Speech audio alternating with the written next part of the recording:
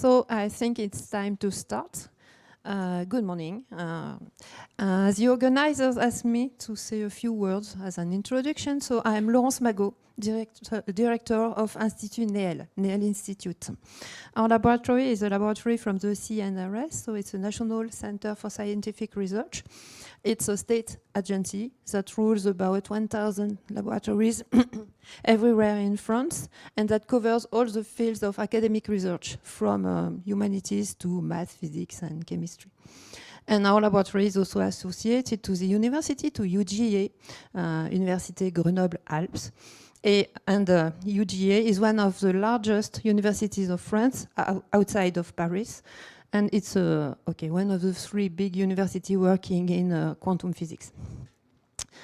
In Institut NÉEL, we are working on condensed matter physics and mainly on materials, synthesis, properties, and on quantum physics, from quantum properties to quantum technology. So that's one reason why I'm so happy to welcome you here.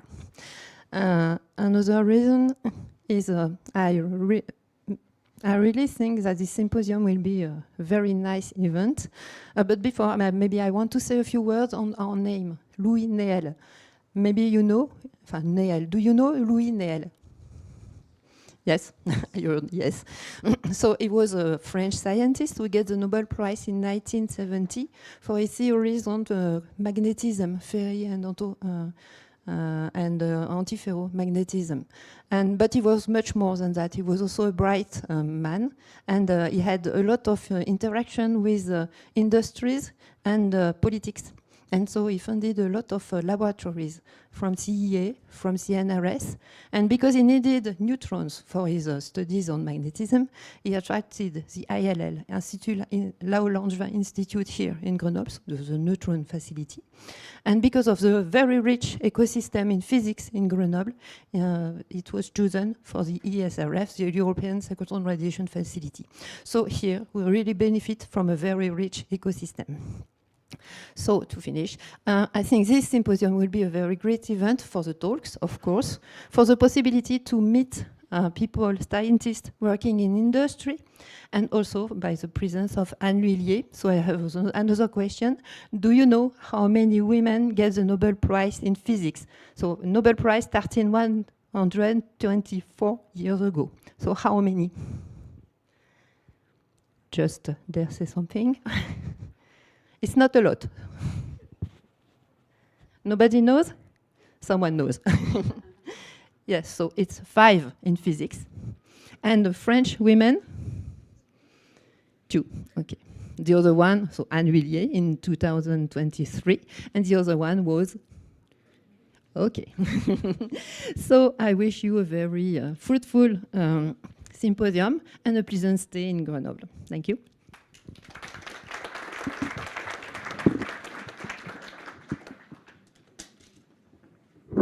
Thanks a lot, Laurence.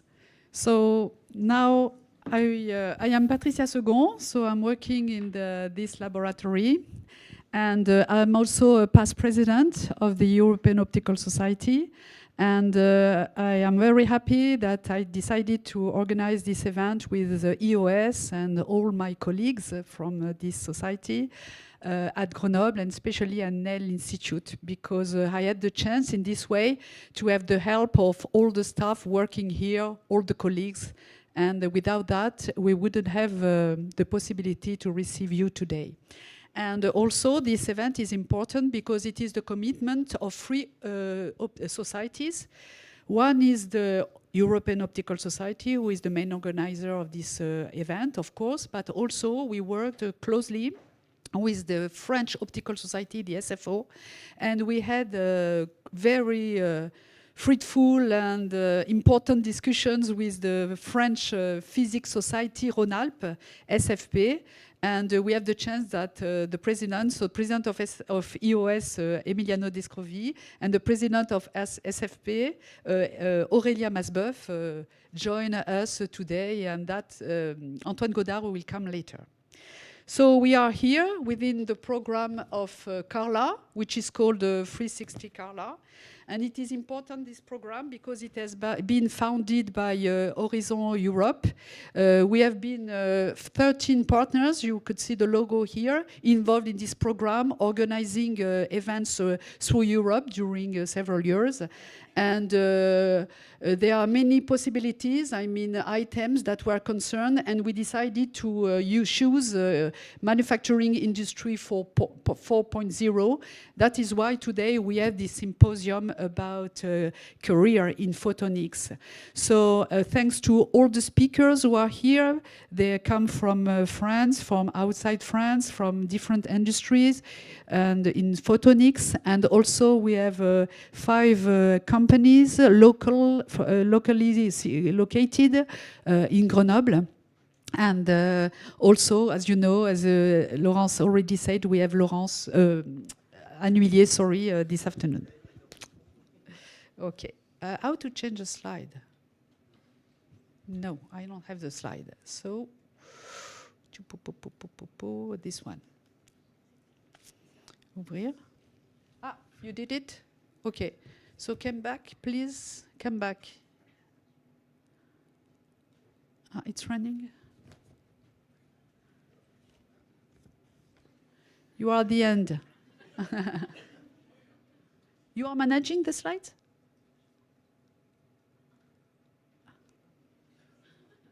Okay. Okay. So I could keep going. So it is important to, yes. So I would like to thank also you students. Just a few words about you.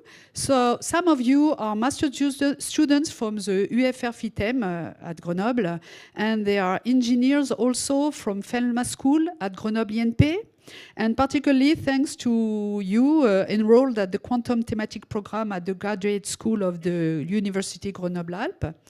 Thank also a lot, and we have to know that master students came with their advisor from the University of Saint-Etienne by bus this morning. Thanks to you, because we know that you are here for all the day. You are also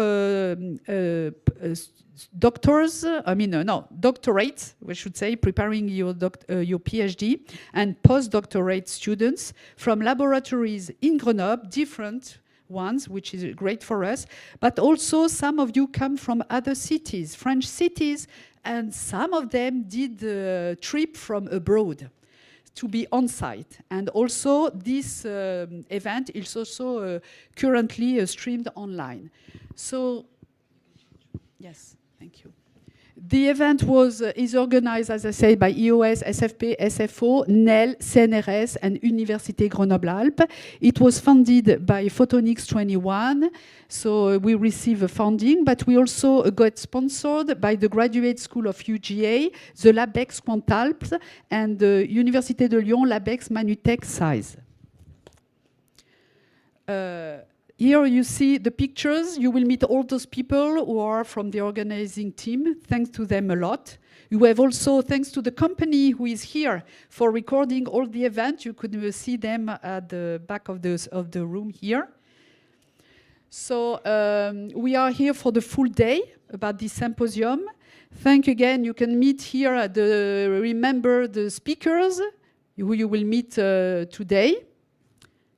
And also the company colleagues who come from Grenoble for the round table. Just to highlight, the program is accessible online all day. Scan all the QR code that you will see in everywhere in the lab. I want just to add here an important moment will be a photo. So don't leave the room after Annuillier because we will take a photo of everybody. Also, everybody is on site except Elisandra. She will be online because she's in Spain. And we will close at 5 o'clock.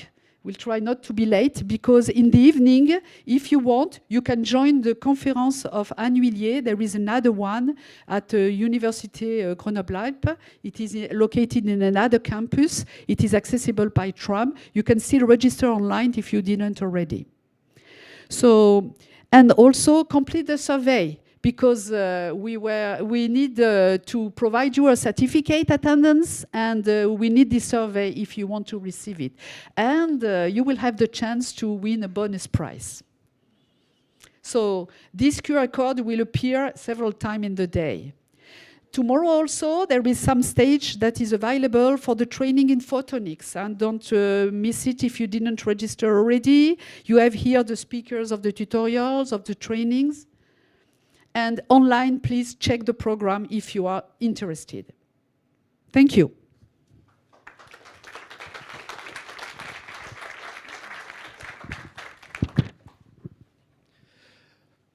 Thank you, Patricia. Bienvenue à toutes et tous. Welcome, everybody. Emiliano De Scrovi here, serving EOS as current president. So it's a real pleasure for me to join this event, and I want to thank again Patricia and all the organizing team for the tremendous effort they put in doing all this Carla event within this Horizon Europe project. And now it's time to start with the first speaker of our day. And so, again, it's a great honor for me to introduce Jean-Emmanuel Broquin for talking us about his presentation that is titled The Tumultuous Adventure of a DFB Laser Integrated on Glass, from an undergraduate student's silly dream to a startup product. So before calling Jean-Emmanuel on stage, let me introduce him with a few words. Jean-Emmanuel Broquin is a professor working at the Center for Radio Frequencies, Optics, and Micro-Nanoelectronics in the Alpes, which acronym is CHROMA. And CHROMA is part of the Institut National Polytechnique de Grenoble. CHROMA is a unité mixte de recherche committed in research activities related to micro and nanoelectronics, microphotonics, micro-nanosystems, microwaves, and microwave photonics. Before having this name, CHROMA, before it was called IMEP LAHC, and Professor Broquin was director of this lab during the years 2014 to 21. Professor Broquin has a very international scope in his research, and in fact, he has also been awarded by the Nokia Foundation with the France Nokia Chair d'Excellence in 2021, and had also teaching commitments in Finland. Since 2021, he's also responsible for the valorization and partenariat at CHROMA in the Institut National Polytechnique de Grenoble. Since 2025, he is also CTO and co-founder of DUR Photonics, a deep tech spin-off from Grenoble EMP in integrated photonics, specializing on next-generation optical systems, including super narrow stable laser sources. So let's welcome Jean-Emmanuel Broquin on the stage.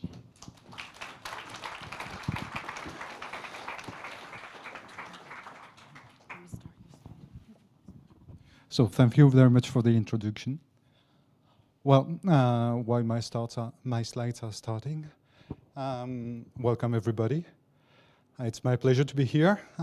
It's quite strange for me because it's the first time that I will give a talk that is not based on scientific results, but on my professional journey. Honestly speaking, I don't know why you might be interested in that, but I've been asked to talk about this. This is what I do as soon as I have my slide. Yeah, sorry about that. So I can. I was said that I'm not allowed to crack jokes in front of you because we are filmed. And it seems that the university I'm working for is quite prestigious. So I have to be careful. I'm wearing a jacket and I'm, okay? I even took a shower, which is quite rare for a French guy. Okay. So, it doesn't work. I'll do it like this. Yes. So, I will talk, I have to talk about what I did during my career. And to do so, I won't do an extended CV. I will use something that is quite funny. I would talk about a device that I wanted to do when I was a master student. And I'll explain you how this device just was a kind of milestone all over my journey through my career. So how did it start?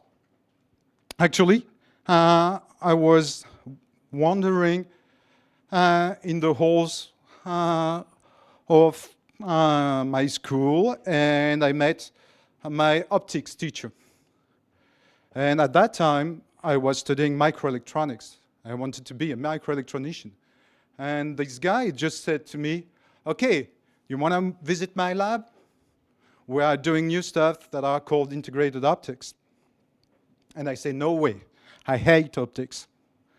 I hate matrices. I hate these huge computation that you do on the blackboard. And the guy said to me, no, it's not optics. Forget ray tracing and so on. What you'll do is really fast electronic. And I said, wow, are you telling me that we can do an optical computer? And the guy said to me, no, never. It's too early. We can't do that. We were in 1990, okay? But what he said to me is that you're going to work in a clean room. And working in a clean room in 1990 was cool. So I said, okay, let's do this. Of course, this is what I had in my mind, but I kept cool, and I said, well, after a lot of reflection, I decided to accept to work with you. And then the problem just started, because somehow this professor kind of lied to me. Because when you deal with integrated optics, you have to deal with waveguides. And the first thing you had to do is to deal with these equations. Of course, they are not matrices. But come on, guys. I wanted to go in the clean room. And my first work was to solve this equation. It was in 1991, 1992. And I had to learn finite difference. And I had to make them run on a computer with a microprocessor that was only operating at 100 megahertz and with only 512 kilooctets of RAM. So that means that you had to think a lot before launching your simulations. It will run through all night, and then when you came in the office, came back, you just had a full file filled with that fantastic nan, and you had to run it again, and then you realized that, what do you have to do? Make another matrix, because if you want to solve finite difference, basically it's solving matrices. So I was trapped. However, after a while, I said, okay, I can go to the clean room to make waveguide. At this moment, the technology that was trendy was ion exchange for integrated optics. So ion exchange, what is it? Actually, you take a glass, okay? And glass is basically a matrix of silica. But in this matrix of silica, we had some different impurities that are changing the properties of glass. And among these impurities, we have sodium ions. Sodium ions are weakly bonded to the matrix. So if you just hit the glass, these ions, they can move freely inside the glass without altering the structure. So you can replace them with some other ions. And if you're German, and at the end of the 19th century, you will use this to strengthen the glass. And this is how the bottle of beers, they can withstand the pressure. And it was actually the first application of this. Okay? Nowadays, this is also used for you for your cell phone, okay? To have a glass on your cell phone that is hard enough. It has been strengthened by ion exchange. In our case, it's not mechanical properties that we are looking for.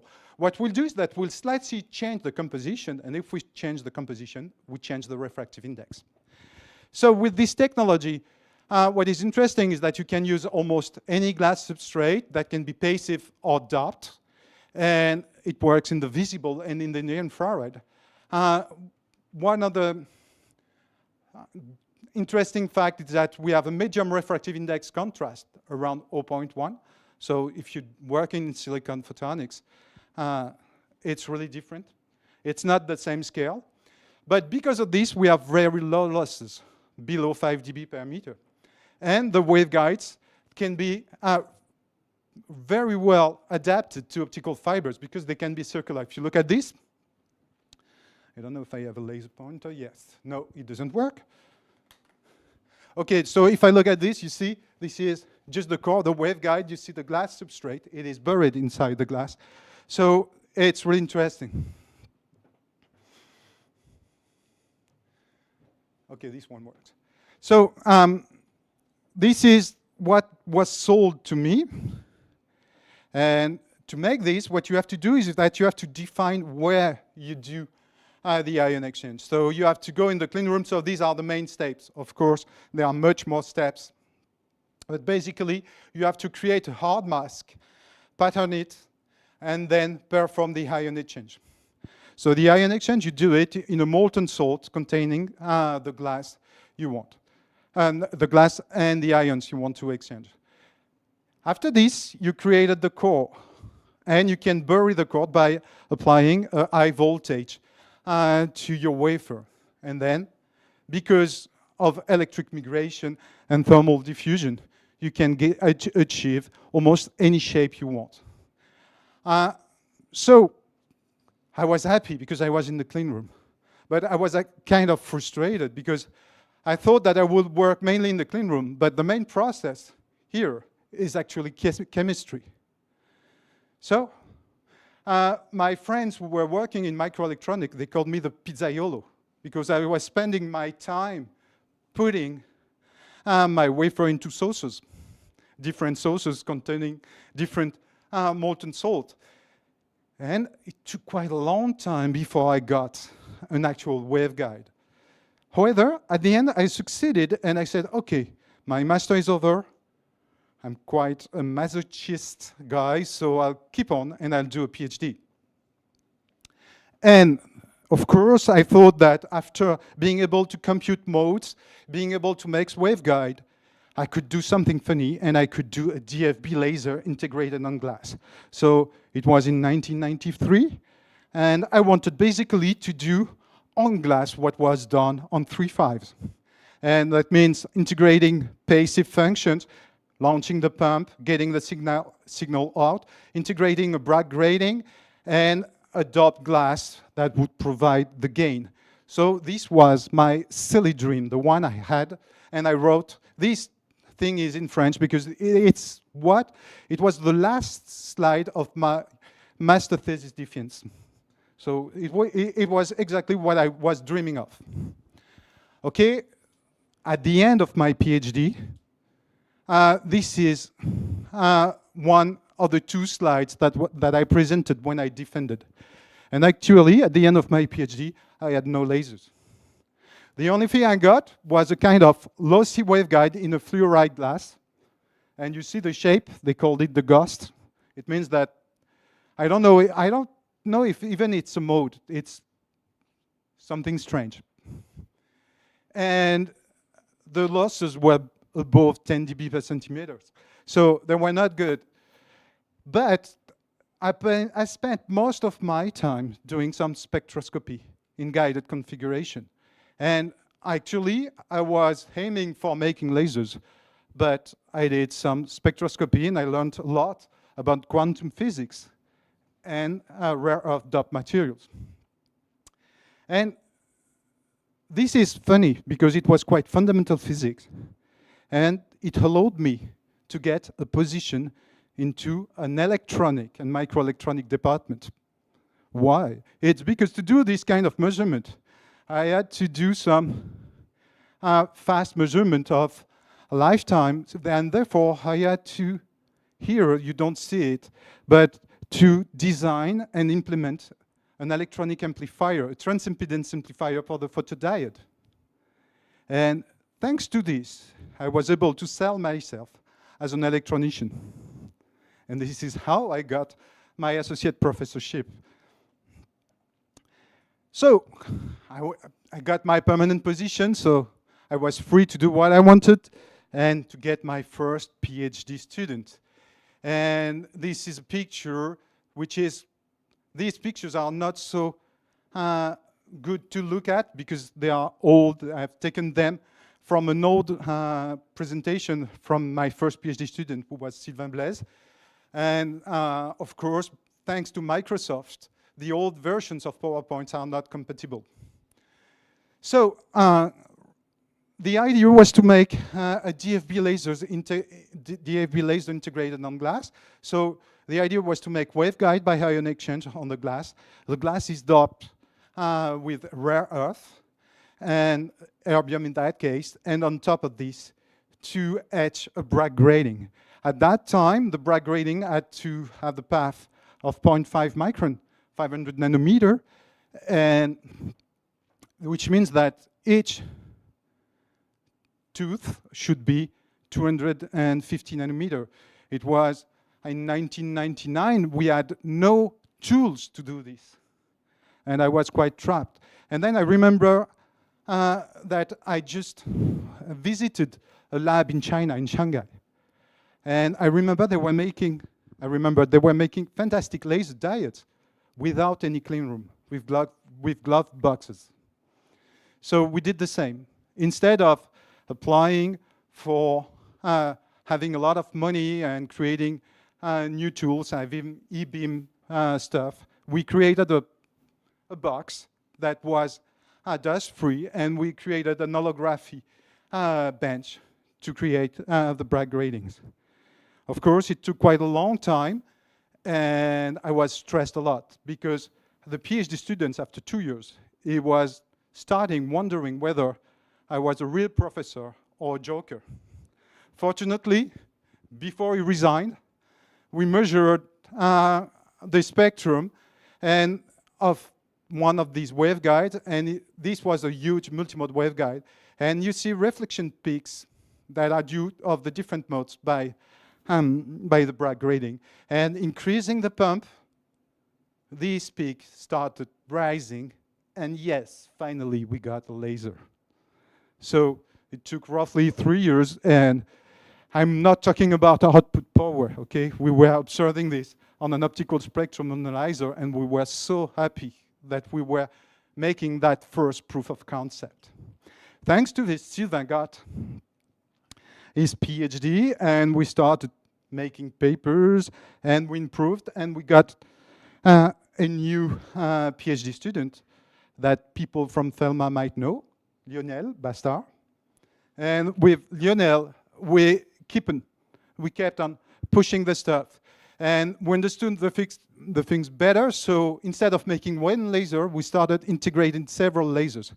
That time, it was the time for optical telecommunication. So, and it was the time where people were trying to make wavelength division multiplexing, where you could put several wavelengths on a single fiber to cross an ocean without repeater. And we managed to integrate 15 lasers on the chip, but selecting the wavelength and setting the wavelength very accurately to put the wavelength on the ITU grid, which is the International Telecommunication Union. More than that, we improved the characteristics, and we achieved more than 10 milliwatts of output power, and with very interesting characteristics in terms of noise, but also in line width. So it was quite interesting, and this is the chip that Lionel did in 2003. So it was a good moment, and we were getting some recognition by the community, and this is the moment I decided that I will just defend something that is mandatory in France if you want to become a full professor, which is the habilitation to supervise research. Okay, so I was thinking, okay, everything is going on all right for me, let's go full power. And this is what I proposed as a research project. So I would say, okay, we have different sub-projects, and at the end we'll make a fully integrated laser. It will be over 5 years, and phase 1, 3 PhD projects, phase 2, 2 PhD projects with another lab. It was so beautiful on a slide. However, what happened? 3 months later, the internet bubble exploded. And nobody didn't care anymore about telecom devices. So all this went to the trash bin, and my DFB lasers, actually Lionel's one, they went back on a shelf. And we had to find another way out. So to survive, what happened? We did some diversification. So we had to adapt. We kept on working on the technology and trying to do funny stuff. Most of them were not funded. For example, we did some ultimate performance on the waveguide, and around 2005, we managed to integrate several layers of optical waveguides on our chip with optical vias, and one that was buried for, let's say, optical fiber compatibility, and the one that was on the top that was compatible with 3.5 waveguides, and below them there were 25 micron. I don't know, the PDF conversion just erased the number. We also said, okay, we can't do laser for telecom, so let's have fun and let's do some pulsed laser. And at that moment, for fun, also one of my former postdoc who created a company that was called Locos just provided us with a photonic crystal fiber, and we used that photonic crystal fiber to generate supercontinuum. So we were quite having fun, and it was a really happy moment in my career, personally, because I had a lot of PhD students, and because actually we couldn't have any funding, we were free to do what we wanted. But this was possible only because on the other side, I accepted to become a project manager for the European Space Agency for the IODA project. IODA stands for Integrated Optic for Darwin. The Darwin mission was really ambitious. The idea was to create the VLTI in Chile, but in space.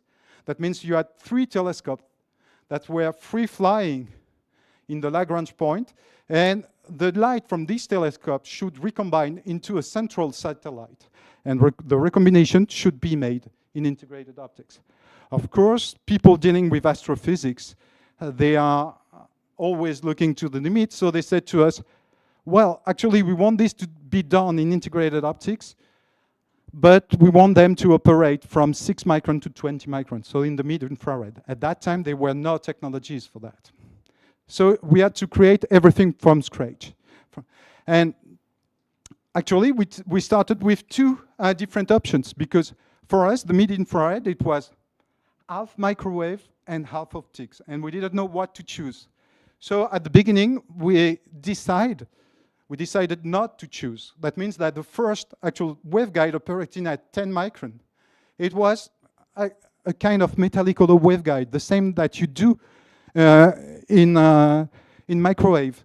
But it was done at the LETI using the MEMS facilities. So we used the MEMS approach to make that a metallic hollow waveguide, where actually light is guided in the air, and you have gold walls everywhere. It was cool. It worked quite well. Oh, I have a problem with my microphone. It worked quite well, but unfortunately, the European Space Agency, they didn't like it. So we also proposed some solutions based on chalcogenide waveguide, and developing materials and for both the substrates and the core.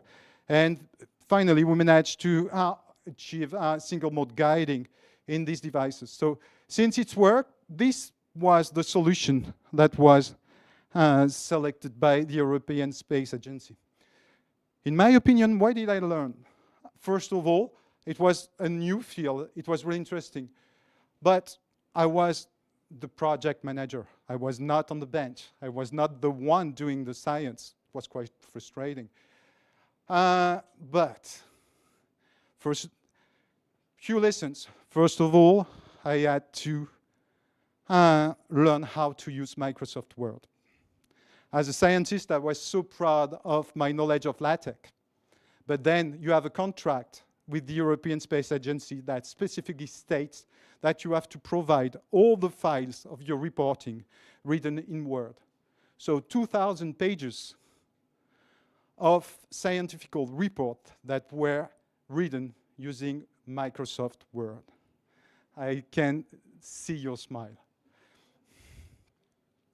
These things, the other thing, I learned real project management, and I learned in the hard way, okay? When you work for rocket science, you have to do real project management with all the ISO 9001 stuff and things like that. So it was quite interesting, and at the end of this, we were at the end of IODA 1, I was able to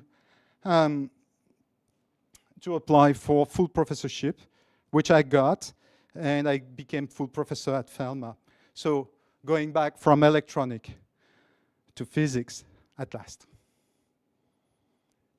So everything collapsed, and I was thinking that I would never do DFB lasers again.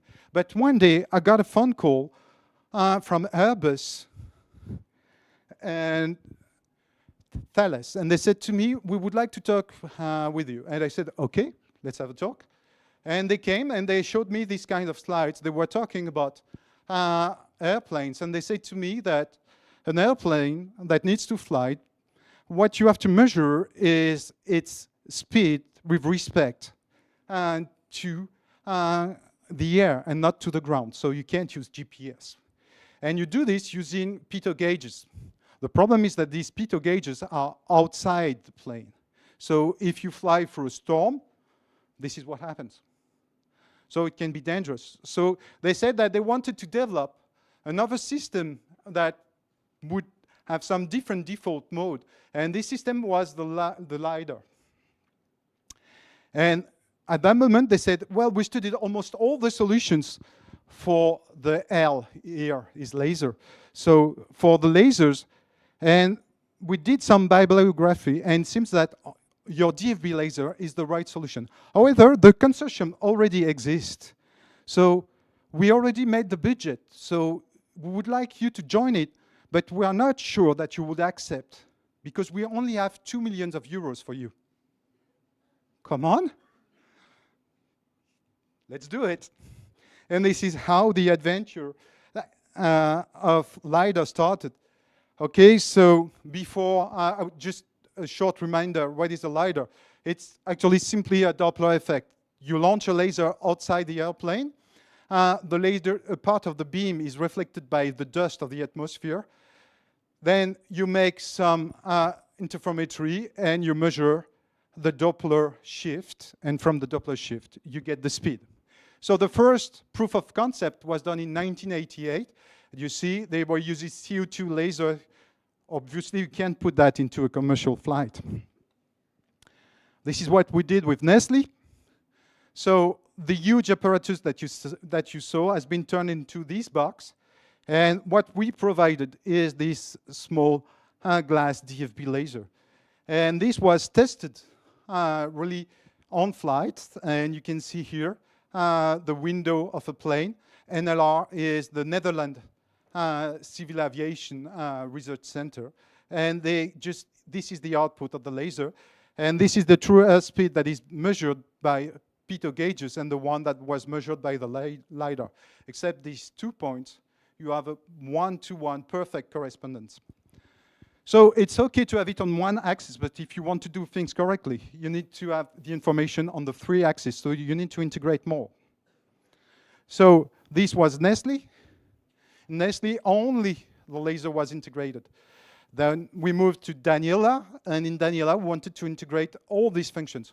Of course, we are talking about airplanes. We don't want the airplanes to fall, so we took it step by step. That means making every functions separately and connecting them with fibers to debug everything.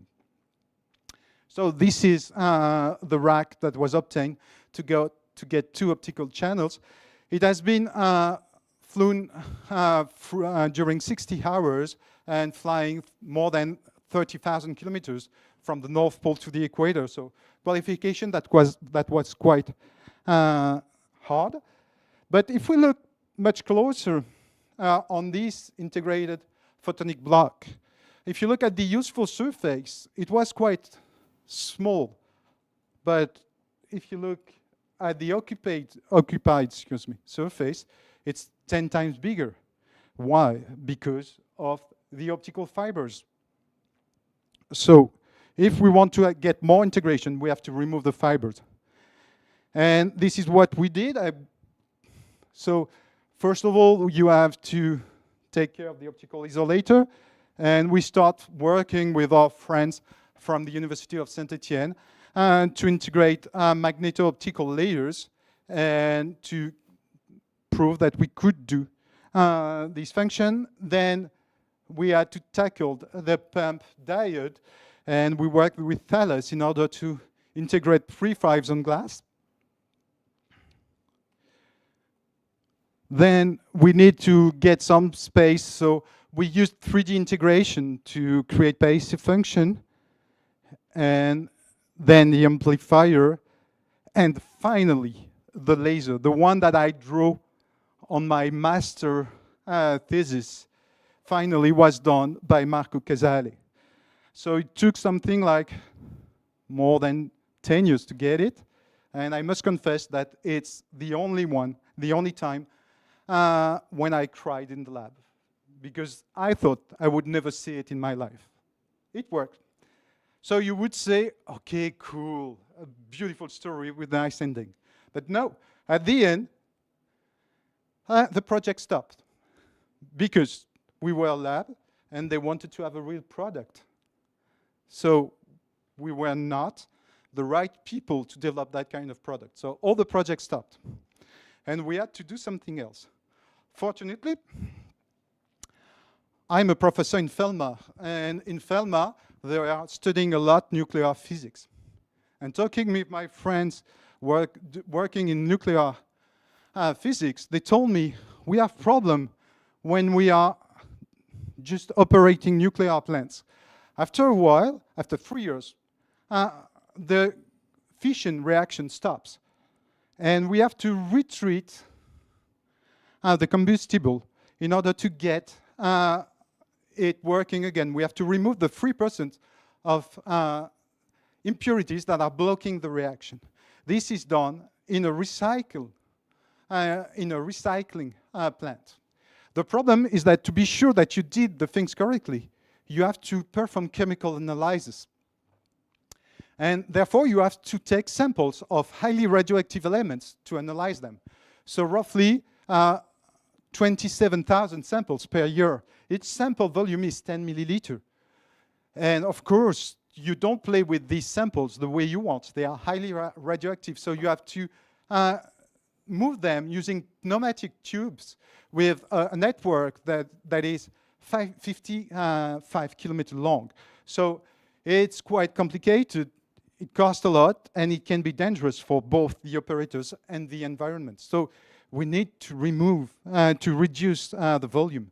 So the idea was to use microfluidic and to do an optofluidic solution. That means that you combine a waveguide with some microfluidic stuff.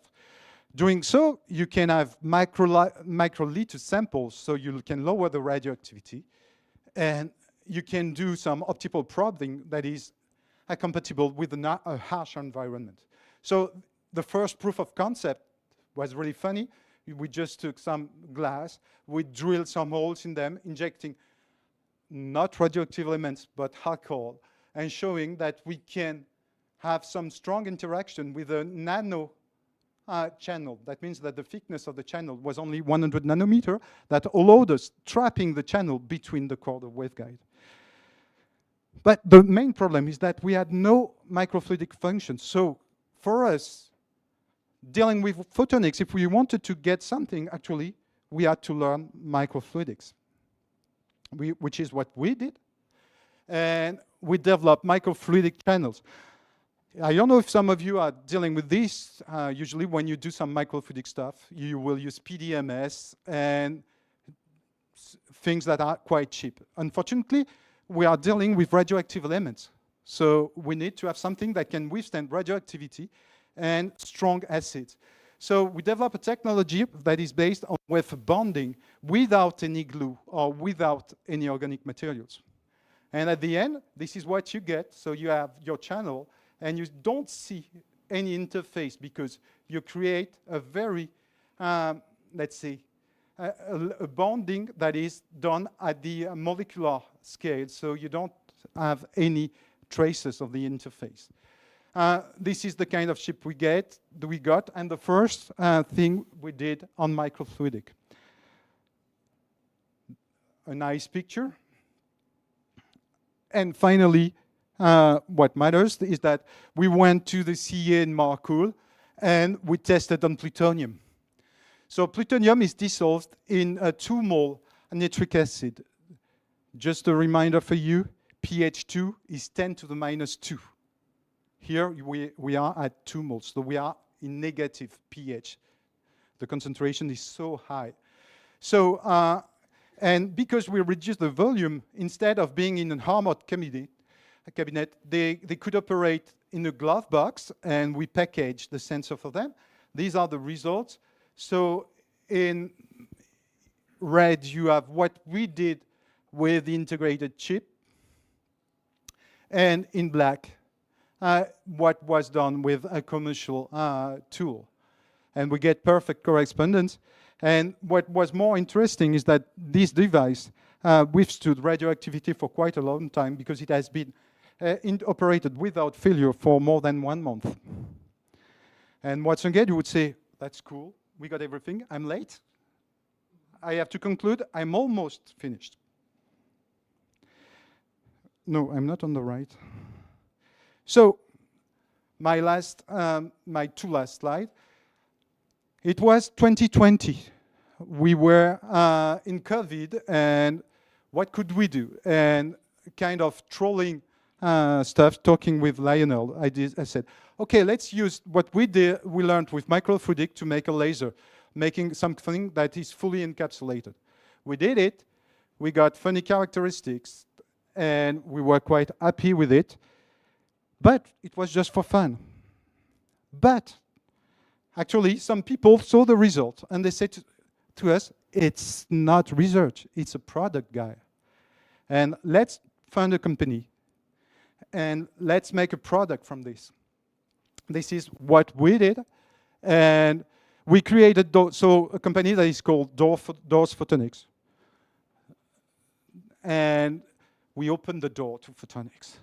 And the first product is actually these encapsulated lasers with a very narrow line width, only 500 hertz, and low noises and so on.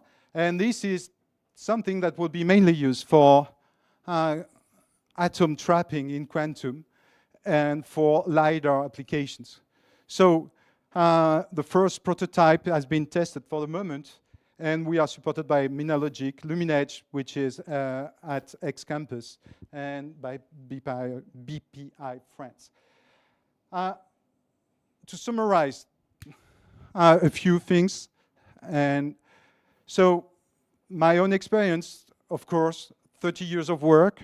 So guys, keep thinking, keep in mind that it takes time to do stuff. No risk, no fun. If you don't try, you won't have fun. Okay? No team, no fun. You can't do science if you work alone. Integrated photonics, it's intrinsically multidisciplinary. I did some electronics, I did some fluidics, and so on and so on. So you have to be curious.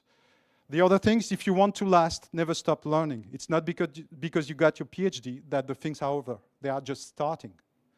Okay?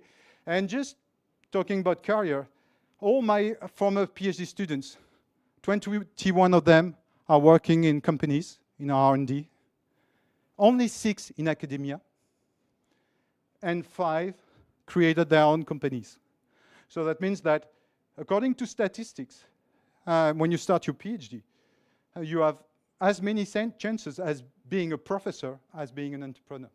I thank you for your attention.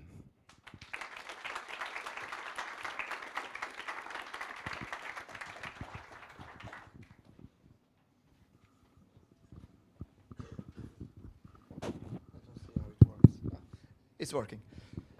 Thank you, Jean-Emmanuel, for the very interesting and tumultuous presentation. And the session is open for questions. Any question from the audience?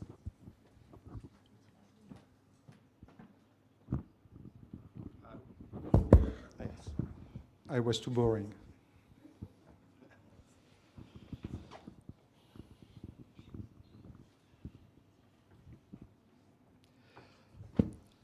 Well, maybe I dare to ask one.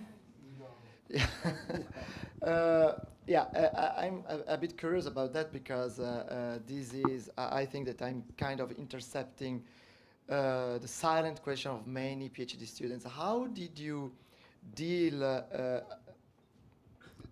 with the compromise of intellectual property protection with the need that is more and more compellent to publish for PhD students? I mean, they have to show products of their work. Sometimes this is protected because of some projects or some funding conditions they are working within. So what is your opinion about that? Well, I've been asked to be polite, so I won't give my opinion about this. What I would say is that when there are contracts or things that are clearly stating the things are easy. Most of the time when you work for a company, it's the company that patents, that pays for the patents, and everything is clear. When you have problem is when you find something that is purely academic and you realize that maybe there might be some IP on that. It's much more complicated. And you have to decide what you do. My personal point of view and the way I did it is that I always put the interest of the PhD student first. That means that if the PhD student says to me, I want to have an academic career, I want to be a professor, so I need to publish a lot, I say, okay, forget about IP. If the PhD student says to me, I want to work in a company, I know that having 1 or 2 patents is considered as good as having 2 papers. So in that case, we patent. That's pretty wise. Any other question? Yes, right there. Yes, sure. This fancy mic. Would you say you still hate optics now? Actually, I'm not doing optic. I'm doing electromagnetism. I hate ray tracing and matrices. And I still hate it. I would all my life I will hate it. Okay, so if no other question, let's thank Jean-Emmanuel again. And we can move to the next speaker.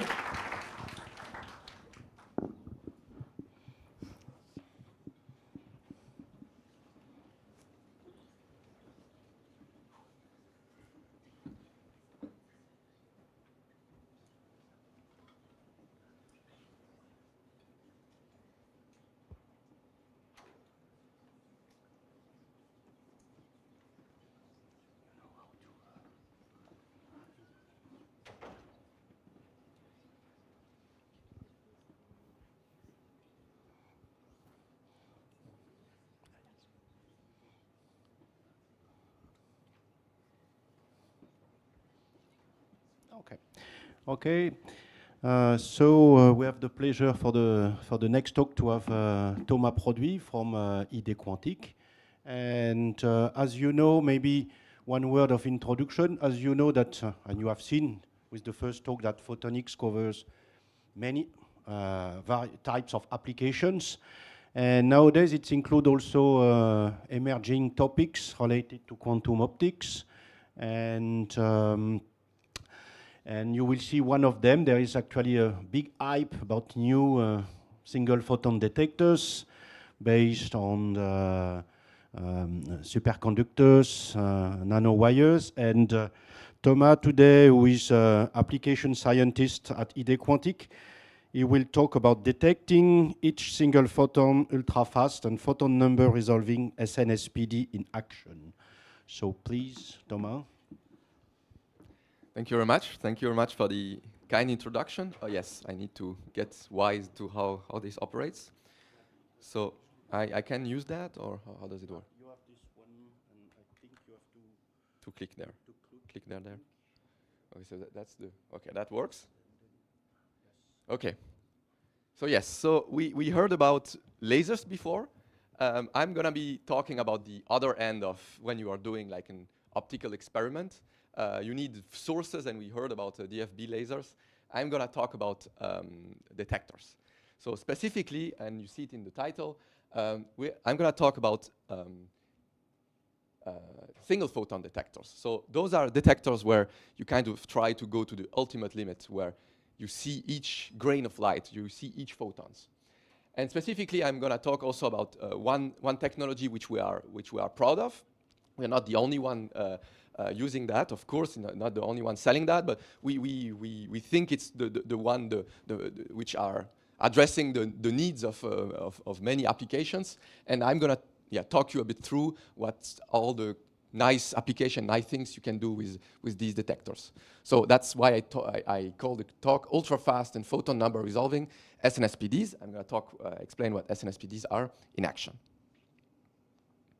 So just quick word about my company. So ID Quantique is now, I mean, what we call like one of the first, at least in Switzerland, quantum company. So we were founded in 2001 as a startup from the University of Geneva, and we have grown now to almost 130 employees, and also now very recently last year we were acquired by the quantum computing company IonQ.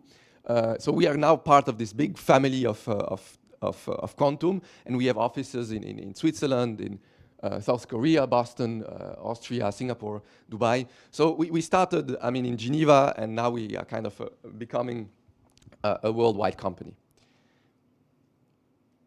So the vision of why IonQ kind of acquired ID Quantique, and then just in a few words, and then I'm gonna jump back to SNSPDs, is now the vision is that we feel that when you see quantum, it comes along with a lot of second word: quantum sensing, quantum computing, quantum networking, and this is also showing that there might be also a lot of things where things could converge together to bring value to people, for new application. It doesn't mean that everything is a new field which has to operate in its void.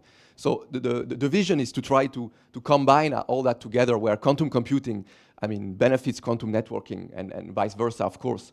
Quantum sensors, which are pushing the sensitivity of the sensors, could also play a role into this big picture. So that's the grand vision, and also how our single photon detectors can help in that. I'm gonna explain a bit in the coming minutes. So first, what is, at least conceptually, a single photon detector, and what makes it good? What is something which when you buy one or when you own one, you want it to be such that you say, okay, that's a good one, I can really work with that. The second, I'm gonna talk a bit about SNSPDs in general, and recap the physics a bit. Of course, gonna be not like a 1 hour lecture about all the deep physics into it. Also, I'm like maybe not the best specialist in the world for that, of course, but just in the grand scheme of things, what happens and what happens at the core of the detector. Second, I'm gonna talk about PNR applications. So PNR, photon number resolving. So now, before the first single photon detectors which were coming onto the market or developed had the ability to detect, oh, there was this ultimate quantum of light which came. But people try to push that. Okay, but could we know if 2 came, if 3 came, if 5 came, and to kind of discriminate between having none and having 1? That's to see a bit the difference. So I'm going to talk about this. Then also I'm going to talk, and it's kind of linked, but you want to do that, but fast. You want a detector not to say to you, I saw a photon last Friday. That's good, but I want it to be a bit more fast than that. And then I'm going to just conclude. So what makes a good single photon detector? So of course, many aspects come into play, but if we look at the grand scheme of things, I mean, if I have a box which is supposed to be detecting single photons, what are its key properties? So the first one, we call it the high system detection efficiency. So in a way, sometimes you hear quantum efficiency, but we call it system detection efficiency because you have to take into account that it's a box. We are not talking only about the chip. You have to see the whole thing, how the fiber, or if it's how you bring the light in with all the losses. So essentially from the light coming in to the electronic click coming out, what is the efficiency? So if I send 100 photons, how many clicks do I get out of if I look at my oscilloscope? So that's one, and you want it to be 100%, of course. So that's a good measure. If you send 100 photons, how many were clicked? And then you just divide those two, it gives you an efficiency. The second is you don't want any dark count. So on the reverse, if I turn off, or maybe if I block the light of the detector, you want no click. You want it to say there was actually no light. But sometimes things happen. I mean, nothing is perfect, and the detector says, oh, there was light, click. I say, yeah, no, but no, there was not. So you want this to be as low as possible. That's what we call dark count rate. The next is, and I alluded it to before, is to have a low recovery time or fast detection rate. So you want, whenever you saw a click, a photon impinging on your detector, that it can be, there is kind of a small time there's time where the detector cannot do anything anymore. It's kind of computing, there is some electronics, things happen in the box, but we want this to be very, very, very short so that we are again ready to be detecting. So we want kind of a recovery of the detector to recovery after having done its job once. The next is what we call jitter. So jitter is a concept where if you have, let's imagine you have a photon coming every second, very, very, very precise. And then you look at what is the actual output of your detector. It tells you, oh, it was 1 second and 1 nanosecond. And then the next one, 1 second and a bit, and it came two nanoseconds earlier. So it kind of jitters around this very clockwise second. And this is like a measure of how imprecise in time your whole box is keeping track of things, what things happen between the time the detector saw the photon, the electronics which dealt with it, and then you recording it in your data.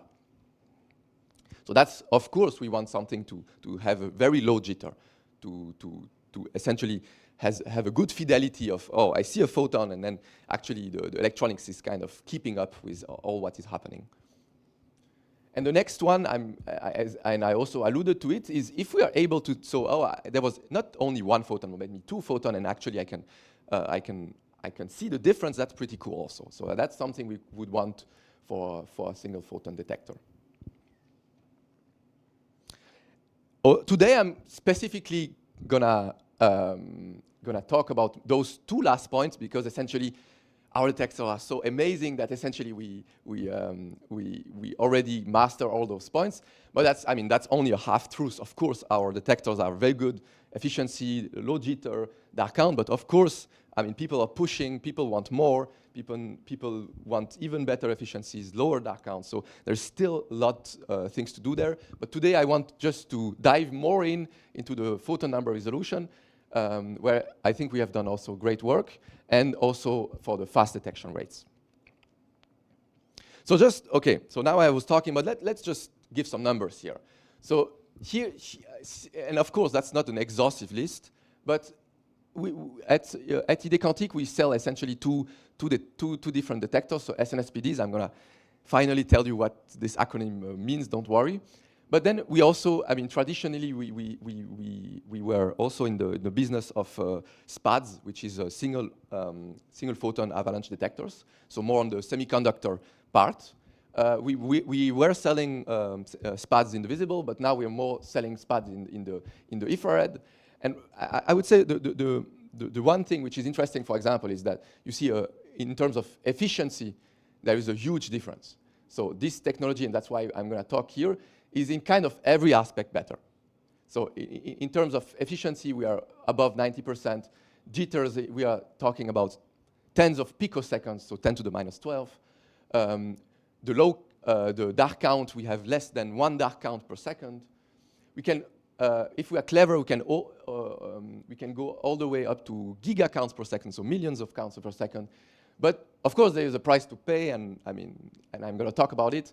The technologies, it has to be cryo cooled, as opposed to SPADs where it kind of, still low temperature, not room temperature, but still. And then you can look at this table and deduce, okay, maybe for my application, this detector is better. But essentially, if you are pushing for the best, you kind of have not so many choices. And we argue that this is the technology to choose because it's the most mature. So, of course, the TES technology, I won't talk about it, is also very good. But SNSPDs offer the best detection market performance on the market. So you can actually buy it. So what do we see here? So what does SNSPD finally stands for? I'm going to tell you that. So it's superconducting nanowire single photon detector. So everything is in name. It's a superconducting nanowire which acts as a single photon detector. And here you see an SEM picture. So you see the nanowire kind of meanders its way all the way, and it comes here. So it's one wire which goes back and forth, essentially.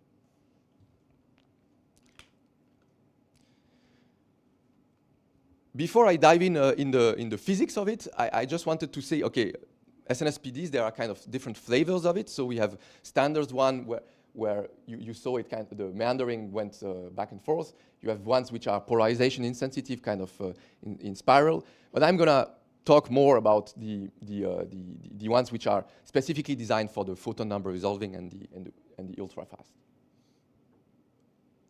Okay, so how does it work? So essentially, you take a strip of a of a superconducting material, and like a nanowire, and you let current pass through. And you let current pass through such that it's just at the limit of still being superconducting. It means that if you would crank up more, there would be more current. It would not flow unimpinged with no resistance anymore. It would break the superconductivity and the resistance would shoot up. So we're kind of at the limit. We push as much current as we can such that we still see no resistance. But what happens if a photon comes and gets absorbed? Since we're at the limit, we kind of break the superconducting, so the superconductivity. And essentially, we are creating a hotspot where some resistance is there. So we come from a situation where we had no resistance to now we have some resistance. That's perfect. That's exactly something we can measure. And the good thing also is it's intrinsically working. It means that once it has cooled down, the system is ready again. So this is, for example, like a cartoon of how it would look like. You bring in your fiber very close to the superconducting nanowire, and you just put it so that it is above the surface to bring the light, and then through electrical contacts you can bring this into your electrical circuitry. And like the picture I showed before, that's like a real picture in SEM of what would like this cartoon shows like. And essentially it's optimized such that when you bring in the fiber close to the nanowires, the cone of light which comes out of the fiber kind of covers, and that's why you see this round shape was chosen, so that we make sure that all the photons which come out of the fiber are in contact somehow with the nanowire to get absorbed and then to get detected. So that's in essence how it works. You can see it also electrically. in a way, electrically, you can see it as, okay, if it's superconducting, it's a simple short. Essentially, we are just shorting it. But once a photon comes in, you can see it as, okay, now we open here and we have this hotspot showing a resistance, and this resistance is of the order of 1 kilo ohm. And here, by clever impedance matching, we see, okay, now all the current which was biasing our SNSPDs now go to the amplification and also lets the superconducting nanowire cool down and be ready again. So that's essentially how it works. Also, I wanted just to allude a bit about different architectures. So here you see our cryostat, and essentially, in essence, it looks like this. So if you have a single pixel, it's just one nanowire just meandering.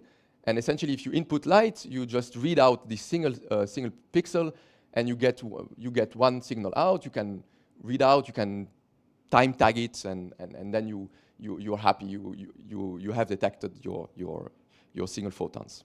But we also sell what we call parallel SNSPDs, where essentially, instead of having one, you see the difference between here is just this color here. That was before, and now I changed the color. So you see that there are multiple pixels, so multiple these nanowire, which kind of are interleaved and share kind of the same spot. And the idea is that all these are then electrically put in parallel so that we still have one output cable. And the last being, we call it multi-pixel SNSPDs, where it's the same architecture than before, but we don't recombine electrically everything. We actually read out all these single pixels, how we call it, individually. So those are the differences. Okay, maybe I was talking about a bit conceptually, but I think it's always good to show some real-life pictures. So how does it look like in real life? So here, that's how SNSPDs look like when it comes out of the nanofabrication. Because at ID Quantique, we kind of do everything from nanofabrication to assembling, bonding, everything. So essentially, we kind of master the whole route. So here you see a wafer coming out, and you see this is one SNSPDs. And the active area, so where the light is bring to, is actually in the center of here. So we really barely see it. But if we zoom, it looks like this. So you see that it's kind of it's cut out so that we can snap it out and then use it as a detector. But still, what you see here is the electronics for the detector, and the detector itself, the active area is still in the middle here, and we still don't see it. So I'm gonna need to zoom a bit more. But before I zoom more, I'm gonna zoom out, so that what you saw before, this is how it's this part here, when it's snapped out, it looks like a key, and if you want this key, then it's put here. So the round part of the key is put at the bottom of this white tube, and then the length of the key goes into this direction, and you see here that's the electrical output. So essentially, that's just the sleeve, which is meant so that you can really put the fiber all the way to end and ensure that the fiber actually brings the light to the right effective area, and not a bit next to it. You want it to be really above. So once you have that, you can mount it in the cryostat, because like I said before, we need to be at 2 Kelvin, so at 2 degrees above the absolute zero. So it has to be mounted in the cryostat. Okay, so let's go back to one of the proxy, where I said what is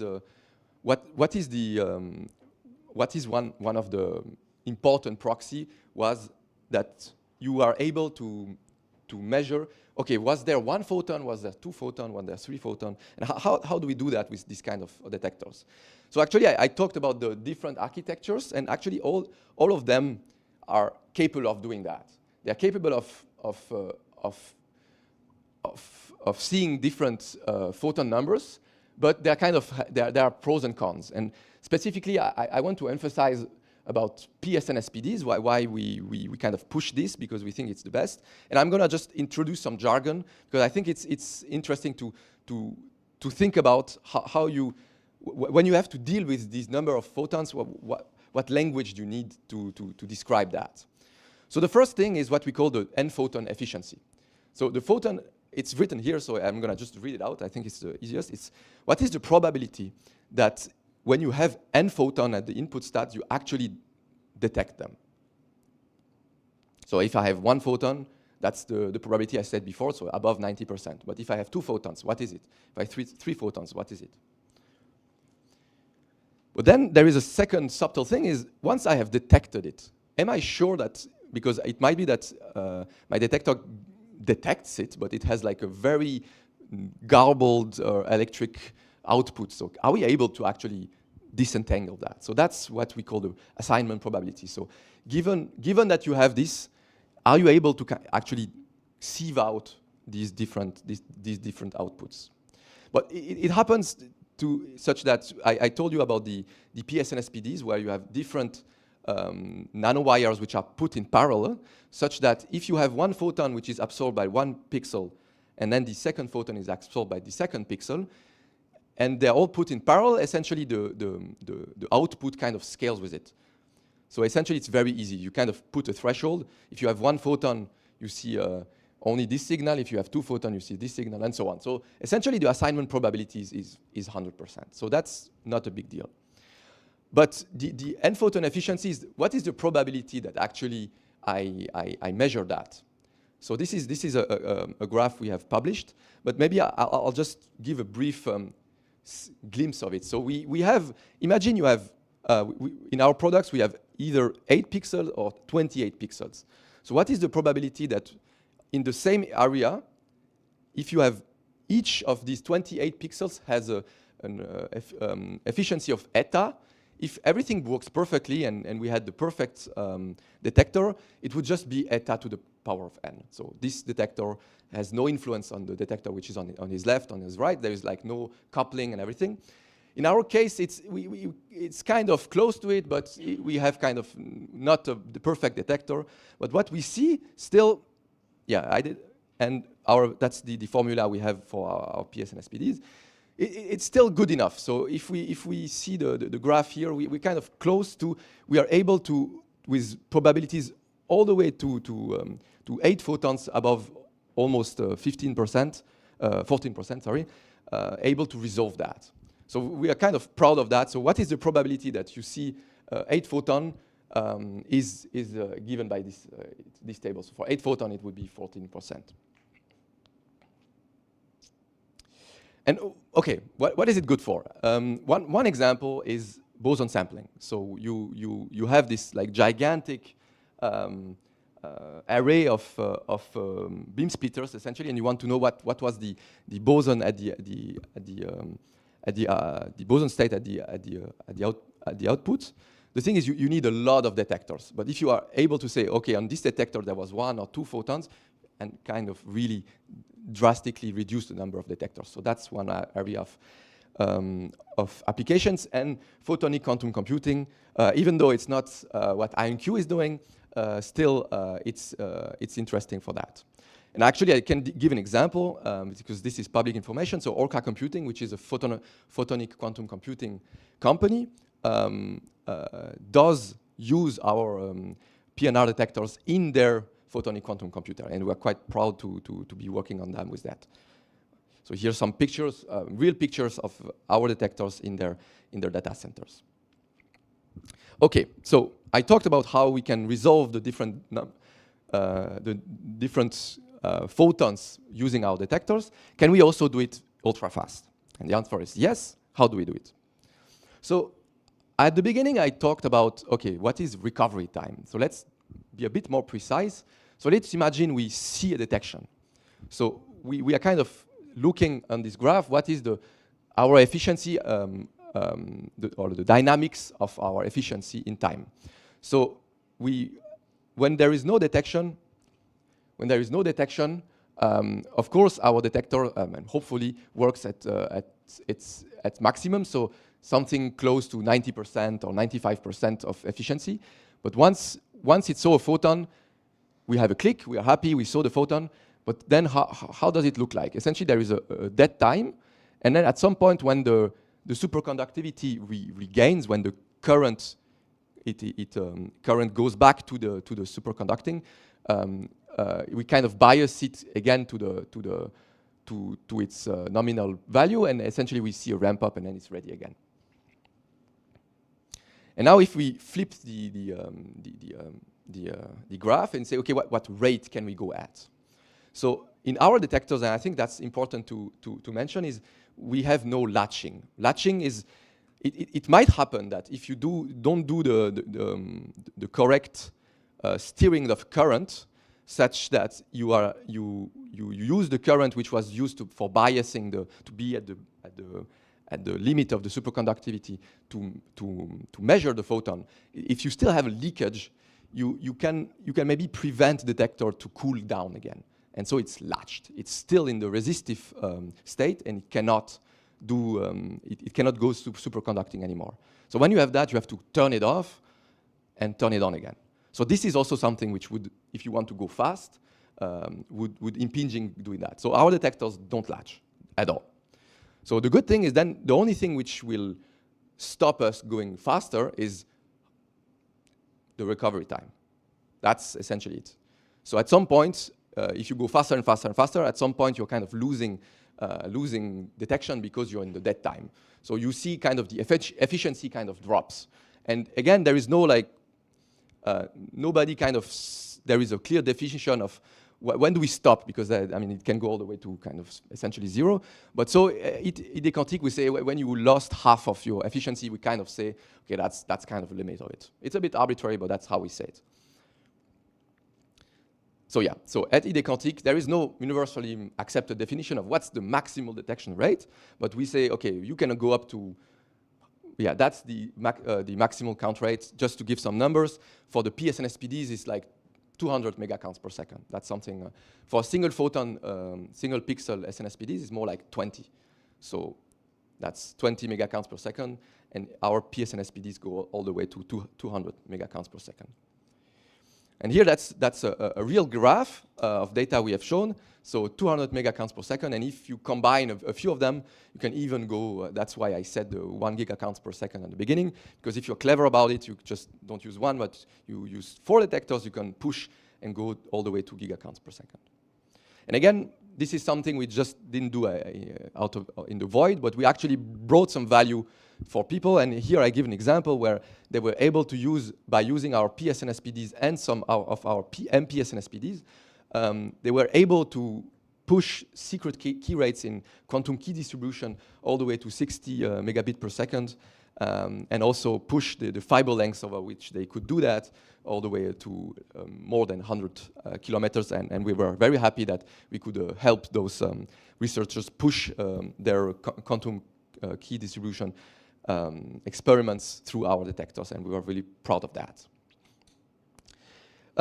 That's it. I think I've gone through a fair bit of what SNSPDs can do, but like I said at the beginning, that there are many aspects, and I'm very glad if I can answer a few of your burning questions if you have.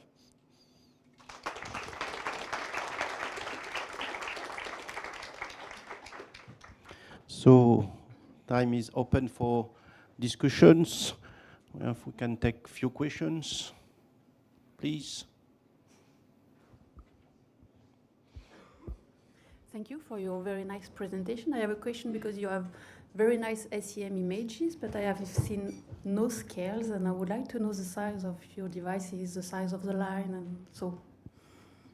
That's a good point. Yes, I has been asked to remove the scale. I'm sorry, but just to give some numbers, the nanowire itself is something like 100 nanometer wide and maybe 10 nanometer thick, just to give an order of magnitude. And the whole path, or the length, is about 2 micron, something like that. So the diameter of the circle is about, I never remember if it's the radius or the diameter. I'm going to say 16 micron, but I have to admit that I forgot if it's diameter or radius. I'm going to say 16 micron diameter. I'm going to hedge here, but I'm 90% sure. Okay, thank you. Thanks. Another question. Thank you for the presentation, very interesting. So I have a question about the recovery time of your detector. So right now, from what I understand, the recovery time of a single pixel is thermal dissipation limited, basically. So you want that the heat leaves your nanowire before it can detect again. And so you showed that you can increase the detection rate by increasing the number of pixels, but can you also play on that thermal dissipation to increase the detection rate? That's a good point. Yes, definitely. The thing is, with the thermal dissipation in the single pixel, that's definitely something where you have more freedom. But when you have multi-pixel or parallel pixels, the thing is you have a little bit of thermal crosstalk. So there it's a bit more tricky, but yes, definitely that's things we are exploring. I'm not the one specialist about that, but I definitely know that we are looking into that. But yes, that's a good point. So maybe a question related to that. As you have young people here that may be interested to join this kind of topic, has this technology reached somehow a limit, or where are the rooms for improvements in terms of material design, etc.? Could you comment about that? Yes, so I'd say this question is vast, but I can still divide it in two.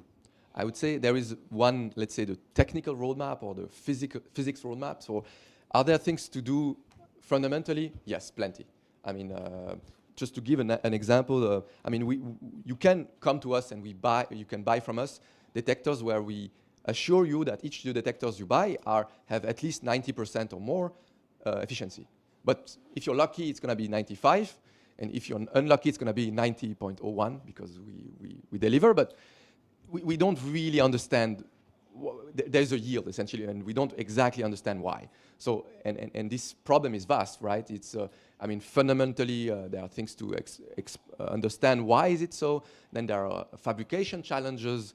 So on the technical side, I would say that there are plenty of things where if we have people wanting, for example, to reduce the jitter all the way to 1 picosecond, especially astronomical applications. And we are at like 20, actually competition in that regard is actually ahead of us, more like 15 picosecond, they can push it down. So there is so much improvement that can be done. So that's just 2 examples.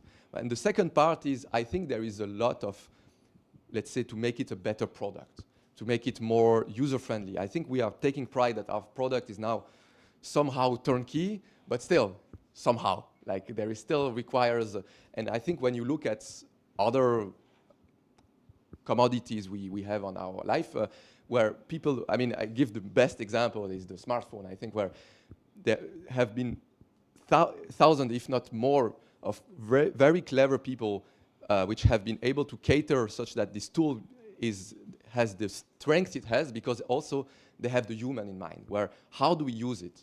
And in our case, I think we still need to do better in terms of, okay, a lot of people would require to have more sensitive detectors, but they don't want to do a PhD in that. They just want, because they have other, I mean, they want to use that as a tool. Like you don't want to have a PhD in screwdrivers, right? You want to use a screwdriver. I mean, some people manufacture them, but most of them use them. And I feel that it's the same, and we have yet to do so much leaps in that for that specifically. Okay. So I would say that there is plenty to do. Okay, and at ID Quantic, you control all the fabrication chain from material deposition, et cetera, et cetera? Exactly. So we do the SNSPDs himself, so the nanofabrication. So we do this ourselves. Then the bonding and putting it into those small holders I shown, this we manufacture. I think the only thing we source is the cryo itself. That's something we source outside, because again, manufacturing cool is also yet another rabbit hole, which we have to not, I would say master in the sense that we have to understand, because we build around what we source.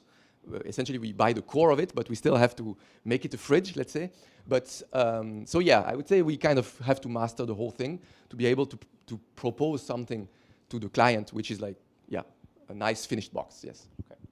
Okay, I think we have to close the session now because we are running out of time. So anyway, now we'll move on to the coffee break, and you will have opportunity to ask further questions to the speakers. And so I would like that we thank the two speakers from this morning session, and we go to the coffee break.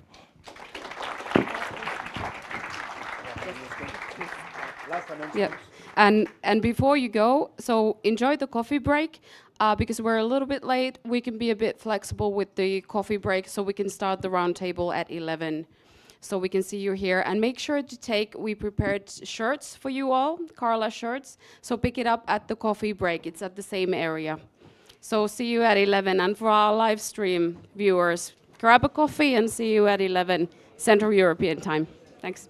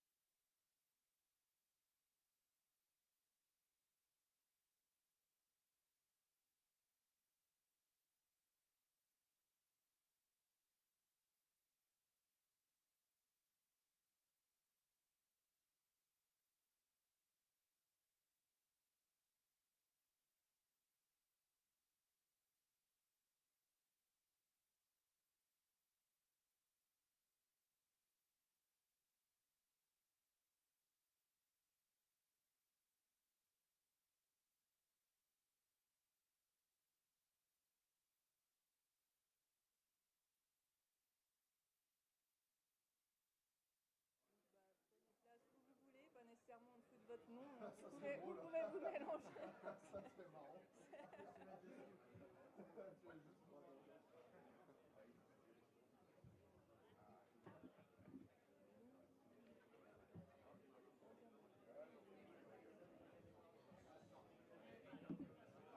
Je ne vous présenterai pas, je vais juste présenter nos deux modératrices qui, elles, après vont prendre la parole comme elles vous ont envoyé pour vous demander de vous présenter individuellement. Et voilà, c'est pour les introduire.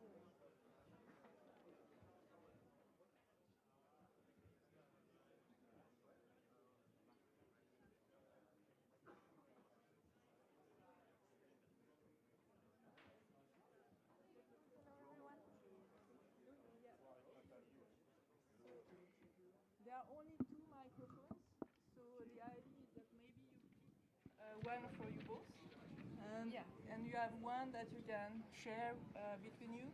Okay. Okay. So and we have another one. So how will you proceed? You will go through the question le micro là pour le donner Après, je pense quand on, parce qu'il se met en route quand on quand tu le soulèves.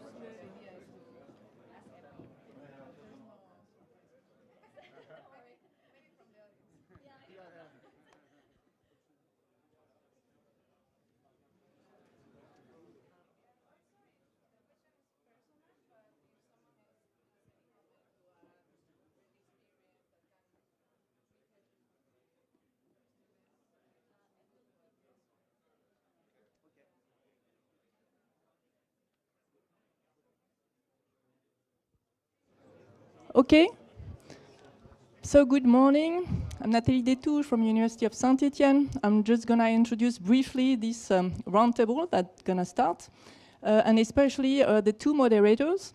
So the roundtable has 5 panelists from industry, and I will let the moderators to present them. So I'm just going to introduce our two moderators who are actually two master students in University Saint-Étienne, and especially in the Erasmus Mundus joint master degree IPSRS. But actually, both of them have already some experience. So Melanie Sotocarrion, come from Peru, and there she had an experience as a research and development engineer working for industry. And we have also Bianca Garcia. She comes from the Philippines, and she also had previous experience as a process engineer at Texas Instruments. So, I hand it over to you to introduce our panelists now. Thank you.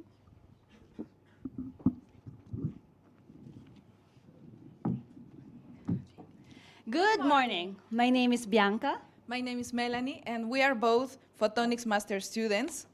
And now is the time for our roundtable session, building a career in photonics with our industry members.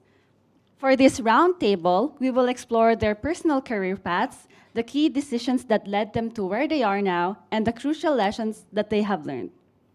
The main goal is to guide students and researchers on the opportunities and careers that can be built in the photonic industry. And we have gathered some questions tailored to each specific panelist. But if any panelist has an additional comment or relevant comments, feel free to participate. Also, the audience can participate by asking questions through the QR code right there. The questions will be read at the end of the roundtable session. Also, if you would like to ask the question personally to the panelists, the microphone will be also opened. This roundtable is going to be very interesting because we have a diverse set of panelists ranging from a technical director to product management in different fields such as laser, metrology, semiconductors, and more. Okay, so to know a little bit more about our panelists, could you please briefly introduce yourself? We will start with Dr. Frederick Puff, Technical Director of ST Microelectronics. There's a mic. Hello everybody, so my name is Frederick. I am working for ST since 25 years.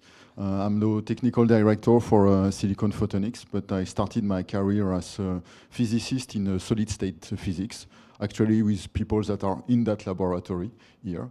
And then I joined industry. I worked as a researcher on CMOS devices. And at some point, I came back to optics. And I pursued my career in silicon photonics.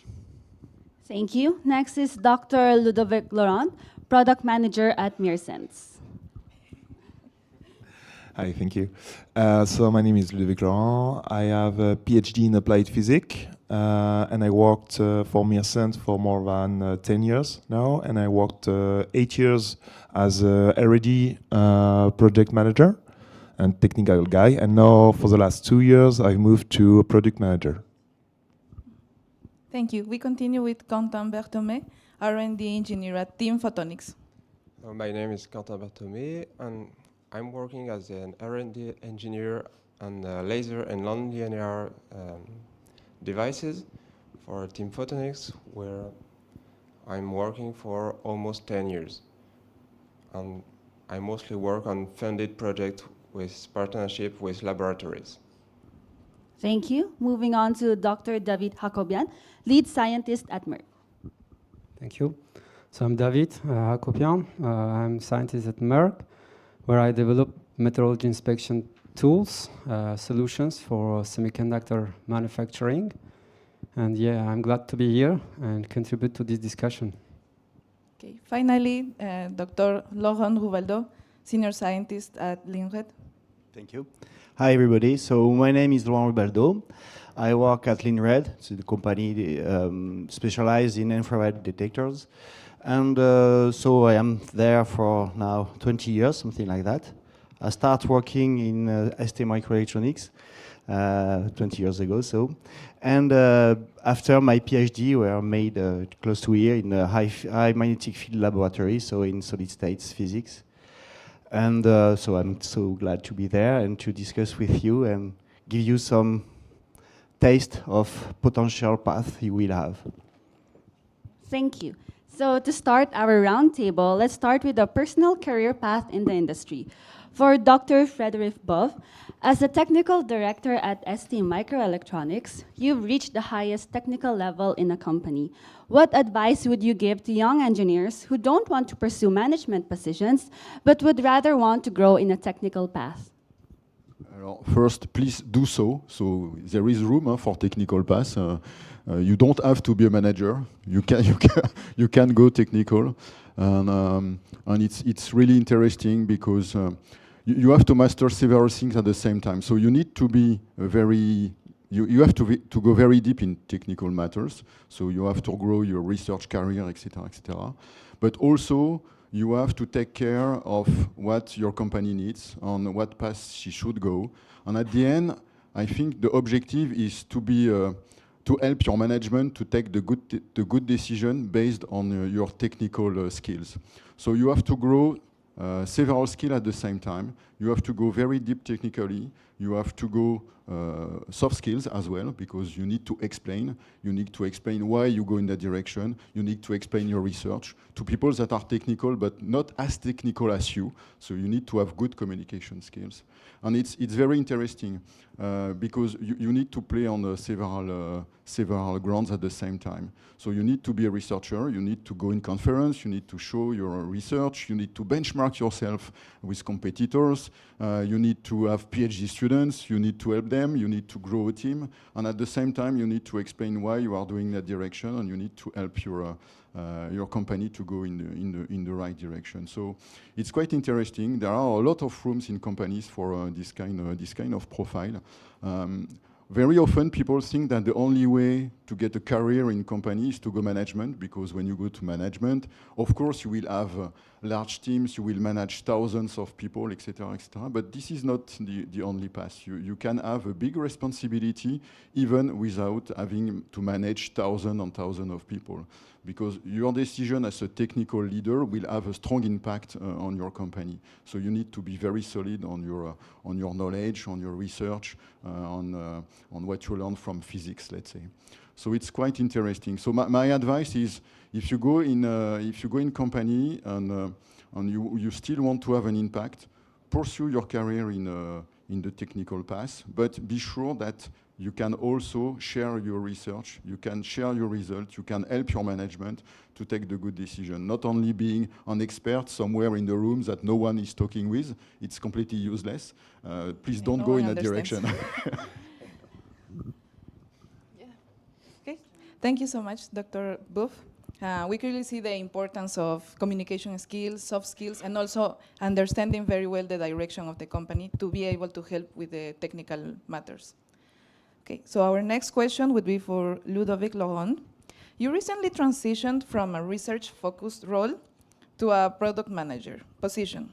What skills were essential to transitioning into management?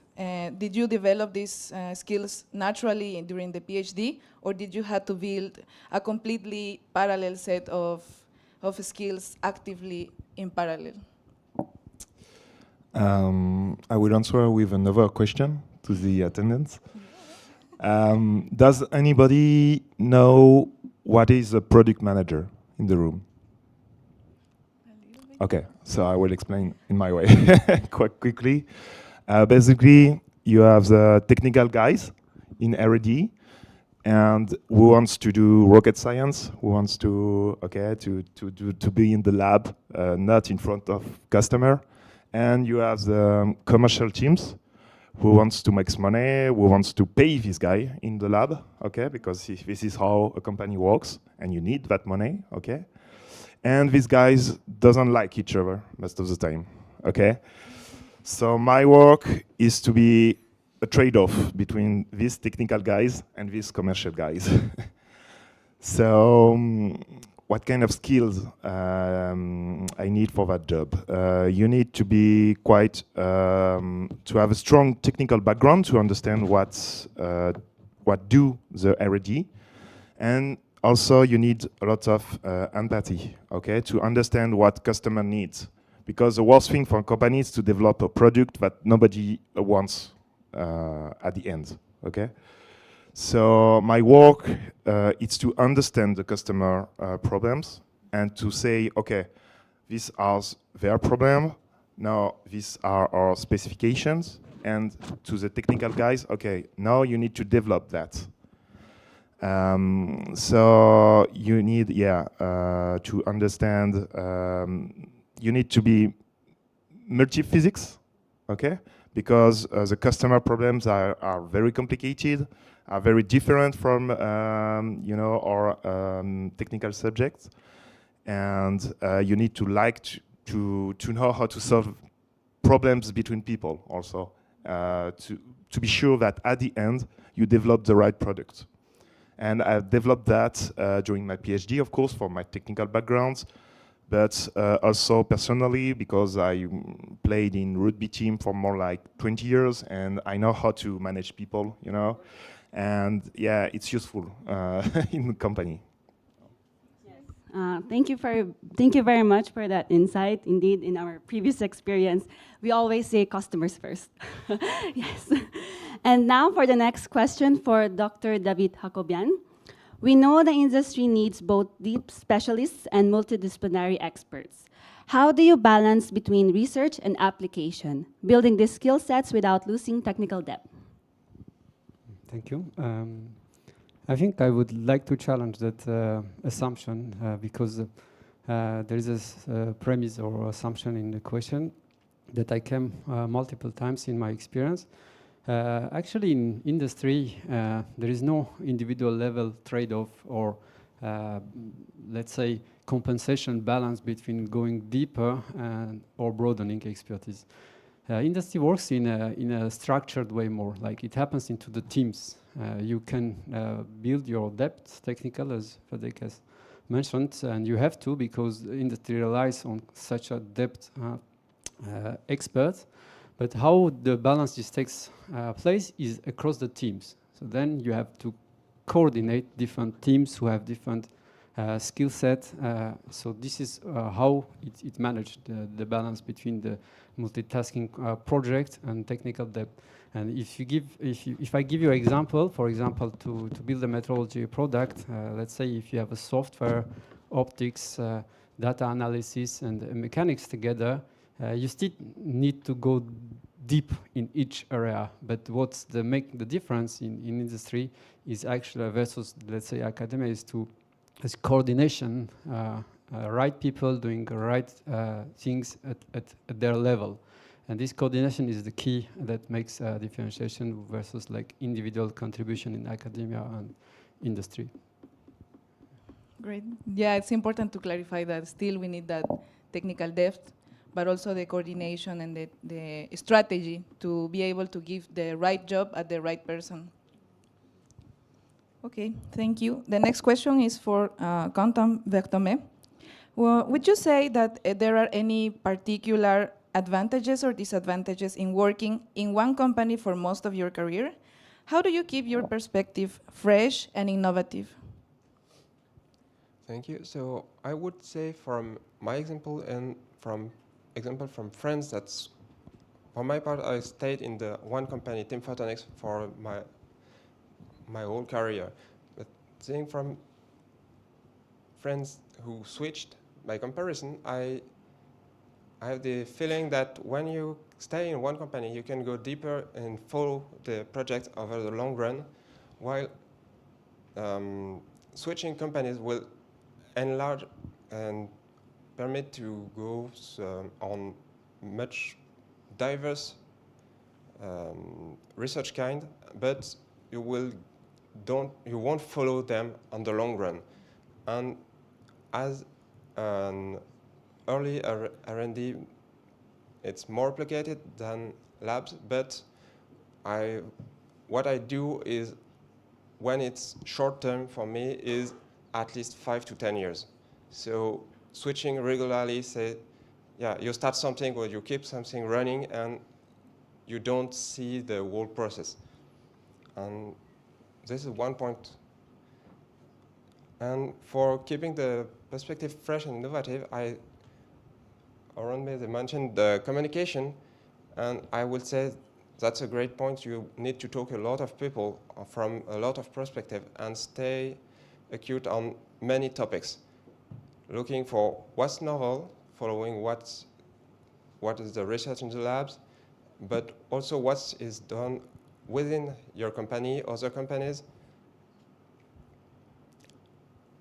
and what you want to follow also. Thank you very much for the response. Next is for Dr. Laurent Robaldo. For the audience here, weighing their options between a massive corporation and a specialized company, could you compare your experiences at ST Microelectronics and Lindred, specifically regarding R&D culture, training, and ownership over the projects? Okay. So just to start with, my company now is Lindred. Formerly it was Sofradir. It was a spin-off from the CA 40 years ago, something like that. So starting very small now, it is an intermediate size company with 1,000 employees.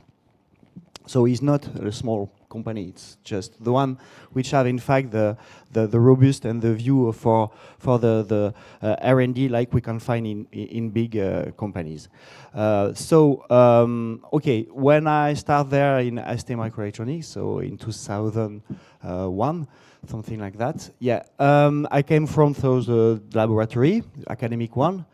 And I will tell you that more generally, it's not only the R&D culture, but it is the industrial culture which make really one of the difference. Because ST is a huge corporation with a massive production, so there is very cutting edge and state-of-the-art methodology in terms of quality, in terms of process, in terms of procedure, in terms of all these things. So I learned a lot, and it was very helpful for the rest of my career. When I enter in Lindred, so Friday at that time, these methodologies and also the research network, which was huge in ST, well known, were not so developed at Lindred. So with this one of the points you can find in some companies, it is that you can act, you can see more clearly what you do, what are your acts are giving. Now, for example, at that time, all these methodologies and research partners were not so developed, and I contribute to this development. So at that time, we have 4 common laboratories. we have a huge industrial culture with excellent operational culture, so you can see that. But the lie is that you don't have all the resources sometimes that you can have in huge corporation. You are the back office. This is one point. The other point will be, for example, the direct link with the project. At same position, at ST, I never meet any clients. In Lean-Red, I met very quickly some clients directly with them, speaking with the results and the product and have the feedback. So it is good. It's better, or sometimes for worse also, because you have a huge pressure. Nobody is here to make the buffer. The other point, it is also that what we can have in terms of international mobility, which is well developed at ST Microelectronics, which is in an intermediate company like mine, especially for some the application which are really sometimes tactical and so on. We don't have a lot of company abroad, so the mobility international mobility is not so developed. So bottom line, I will say that these two experiences completed each other, and what you have to do your best in each of these situations, and it will work for sure, and you enjoy it. Thank you so much for all the responses. We will definitely note the soft skills that we need to master and balance between soft skills, technical depth, and remember the coordination between different teams, and wherever you go, we all have to do our best. Moving on to our second segment, the key decisions that shaped your career path today.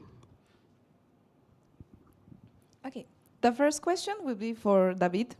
What criteria do you use to predict which optical metrology challenges would be the most critical 5 or 10 years down the line? Thank you for the question.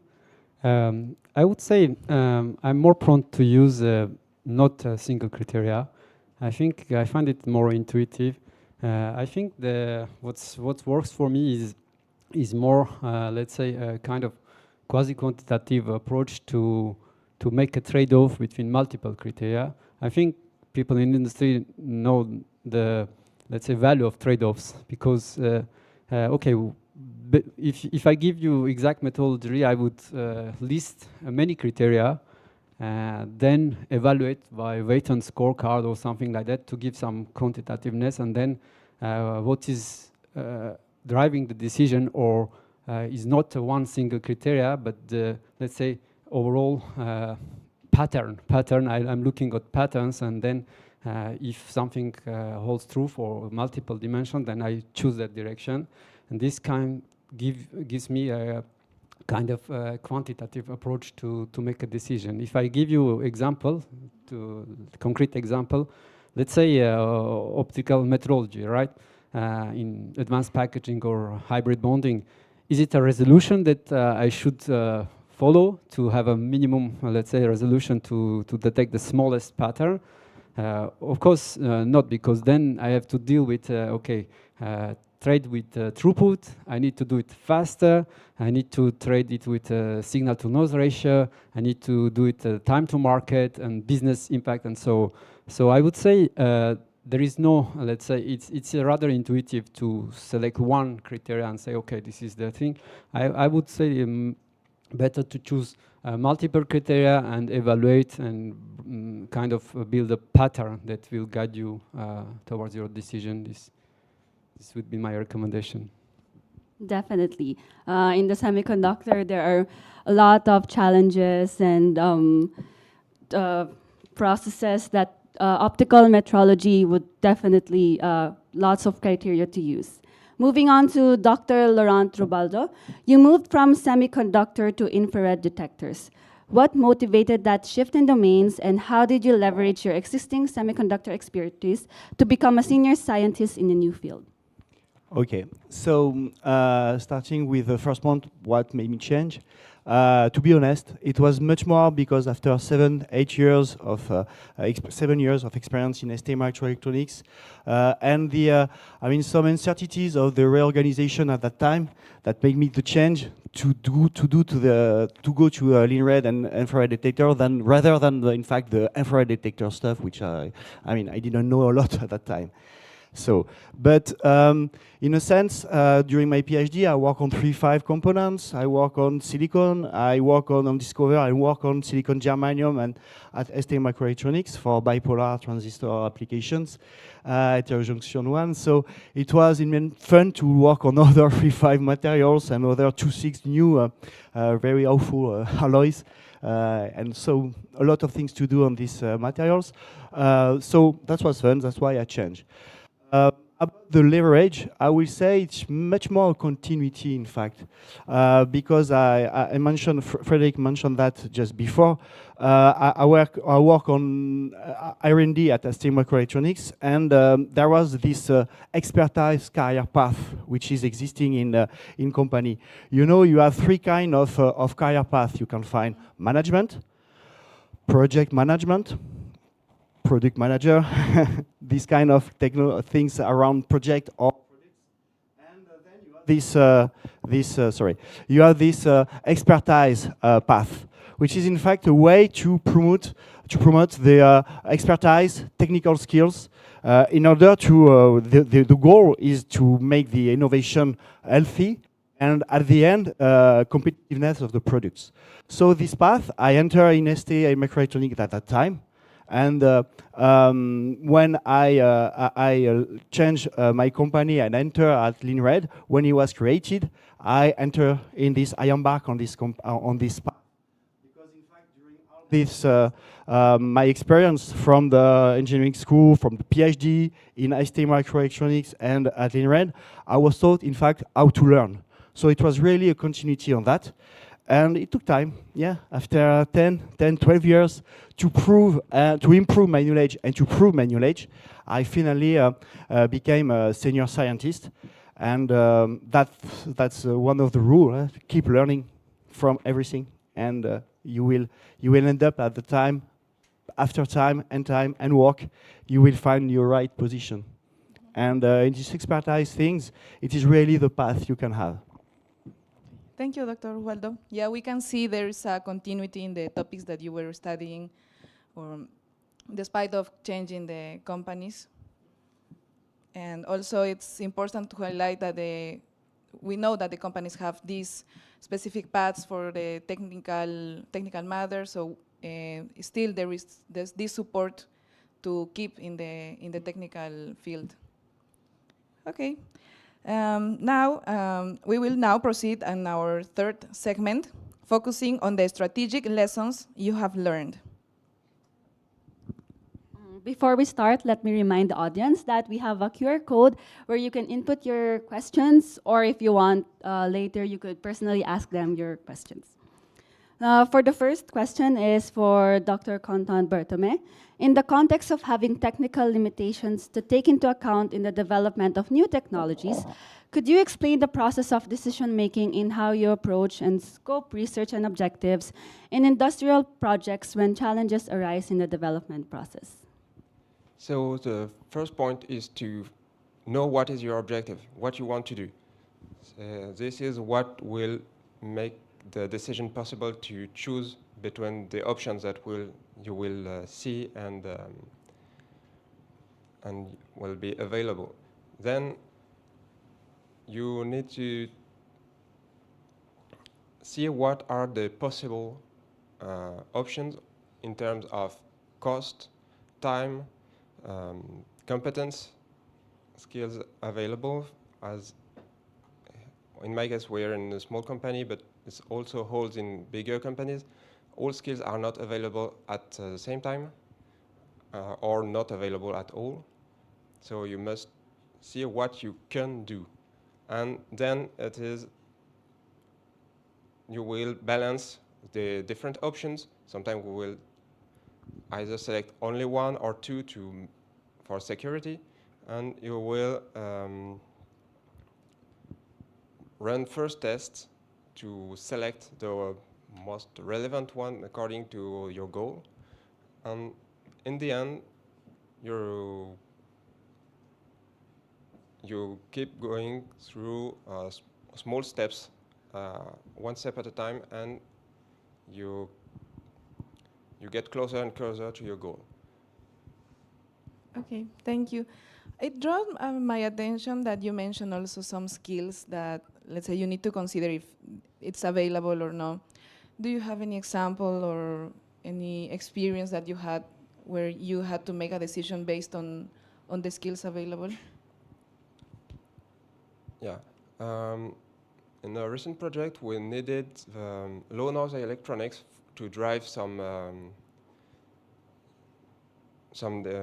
laser source, and we have electronics skills in the company, but we do not have low noise electronics. That was really far from what we knew to do, and we had to balance the time and so look for available products on electronics companies for this electronic supply, and we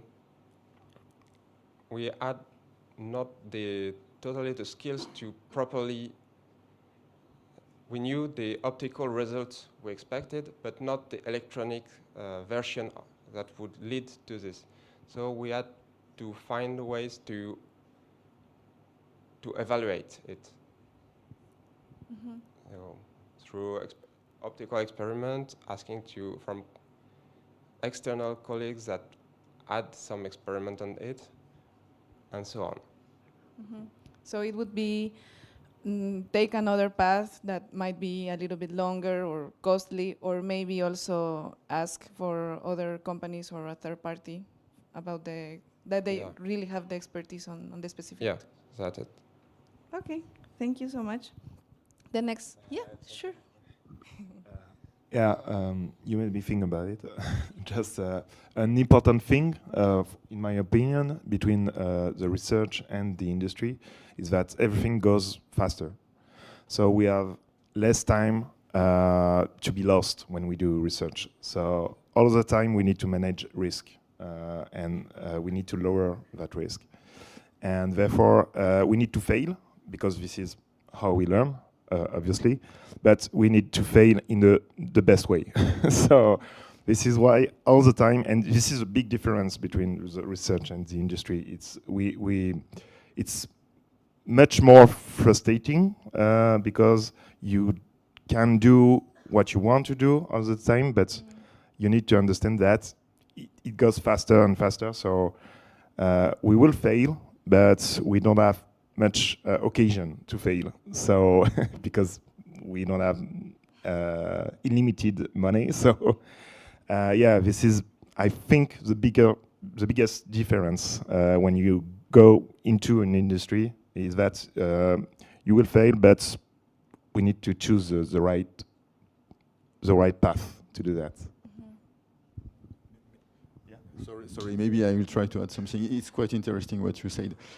So in industries, there is this concept that you have to be ambidextrous. So you have one hand that is feeding you, so you are doing what you have to do, deliver, etc.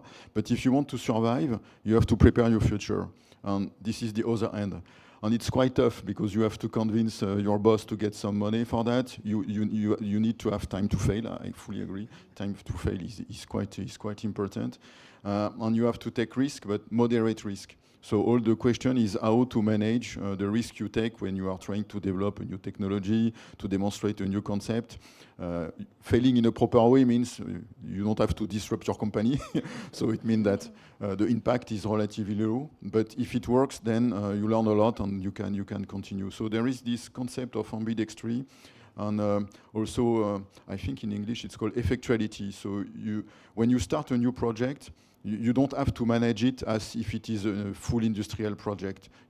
I think you said something right. You have to start step by step. So you start with a small proof of concept, low risk, but then you show it's feasible, and then you move to the other one, and it's like a snowball. It can grow and grow and grow, and at the end it will become an industrial project. So there is this risk management. Also, you have to dare, you have to be bold, you have to go somewhere, but with a control risk. Yeah. Okay. Thank you so much for your participation. The next question is for Dr. Frederick Boeuf. you have supervised dozens of PhD students. Do you feel like there's any special demand on the industry that the current academic programs like masters are not preparing the students for? So I think I supervised 25 students, and usually from the theoretical background, it's okay if we know to select the students. The training that we have in Europe, they are really good. I would say the difference is no on the soft skills. A successful PhD student, at least in industry, is someone that will take risk and that will lead his project, coordinate his project, act as a project manager of his own project.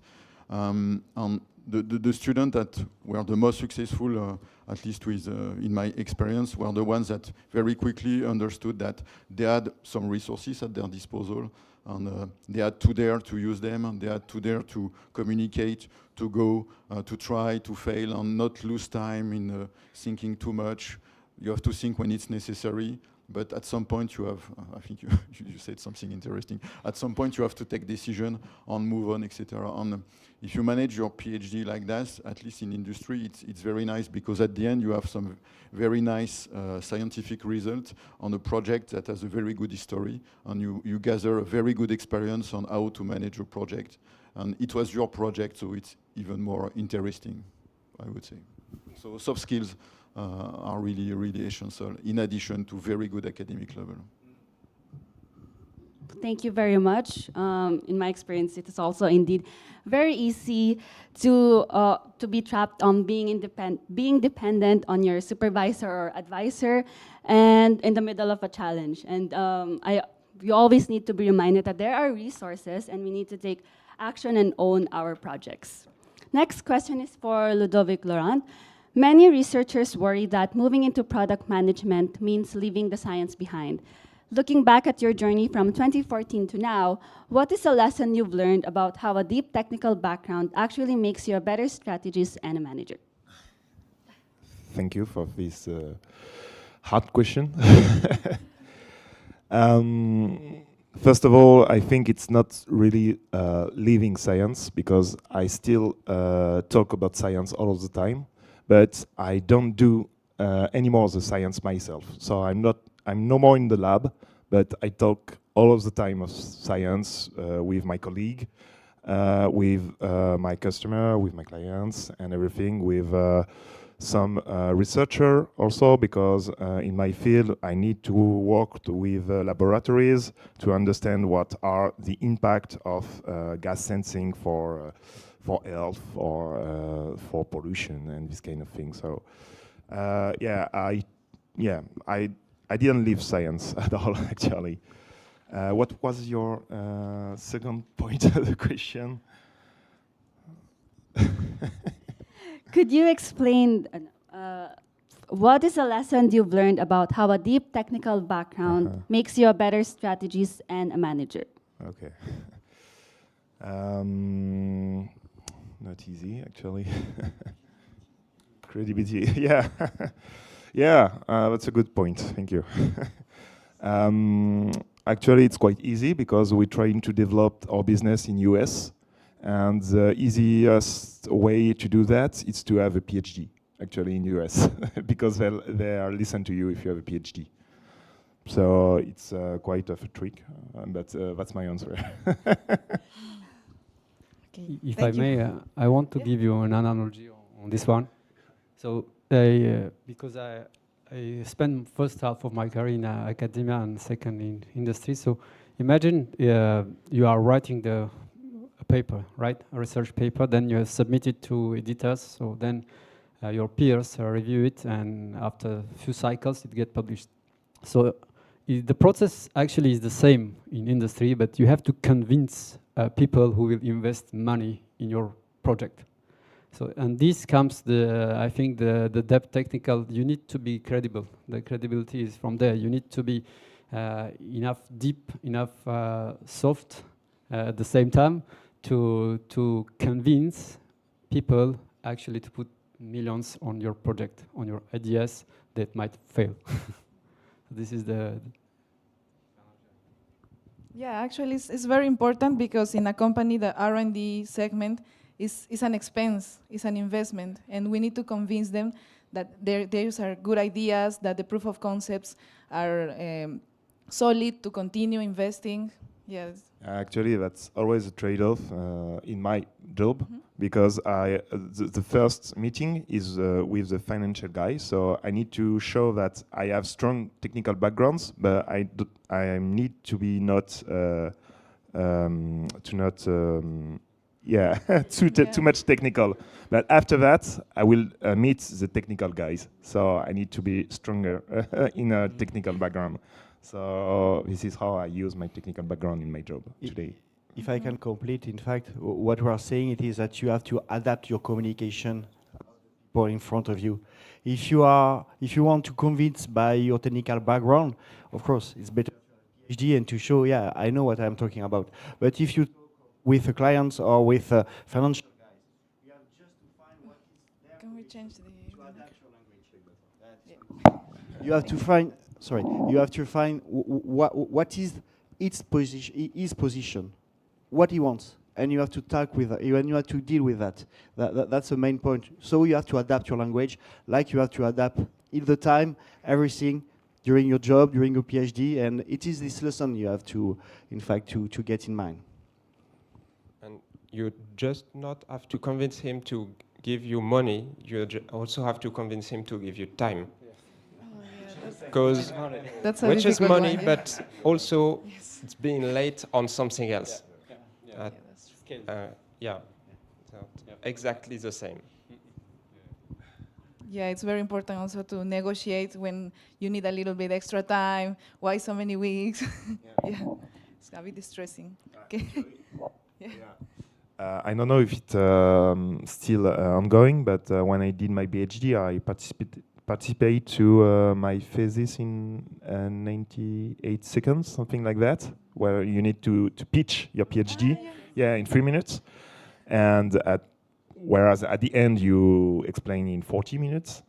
And actually, when I go back to US business development, I did a training last week about it, and they said actually you have 1.5 minutes to catch the attention of your speaker at the first meeting.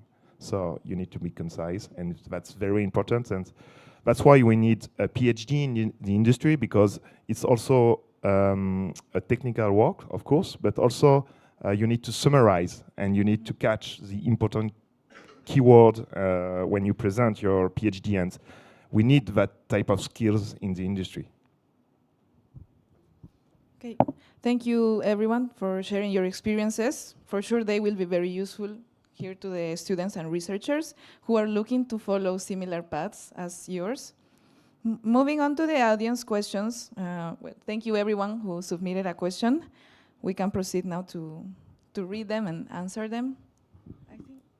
I think this one is better. It works? Yeah, it works. So actually, we have several questions. I will not ask all of them. And please, if you have some questions now in the room, raise your hand and we'll give you a microphone. It will be better than I ask myself all the questions. So I just start, and I hope you will ask your own questions after. So there are several questions, so I will try to, and they are still coming. So I will try just to maybe have several of them in once. So there are several questions about moving from science to project management, and questions like, is it systematically a long way? What kind of skills are really important? So you mentioned technical skills, management skills. How do you balance all of these? What is the most important? And so, first question. So it's not, say it's one of you. Or okay, so I will begin. Actually, at the beginning of in my job in Meersense, I was in R&D. So I did both, actually. I was a project manager, and I was the guy who was doing the test in the lab. So I had to manage both of them. What are the skills? yeah, again, you need to have very strong skills in summarizing your project, and you need to be straight to the important in project management. Sorry. Yeah, project management is the management of the risk. So once you understand that, you manage the risk, the financial risk, the human resource risk. Once you understand that, you can lead a project. Okay, so it's yeah, that's my answer. So it's the technical aspect and learning risk management, Yeah. and the communication skills for sure. Yeah, communication for sure. That's, yeah. So to give maybe some more insight, so in big companies we can have some very big programs. So program manager, they are here to help in gathering the resource, in help to communicating between the teams. So in ST, they all have a technical background because at some point it's necessary. Even if you don't master deeply what the project is about, you need to have a technical background to start understanding what is happening.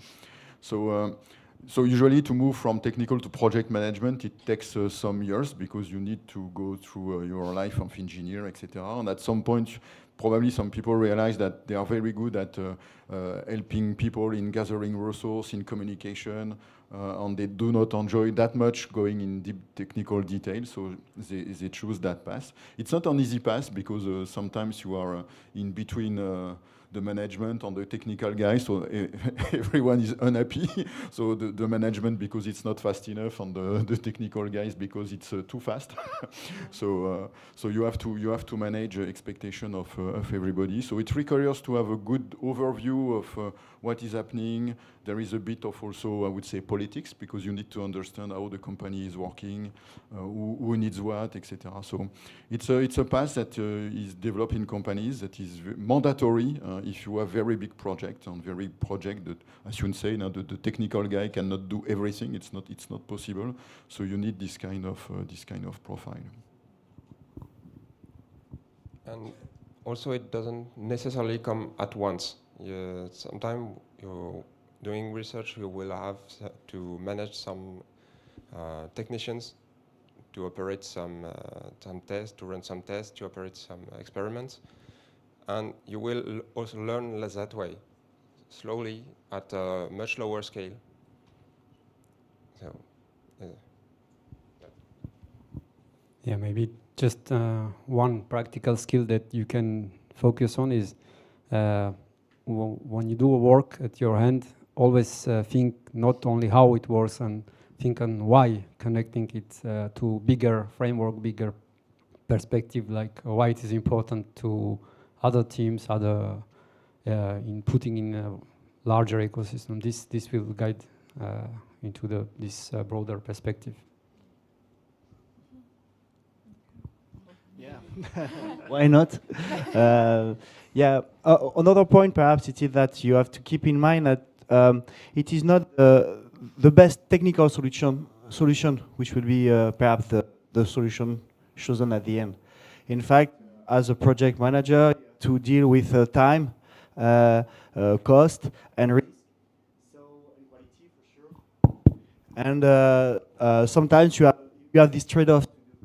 And it is not easy when you are built for giving the best technical solution to say that, yeah, okay, this one is not the best, but it is this one we works and we find is a project and we find this client. That's also a change in mindset which you have to do, and it took time sometimes. Yes, so I move to another question if no one raises a hand. So there are several questions about difference between PhD and industry and PhD in academia, and also how can we move from academia to industry with a PhD? So several questions about, I have a PhD in theoretical physics or in things like fundamental physics. How can I move to industry without scaring so the employer by saying that? So, okay, I will start. So it is right that perhaps 20-25 years ago, doing a PhD in skyrmion calculation and so on was seen as, okay, you do that to go to academic research, not to go to industry. And in fact, things have changed, and now this PhD is much more thin than the complementary training by research. And it is the point you have to show, because during your PhD, what you are doing, it's project management, as you said just before. You have to deal with the other resources, you have to gather everything. It's project management by failure, because when you do a PhD, you don't have the solution, otherwise it would be so easy. And this is the skills you have developed during your PhD, and it is a point even in more fundamental research. It is these 3 years of experience you have to promote, and it is really the case. You are not like an engineer coming from the school. You have 3-year experience, complementary formation by research, and that's very important.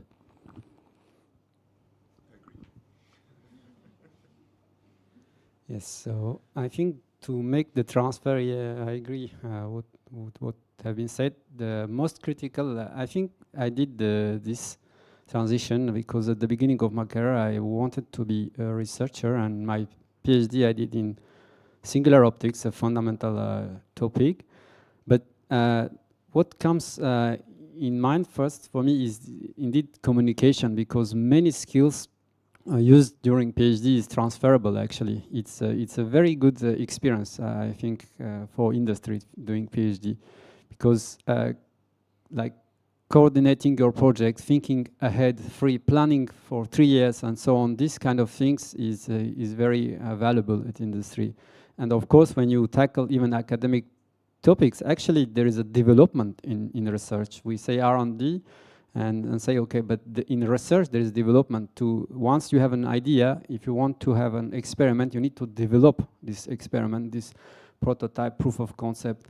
And this is where you learn also practical engineering skills, and that will be help you during the industrial experience. So I think the first communicate well, and then make sure that your skills are transferable. You are aware that many skills are transferable. So I agree with everything that has been said. It's completely true. And just to give you a number, in the R&D department where I'm working, more than 80% of people that have PhD, and in my team is 100%. So there is no story of being afraid of PhD in high tech. It's not true. So don't be afraid by that. You have a PhD. Just show that it's good project management, you learn a lot of stuff, and there is no fear of industry to hire PhD. And doing a PhD in an industrial context will make a bit more accustom you to the industrial way of mind. Knowing this, the limits of the fundings, in academia is also quite limited right now. So not the same limitations. The trade-offs and who will get the money will change a lot. Just I want to add one personal note to make. I think like 10 years ago, I have been said the same advice from a technical director of a large company.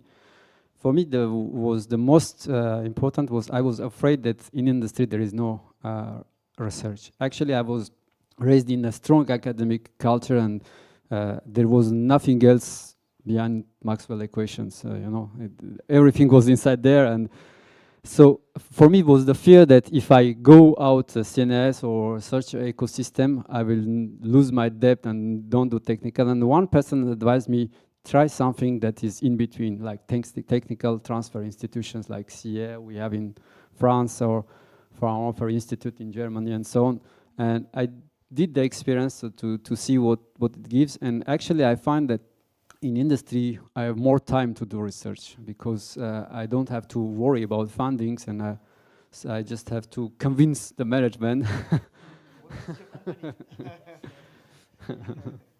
So yeah, don't be afraid. I think there is a research and development both in academia and in industry. The keyword is the trade-off and balance. To finish the table. Yeah, actually, when you do a PhD or postdoctoral, you solve problems. And actually, in the industry, we have a lot of problems. So we need people like you. So maybe just 2 more questions. So one is about the how do you deal with the rush on the market? And I will add also about another question: rush on the market, ethical questions, when actually scientific development takes time. So how do you deal with that? So you have to provide a rapid solution to a problem that emerges, but it can take time. So, I mean, developing solutions. So how do you anticipate the future problems? How do you deal with that constraints? So this is related to what I was trying to say at the beginning, ambidextry. So as expert in techniques in industry, your role is to try to anticipate where the market will go and what your customer will need. The problem is that even your customer, he does not know. So you have to discuss with them. You have to see what is going on in industry, what is going on in academia, to see what are the technical trends, and to see, okay, what makes sense for my market, where it could go. And then you have to anticipate a lot so that you have, you know, when you are making projects, some of them will fail, but when you have a bit of experience, you see that the ones that are failing, at some point they will come back again. I think Jean-Emmanuel demonstrated something interesting this morning. And this is always true. So you are working on something, maybe it's too late, maybe it does not work yet, but at some point someone else will come with a similar problem. So you open your drawer and say, okay, I worked on it 10 years ago, let's restart.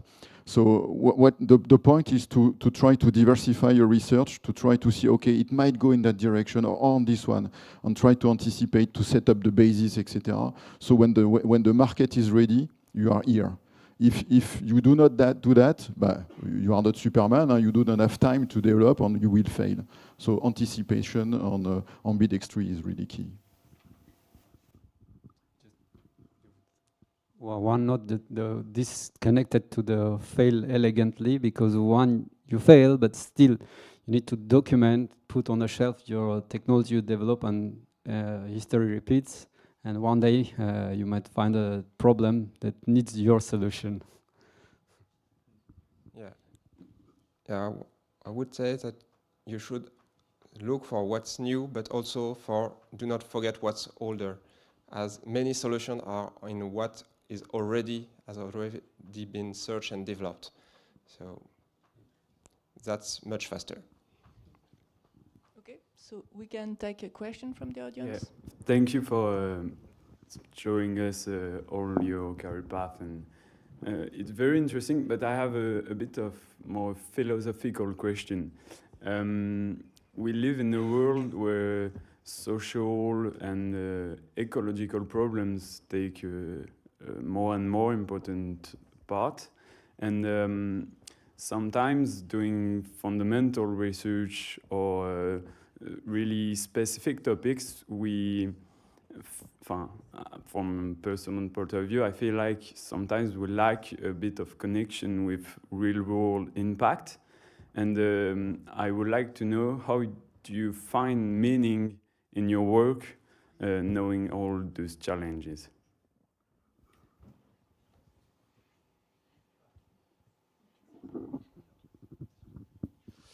You mean in the ecological context? How yeah, social, and I feel okay. Actually, for our subject, it's quite easy, and it's why I took that job at the beginning, because we do gas sensing at Mersens, and we detect and quantify greenhouse gases or pollutants in the atmosphere, and so it's really linked to the current social issues, and our product is intended to improve our knowledge on what are the sources of pollution, what are the sources of greenhouse gases, how we can improve it, or how we can decrease the amount of greenhouse gases in the atmosphere. So it's really linked to that kind of topic. And actually, that's why I took that job at the beginning. So yeah, no problem for me.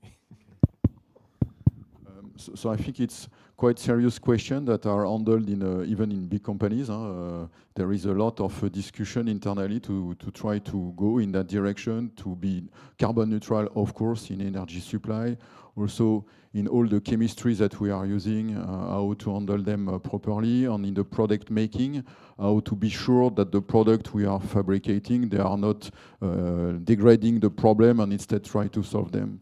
And for example, in ST, there is a lot of discussion about that. We have a specific product lines that are going in, let's say, improvement in this direction. We know that generally in the industry, it's a problem that is handled because the end consumer has also some requirements. So all the production chain, they are, let's say, forced by the market to also go in that direction. So it's something that we are discussing a lot internally. There are a lot of people working on it to improve, to reduce the greenhouse gas emission, to improve the chemistry, etc., etc. So it's quite important question in companies.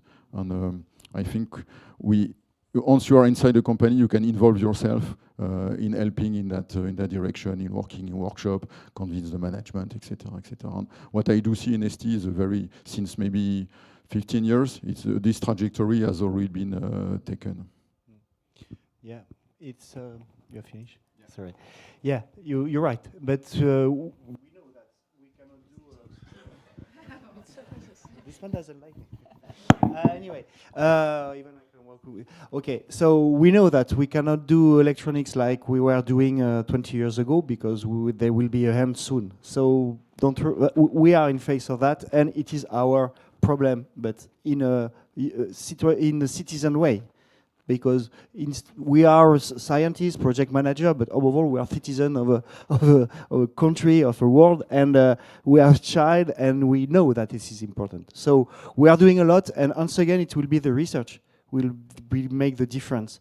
It will be, of course, will be a trade-off. Which one, the product will give you the more competitiveness and the more income, or the product will save your life in 20 years. So now things are changing a lot. They are not so, they have to change more. But this kind of way of thinking are now introduced a lot in our company, in ST, in Mersense, and also at CleanRed. Not only because of the application we have a lot of special application to look at the weather change, to understand it, and so on. Also optical gas sensing and this kind of thing, which is made for helping us to live in a safer world and a more durable world. But in the same time, we are looking at a lot of things in order to reduce our impact. And that's all the company at that time. And the change will be made by us also, as a citizen, as an employee.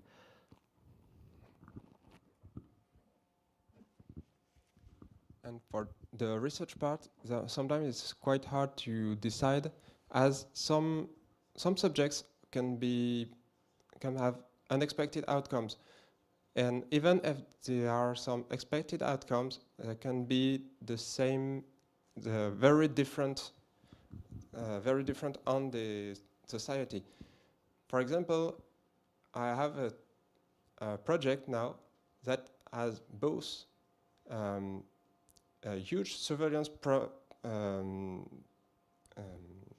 capabilities, and at the same time, it can make detection for earthquakes and so on, and greenhouse gases detection much easier. So the point is, it's like the comparison is like a hammer. What will you do with the hammer? You can push the people that will use it to promote the building solution, the building usage of what you develop, but you cannot control it completely. You can warn the outcomes you don't want, you can promote the outcomes you want, but this will be then politics in the end. Just maybe to answer the first part of your question, because the rest was well covered, the philosophical part. Yeah, in my company also, so it's institutionalized actually to care about the ecosystem overall, but in a philosophical level, I think what helps us is the abstraction and looking behind on actual work that you do, but the connection on a bigger picture. And then you will be surprised how the things are interconnected and how, for example, the company that builds metrology inspection tools are connected with customer that use phones or calculators or data centers to give meaningful decisions. I mean, so it's a connection, this connection to why, to the bigger picture that helps on a philosophical. Okay, so I give back the microphone to the moderator to continue. Thank you so much for the panelists for addressing the audience questions, and thank you to the audience who submitted their questions. Now we have one general question that is open for discussion to the panelists. Every insight and comment will be helpful. Looking back at your early career, what was one risk you took that paid off in a way you did not expect? For example, a change of career, a research redirection, or a project that resulted in a surprising outcome.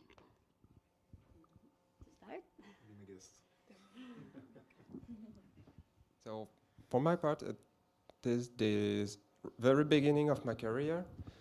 When I applied for the internship at Team Photonics, I first targeted the integrated photonics part of the company. They said, we do not have a subject for now, but we have something in the nonlinear optics and lasers. And it's mostly the opposite of what Jean-Emmanuel Bourquin said this morning, but here I am.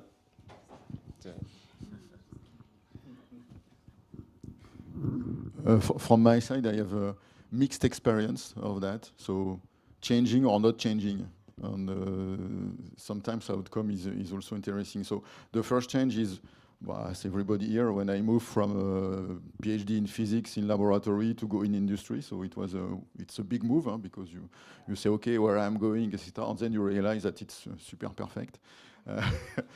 Then at some point, I did the opposite way. So I was middle of my career and say, okay, no, I want to go back in university. So I took a sabbatical and went back to university. And it's really unusual for a company, I think. It's not so often. And it was very interesting for me because I was able to resupply with new knowledge, take time to think about new research, etc. So it was very good. So these were two important changes.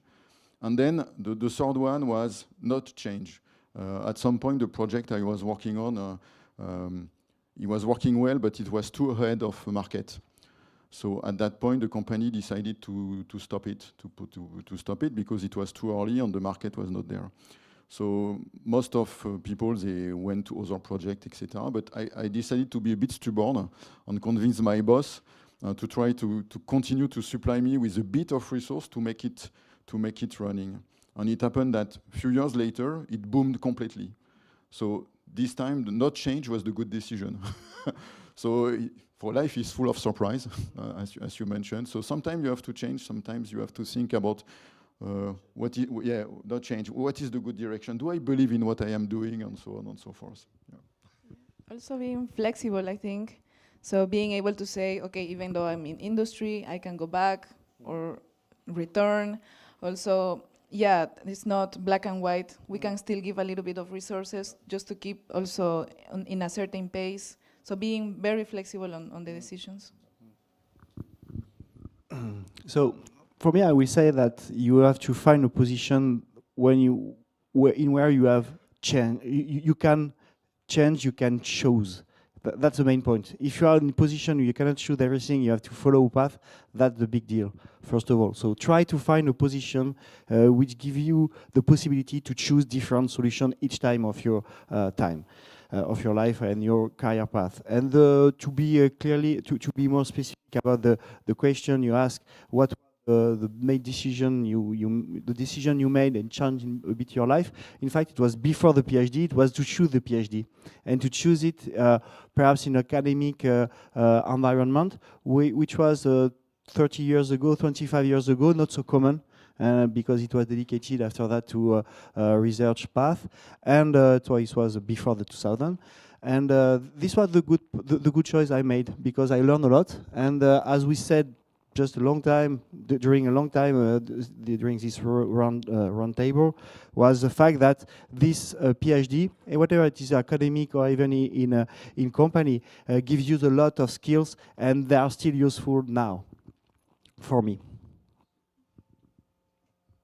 Yeah, I want to just a bit reframe the question in the context that, for me, it's not like in mathematics a singular point or decision.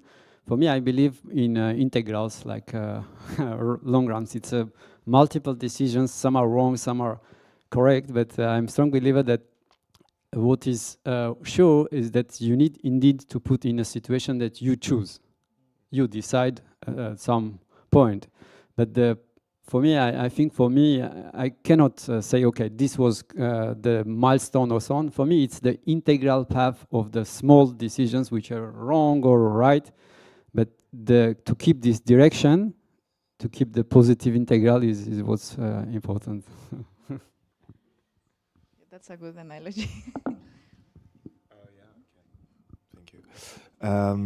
Yeah, I can take the example of moving from R&D to product management, because it was a really hard question for me, since I'm really have a R&D background, and I didn't do any marketing before. So it was a question about, okay, do I still want to be in the lab and doing things, but always be angry to the management because they don't, you know, we don't go in the way I think, which is good, you know, and okay, I go to the management level and I will be in the position to choose, and I will be in the position where, yeah, I could choose, and I can convince my boss that we should go in that way or in that way, and other people can do the experiment in the lab. You know,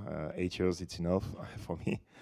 And yeah, I made this decision actually 6 to 1 year ago, because I was doing both product management and R&D during 1 year. And yeah, today I think I did. I made a good decision, because I see that we're going in the way I choose, and I convince my boss, not alone, obviously, but I have more impact in my company. And yeah, that's very good thing for me.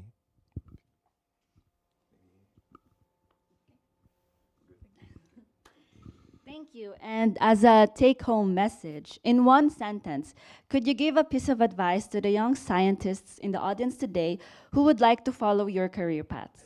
Starting with...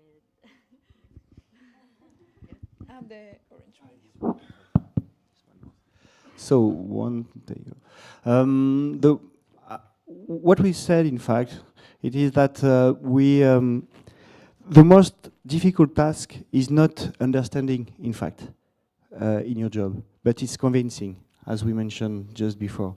So, because, you know, science are far less complex than human beings. So, keep that in mind, that convincing is most important, and be patient. And learn from everyone and everything. That will be the best. Yeah, one sentence. So be courageous, don't be afraid to go in depth, in technical depth.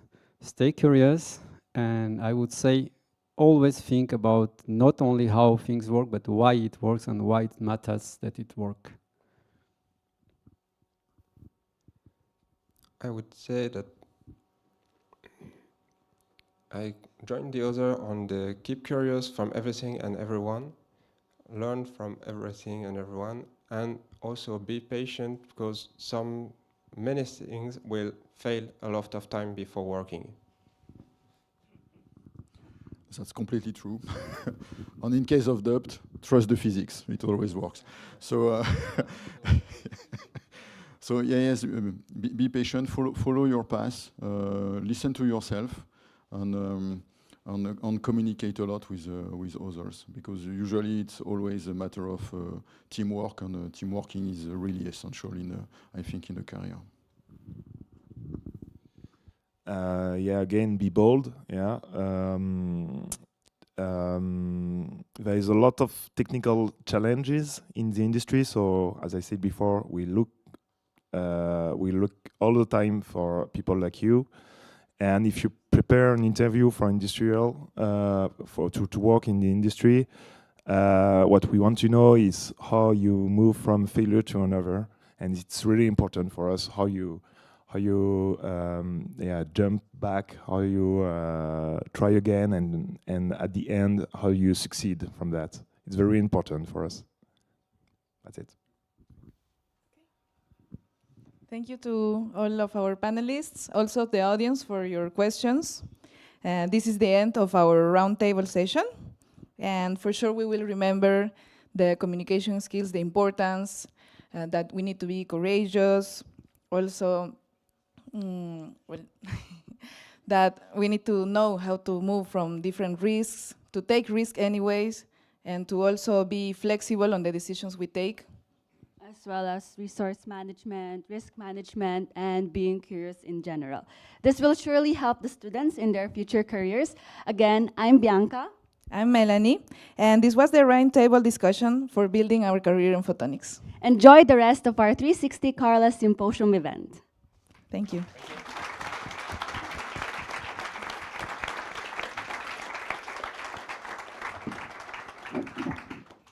So it's time for lunch now.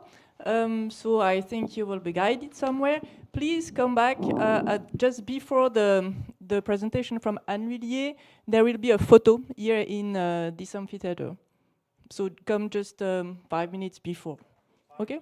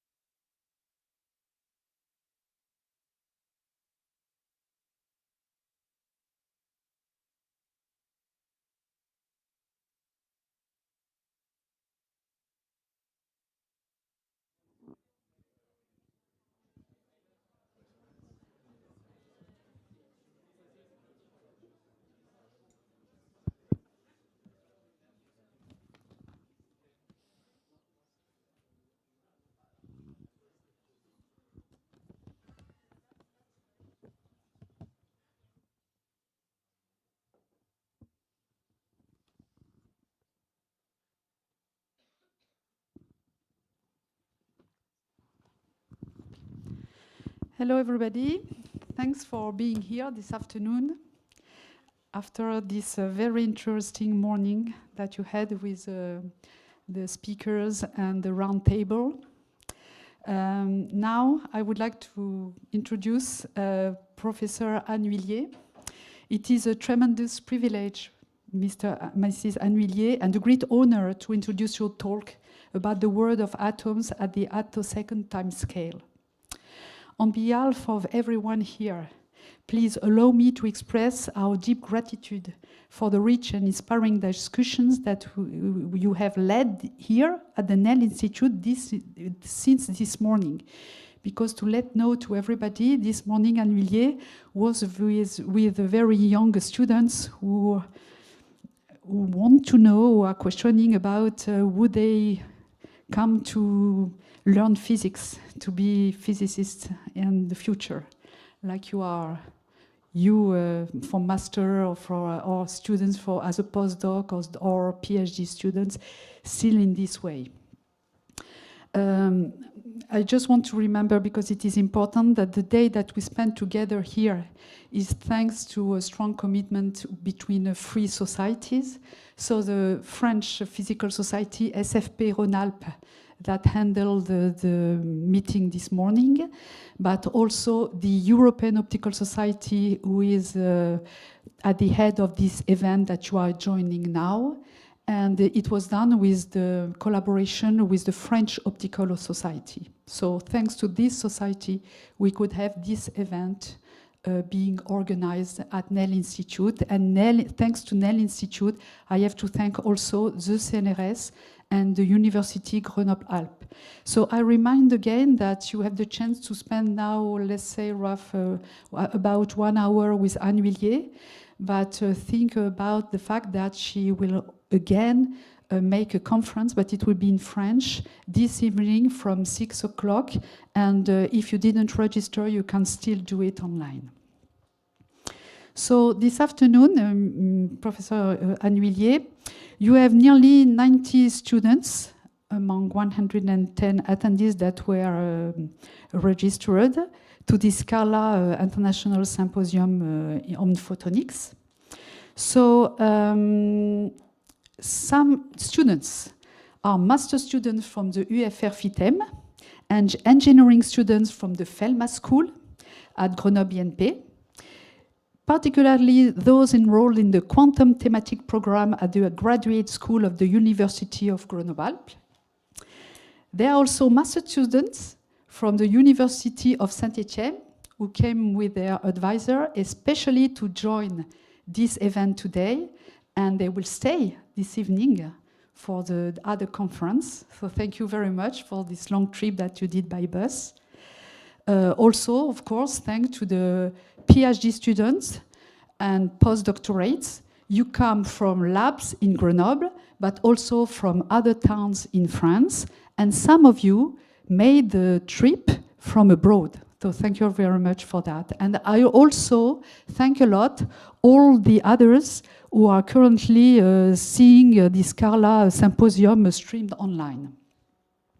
So Professor Anhuillier, you are a Swedish-French researcher in attosecond science. During the first year of your career, you worked at the Commissariat at Énergie Atomique et aux Énergies Alternatives in Saclay, France, first as a PhD student until 1986, then as a permanent researcher. In 1995, you moved to Lund University in Sweden as associate professor and became full professor in 1997. As we already said, but it's so important for us, only 5 women got the Nobel Prize in Physics, and Anhuillier is the second one after Marie Curie. So your research, as you wrote on the website, both theoretical and experimental, is centered on high-order harmonic generation in gases and its applications, particularly in attosecond science. So we will make a scientific conference about that now. And you were awarded the Nobel Prize in Physics in 2023, together with Pierre Agostini and Ferenckrauts, for experimental methods that generate attosecond pulses of light for the study of electron dynamics in matter. We are already very happy to hear you. Thank you.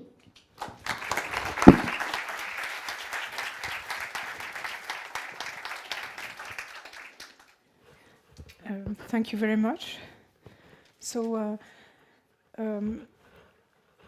the title is the same now and this evening, but it will be really two different conferences.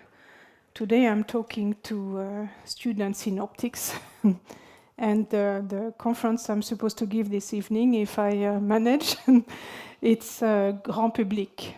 So it's about the same story, but different ways to tell it.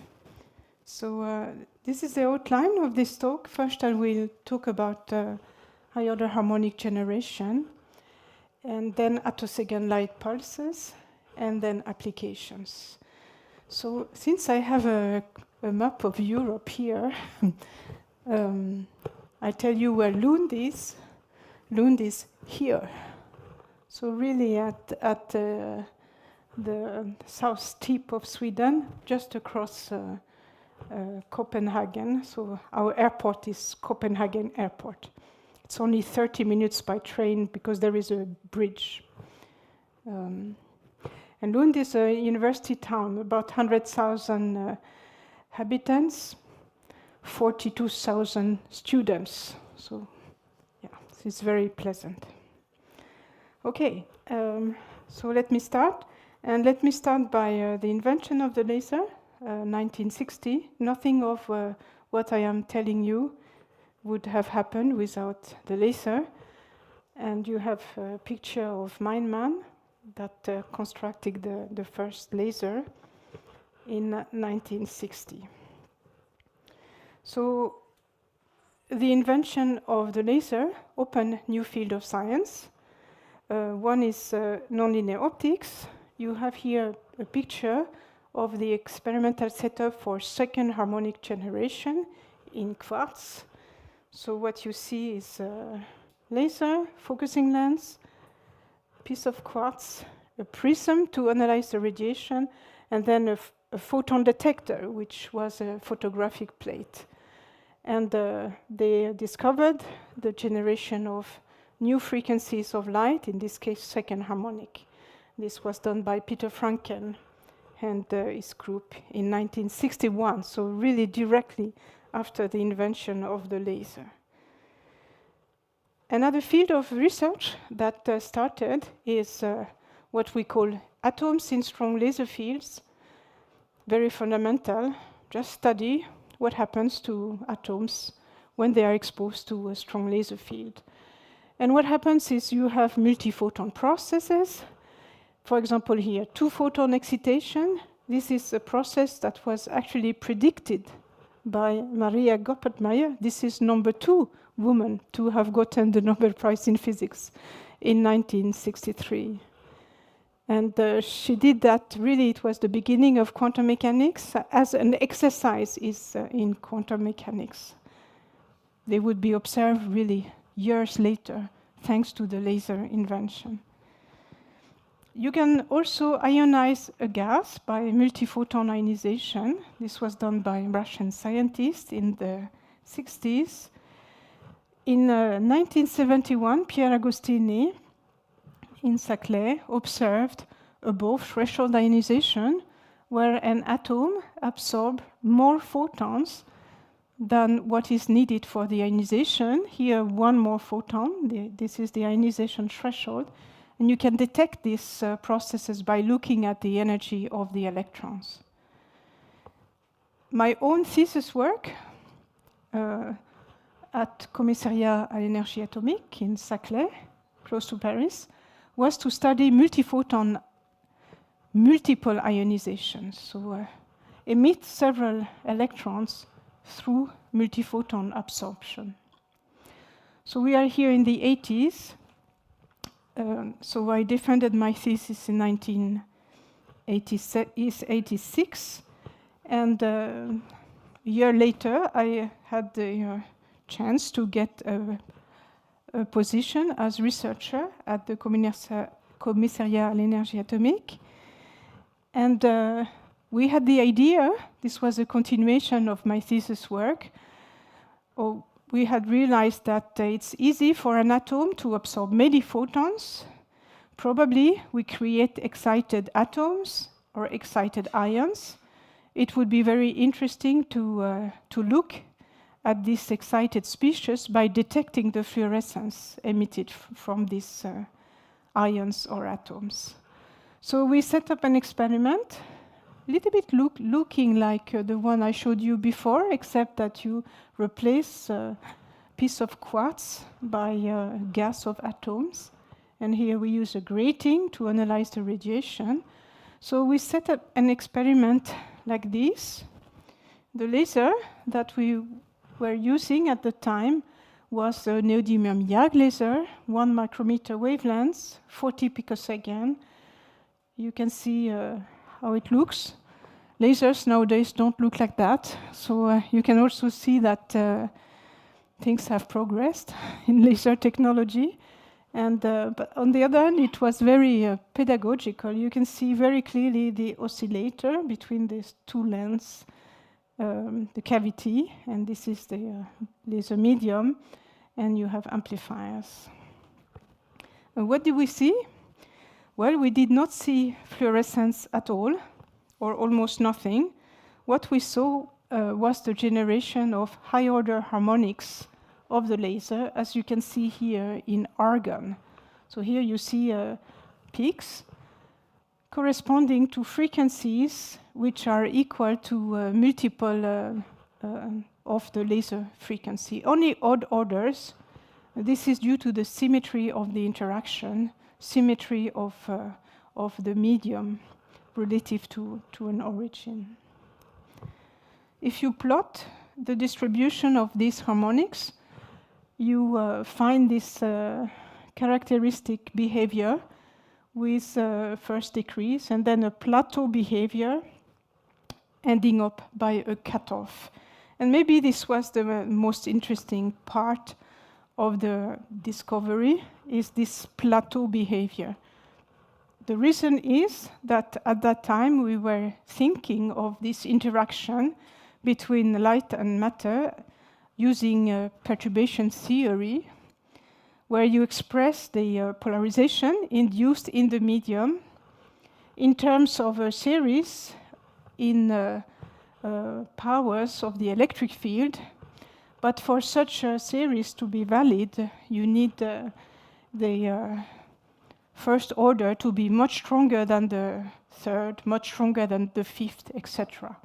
And this was obviously not the case, because here we could see that even very high orders had the same probability as lower order. So non-linear and non-perturbative behavior. So to understand this phenomena, you need to do atomic physics or quantum mechanics, if you want. You need to understand the single atom response. You need to understand how an atom can emit all of these harmonics. This is theoretically described by the Schrödinger equation that you see here with an atomic potential and then the laser-atom interaction that you see here, which we write here in the dipole approximation.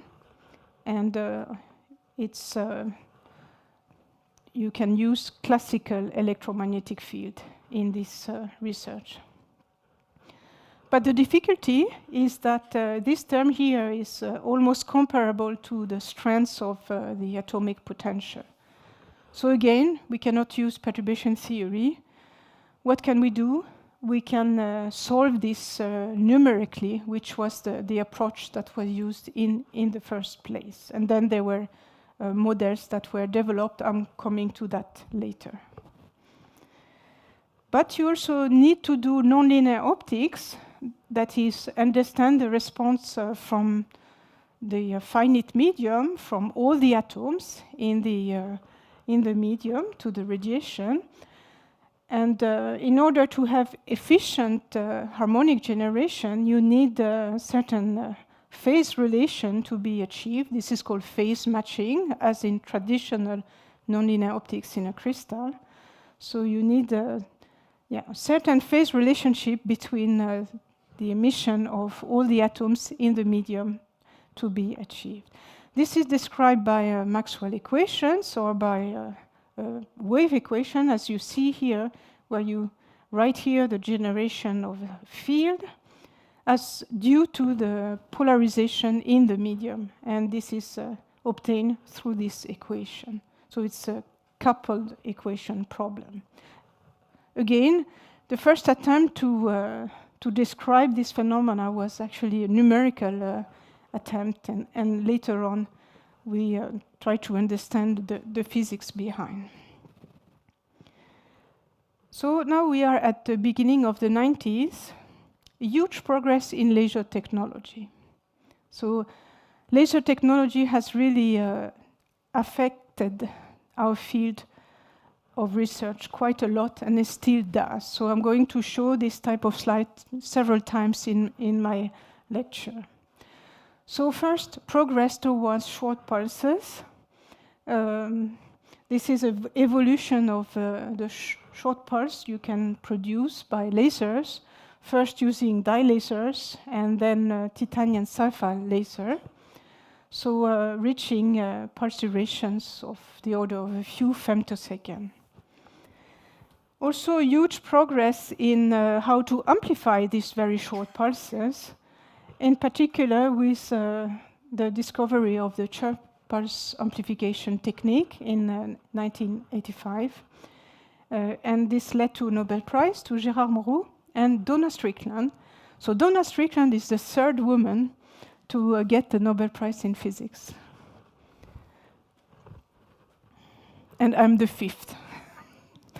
There is so it's a lot of optics and atomic physics, with an exception, Andrea Ghez, who got the Nobel Prize in 2020 for discovery of the black hole at the center of our galaxy. So at that time, in Lund, the Sune Svanberg, professor there, Klaus-Göran Wahlström, they decided to build a laser center using this new technology, titanium sapphire laser plus this chirp pulse amplification. So they built a laser facility. You can see they amplify here with the orange light, which is coming from this titanium sapphire laser.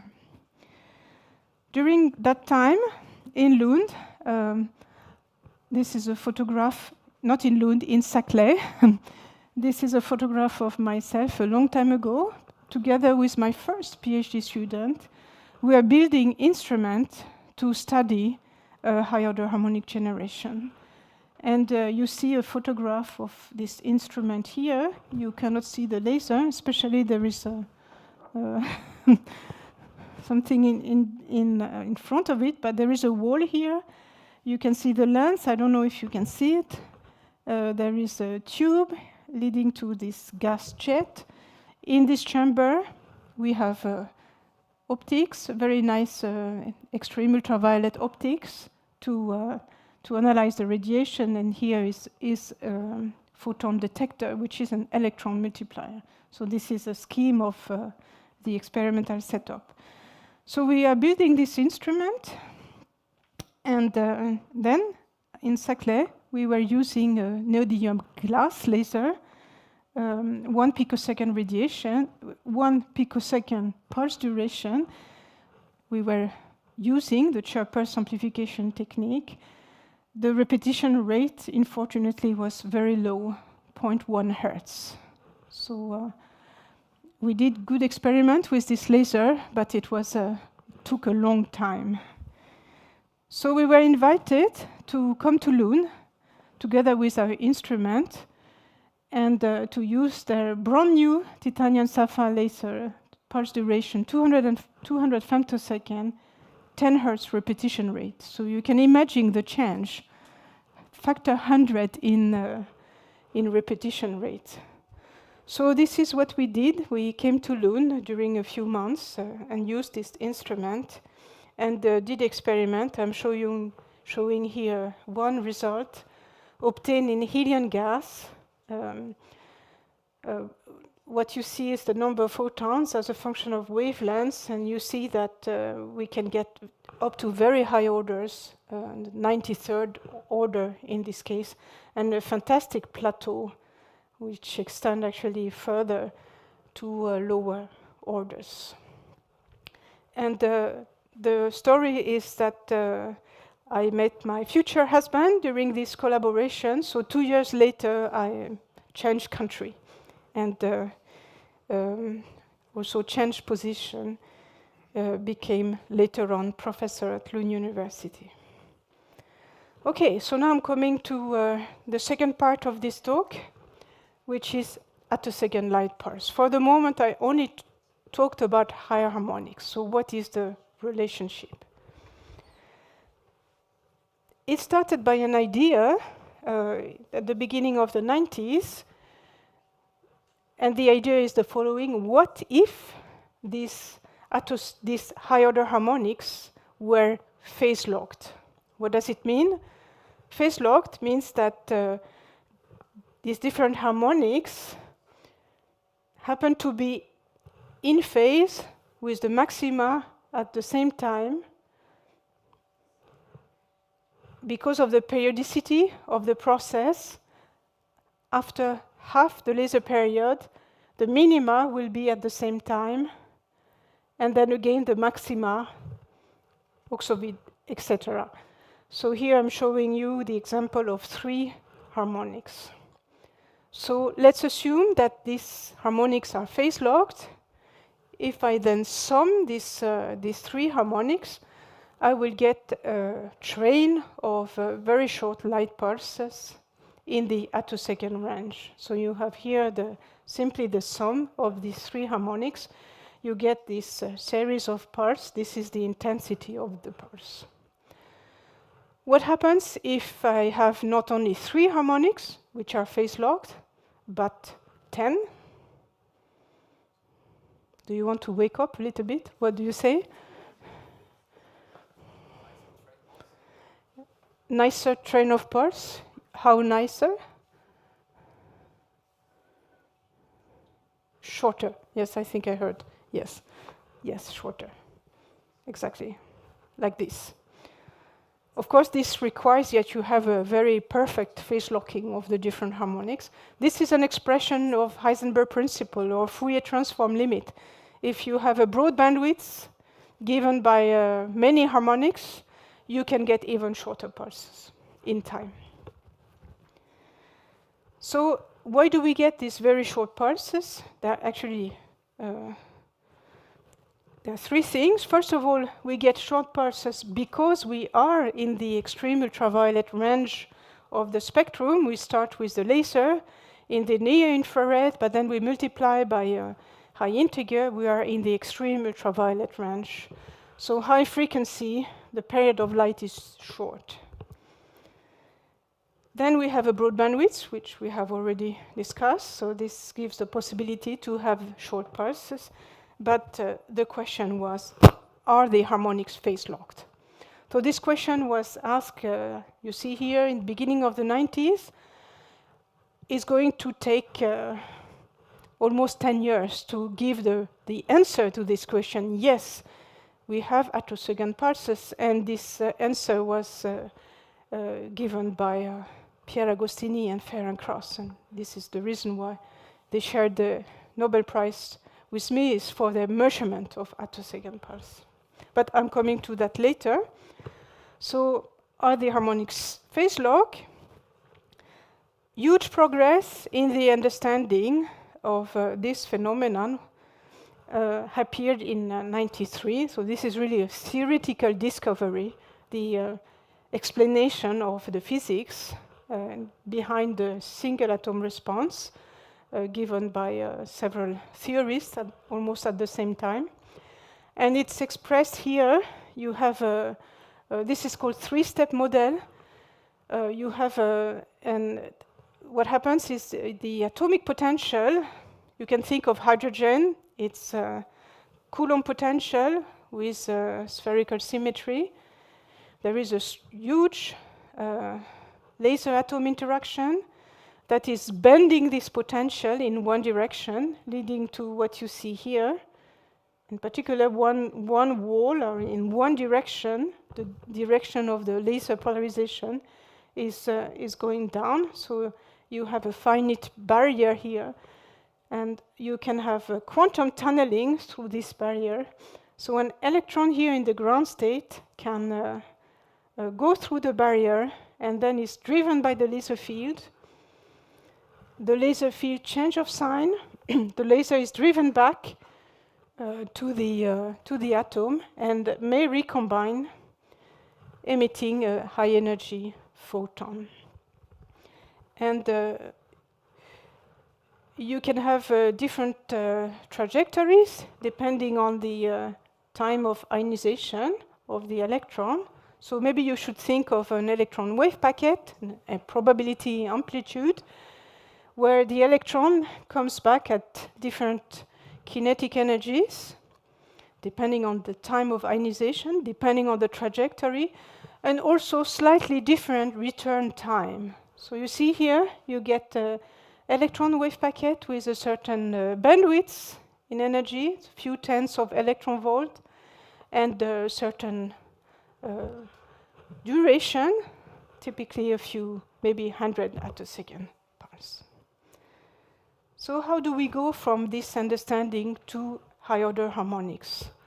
Well, at a certain half laser period, you have this electron wave packet coming out, coming back, recombining, leading to the emission of an attosecond pulse. And the bandwidth of this attosecond pulse is, of course, continuous bandwidth, something like that. It's broad. It has a plateau. Okay, this is the explanation for the plateau. Now, this process is repeated the next half laser period on the other side. So here comes another attosecond pulse with actually the opposite sign. And now we have 2 attosecond pulses. What do we get in the frequency domain? Well, we get a modulation of the original spectrum. Modulation at frequency twice the laser frequency. This is the inverse of half a laser period. This process is repeated many times, depending on the pulse duration of the laser. And what do we get in the frequency domain? You get sharper interference pattern. What I'm telling you is very similar to a very well-known phenomenon in optics. I'm sure you have seen it. Can you tell me which one? Have you seen something like this before? Is this reminding you of something else? Grating is a very good answer. Can you give me, but it's almost right. Even simpler. So there is something right if we are thinking in space. I'm helping you a little bit. Yeah, interference pattern because of what? Maybe the most well-known experiment in physics. Yeah, diffraction, yes. Diffraction through what? Slits, yes. If you have diffraction through a single slit, you will see a broad pattern like this in the far field, yes. If you go through 2 slits, you have interference. And if you have multiple slits, you have sharper interference. This is very similar. I hope you see the analogy. But in this case, our slits are in the time domain.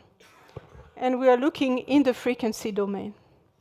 Yes, but it's actually the same mathematics.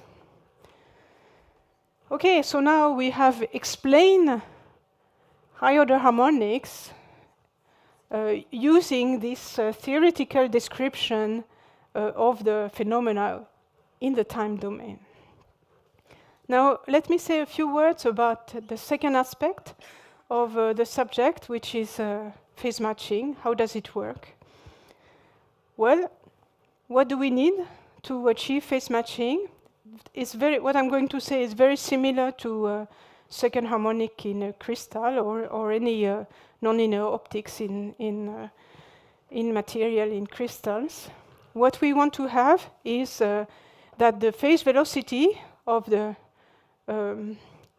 field which is generated is equal to the phase velocity of the polarization which is created in the medium.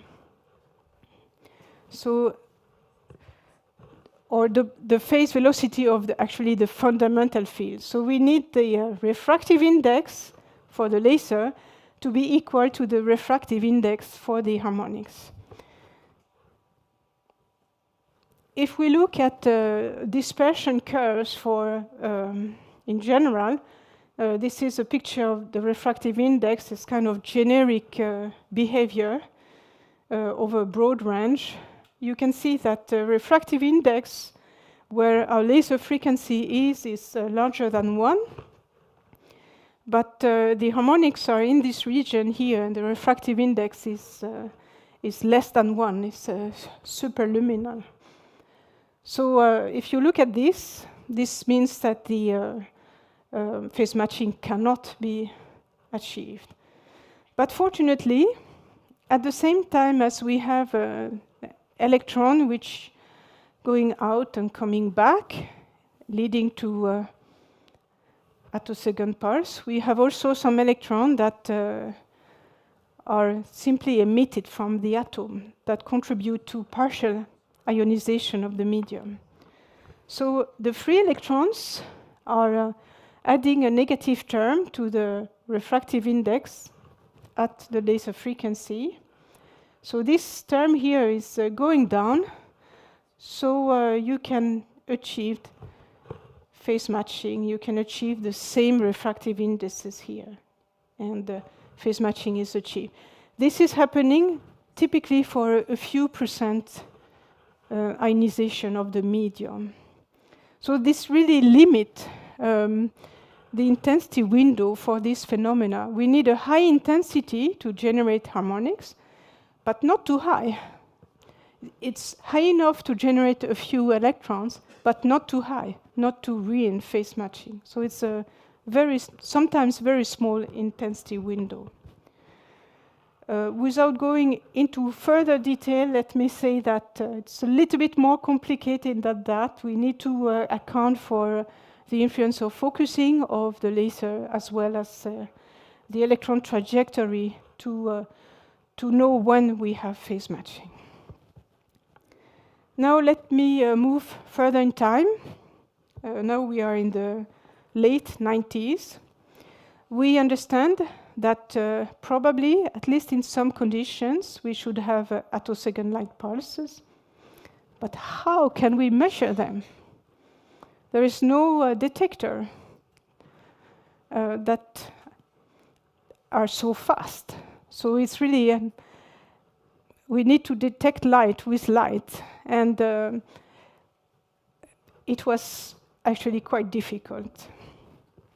So during this time, there is, again, huge progress in laser technology with new post-compression techniques. For example, the hollow fiber compression technique. You create cell phase modulation in a hollow fiber, and then you compress the pulses using chirp mirrors. So you broaden the pulse, and then you compress to get short pulses. And you reach less than 10 femtosecond laser pulse. And also the understanding of the importance of the carrier envelope phase And what is the carrier envelope phase? This is the difference between where the maximum of the envelope is and the maximum of the field oscillation. This is called the carrier envelope phase. So it was very important work to stabilize this phase and to also study its effect on high-order harmonic generation. This was done by the group of Ursula Keller and others. And actually, this technique led to the frequency comb technique for high-resolution spectroscopy.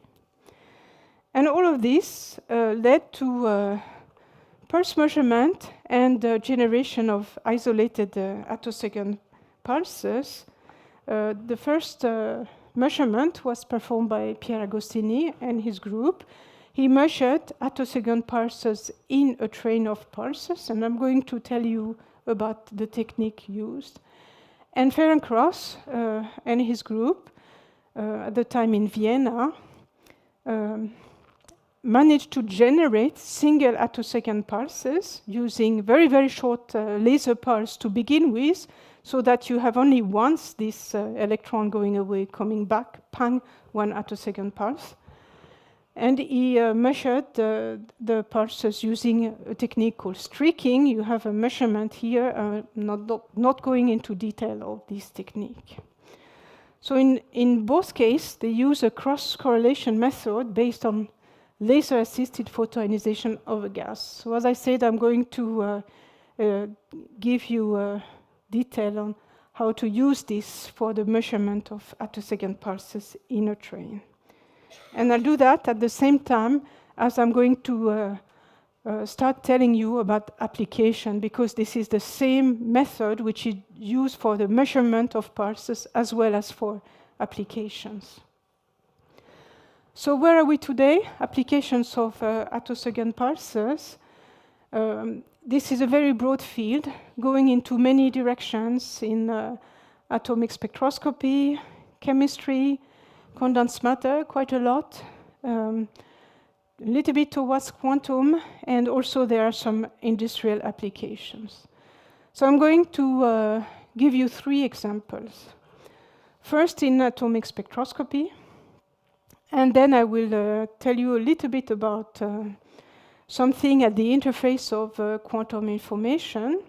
And finally, I will show you one industrial application. So let me start by the first one here. We are going to look at photoionization. We ionize an atom by absorption of these very short light pulses. And the question is, can we characterize the electron that is being ionized? Can we measure its wave property? Can we measure the time it takes for the electron to propagate out of the potential? So how do we do that? First question. So we use high-order harmonics. You have a spectrum here. We remove the low-order harmonics. In the time domain, as I explained, this is a train of attosecond light pulse. And we ionize a gas using this light. So that means that you ionize using a few high-order harmonics. You get electrons at different kinetic energies. Okay, and they are separated by twice the laser frequency because it's only odd harmonics. This is fine. We are not learning anything about time domain or phase or whatever. It's purely, it's like doing this experiment using synchrotron radiation at different energies at once, but we are not learning very much. So actually our tool is not only this, but also a fraction of the laser which is used for the generation of the harmonics. So it's a probe pulse, frequency omega. This is the laser frequency. In the time domain, we have an optical wave, much longer than each attosecond pulses. What happens if we add this field in this photoionization process, we can have two photon ionization. So we go back a little bit to the beginning of this talk. Now we talk about not multi-photon processes, but two photon ionization. With one photon is a harmonic, and then we have a laser photon here. This is a two photon ionization process leading to a sideband peak. This is our red peaks here. You can also reach the same peak by absorbing the next harmonic and then stimulated emission of radiation of a laser photon. So what we have here is a quantum interferometer. We have two paths going to the same final state. We know, quantum mechanics, that we add the amplitudes of this transition. So we add the amplitudes of the transition, and then you take the square of this sum to get your signal. So now the signal is going to depend on the relative phase of the two amplitudes. This is interferometry again.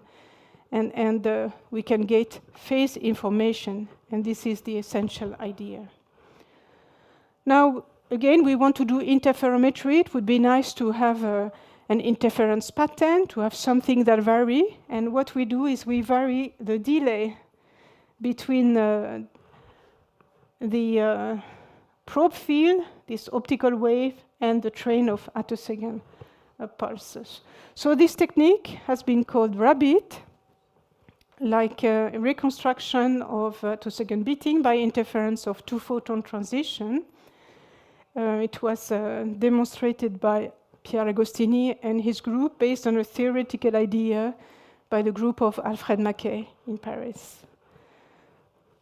Why rabbit? It's because we follow the tradition of ultra-fast optics to call diagnostic technique with animal names. That's the reason why. It's also the right acronym, right? Reconstruction of attosecond beating by interference of two photon transition. How do we do that? Well, we need we need to do optics. There's a lot of optics in this field of science. We need an optical interferometer. And we use a Mach-Zehnder type of interferometer. We split the laser into two.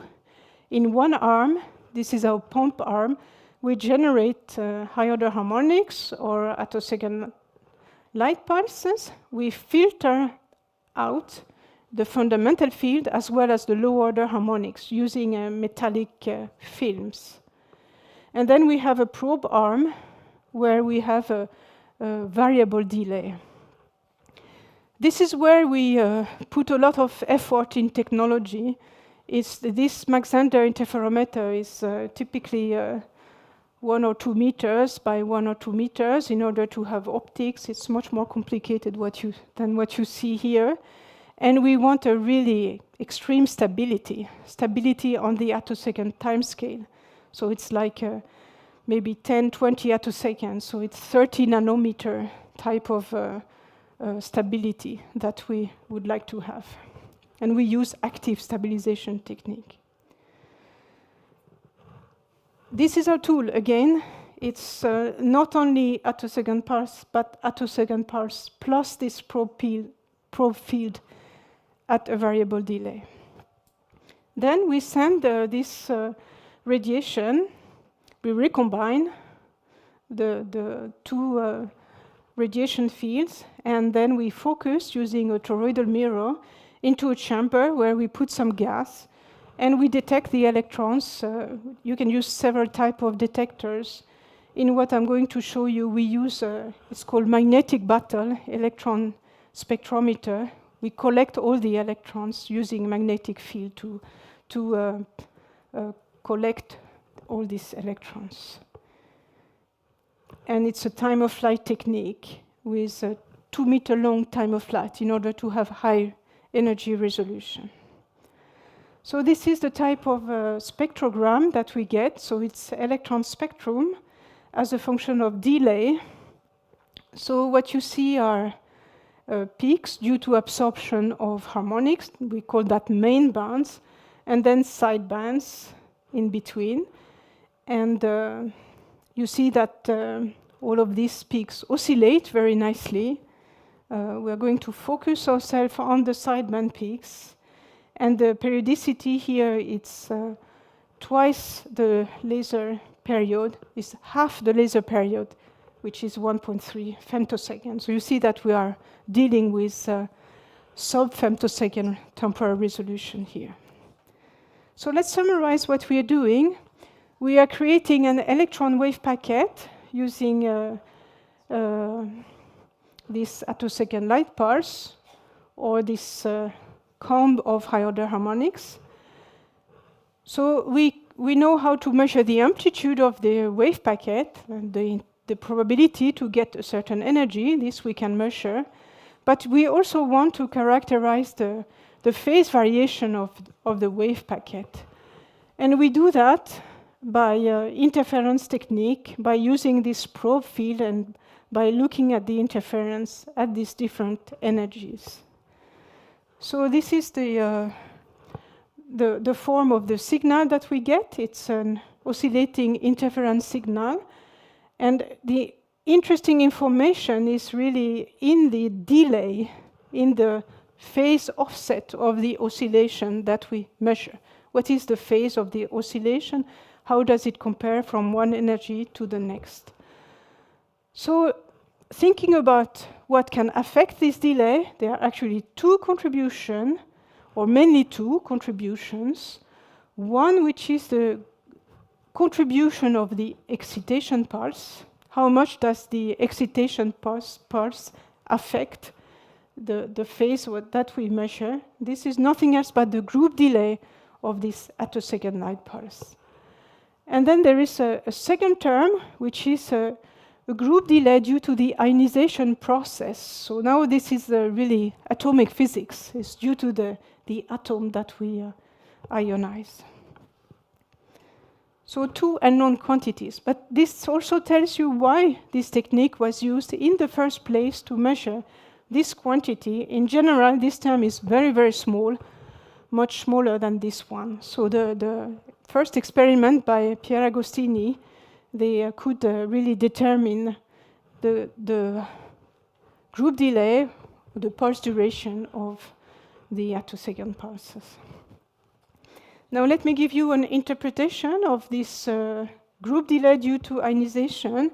It's actually a concept introduced by Eugen Wigner in 1955 as a derivative of the scattering phase for a scattering problem. Here it's photoionization, but it's like half the scattering process. So the interpretation of this term, which we call Wigner delay, is really the time for the electron to propagate out of the atomic potential. So now let me take an example.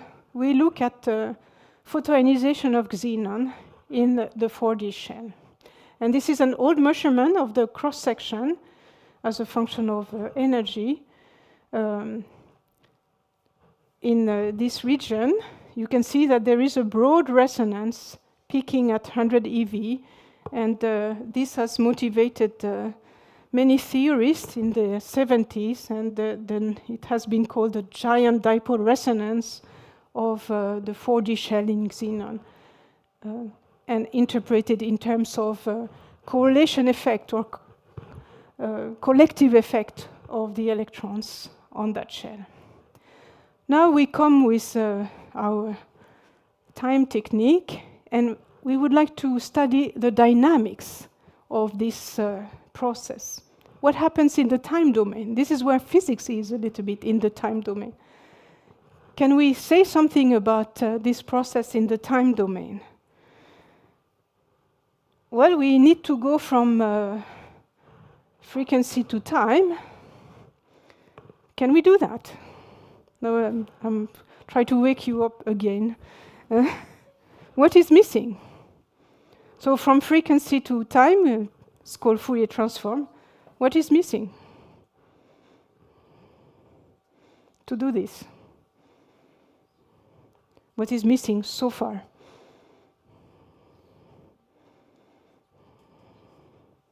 can you do a Fourier transform of the, let's say, the square of the ionization cross section and get the dynamics? No. What is missing? Come on.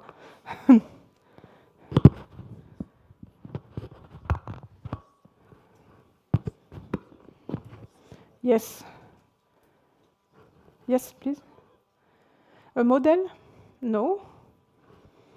Yeah, a model could be missing, but much simpler. Phase, yes, yes, yes, of course. Was not a difficult question. Of course, the phase is missing. This is what is missing. This is why we do holography, because photography is not enough. You're missing the phase, right? It's the same in the frequency time domain here. Missing the phase, or actually we don't care about an absolute phase, but what is important is the variation of the phase, the derivative of the phase, or group delay. And here's the result using the technique I just have presented. This is the delay for the 4d3½ electron as a function of energy. In this range here, unfortunately, we could not go to the other side of the resonance. How do we do these measurements? Because I also told you that there are two unknown quantities, the group delay of the excitation pulse and then this delay. We actually calibrate our experiment by ionizing at the same time neon atom. So if we take the difference here, this is the same pulse. So this term is cancelling out. What about this term? Well, let's ask a theorist, and they tell us that in this region it's 0, and we are ending up with exactly what we want to measure. And this is what we see. So we see a positive delay. You see this curve, which is this region of the giant dipole resonance. So this tells us, okay, it takes about 10, 20 attosecond for the electron to propagate. So it's a little bit trapped in the potential, but not very much. But there is also something that is happening at threshold. The black curve here is a theoretical calculation, which we attribute here to spin-orbit interaction type of effects. So I'm showing you an example. We have done this type of measurements on many different systems, and we always learn something new. And sometimes we push back theories towards new calculations because it's really different measurements compared to cross-section measurements. So it's really complementary and sometimes reveals effects that are really new. So this is ongoing. So this was the first application. Now I'm going to a second application, which is towards quantum. So this is a question we ask ourselves. Okay, we are thinking of this photoelectron very much as an optical waves. We come from optics. Electrons is like optics, like waves. Well, is it always the case? First question, can we always do that? Do we always have full coherence? Can we think of this electron characterized by an amplitude on a wave? Well, the answer is no. And sometimes you have multiple processes, and what you get is decoherence. So we thought, can we do something better, really measure the quantum state of a photoelectron? Measure the density matrix of a photoelectron. So here's the idea. It also uses a probe field, but this time we use two color to probe our electron wave packets. So we create a photoelectron wave packet here by absorbing a harmonic, and we would like to characterize this electron wave packet. So we probe using these two color fields. We create a side bands, and we are going to look at and interference phenomena. Just to illustrate this, I'm splitting this XUV photon into two, but it's the same light field, of course. And you see that, again, I have two quantum paths here leading to the same final state, this path and this path leading to the same final state. If I study this as a function of the delay between the pump and the probe, I'm going to see oscillations, and the contrast of the oscillations is going to tell me something about the coherences between these two states here. So this is the way to do a tomography of the electron wave packet here. We get an interference signal that looks like this, and the contrast tells us about the coherences of this wave packet. So it's a tomography technique. We came up an acronym. We called it Kraken. We need a little bit of Swedish here to find this acronym, because we need some K. But I guess you can understand Swedish now, so it's no problem. So anyway, this technique is called Kraken. A lot of optics to do this experiment. This is our Mach-Sander interferometer that you see here. You see that it's becoming quite complicated. And on the probe arm, we insert a 4S shaper, which is an optics instrument with two grating, two focusing lenses or mirrors. And then in the middle, in the Fourier plane, we have slits. So in this plane, we select certain spectral components of this probe field, like two frequencies here. These are measurements performed of different pairs of these probe frequencies, so different omega 1, omega 2 delays. From this, we can extract by Fourier transform the subdiagonal of the density matrix. So density matrix here, it's in the continuum, so it's energy versus energy. Since I like to have energy increasing, the diagonal is in this direction. And so we can measure different subdiagonal of this density matrix. So it's a sparse density matrix. From this measurement, we ask colleagues doing information theory, and they use Bayesian optimization algorithm to recover the density matrix. So in this case, it's in helium. It's a very nice round density matrix. We can calculate the purity. It's very close to 1. It's a density matrix of a pure state, so it's coherent in this case. No problem. We do the same experiment in argon, the same technique, and this is what we get. It's not round anymore. It's oval, and we lose coherences in this region. So it's a density matrix of a mixed state, and the purity is about 0.65. So what is happening in this case? Well, it's called spin-orbit interaction. The ion can be left in two different spin states, 1/2 and 3/2. So we have kind of two electron distributions. What does it mean? That means that when we photoionize argon, we create an entangled ion-electron pair with the ion in the 1/2 state or in the 3/2 state. We only measure the electrons, which means that we lose information in this measurement. So what we measure is the reduced density matrix. We trace over the degree of freedom of the ion. In the case where these two distributions are completely non-overlapping, this is when you have maximal entanglement. And because if you detect an electron with a certain kinetic energy here, you know that the ion has a certain spin-orbit state, so it's maximal entanglement.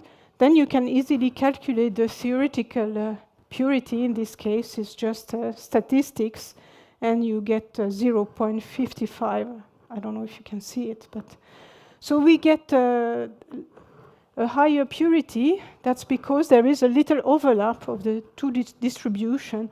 When the electron is born with this kinetic energy here, you don't know what is the state of the ion. What is interesting is that we can then vary the bandwidth of our XUV radiation and change this overlap, which means we change the entanglement. Let me conclude by the last application, very briefly. And here again, we need progress in laser technology. And now we are getting new laser systems, which are really nice, based on ytterbium. The wavelength is 1030 nanometer, high repetition rate, 100 kilohertz or higher, very high average power. So this is industrial type of lasers, also turnkey. This laser has pulse duration which a little bit too long for what we want to do. So this is where we use a new post-compression technique using what is called a multipass cell, where it's a kind of Harriot type of cell where you have cell phase modulation. Again, you broaden your pulse, and then you compress using, for example, chirp mirrors. And you can get short pulses from this technique. It's very compact and very efficient technique. So the combination of this new laser, which looks like this, and this new compression technique, it's really a very nice laser technology that we can use. And this is, of course, of interest for our industrial partners. And here's one application which I think is very exciting. And this is simply to use the high-order harmonic generation in this energy range here between 717 nanometer to do metrology of integrated circuits, especially the next generation integrated circuits, which are very small in dimension, like 10 nanometer, and also a little bit in 3 dimension. So the idea here is to use a diffraction technique and use the fact that you have multiple frequencies to recover whether there is a defect or not on this computer wafer. So this is very exciting. It's being developed at the moment by the industry. So with that, I would like to conclude. Let me say that this work is really teamwork. This is a photograph of my research group at the moment in Lund, with many senior people working together with me. Of course, we need organization financing this research, especially the European Research Council and different other organizations. And finally, I would like to thank the University Grenoble Alpes for this invitation and the Institut NÉEL. Thank you.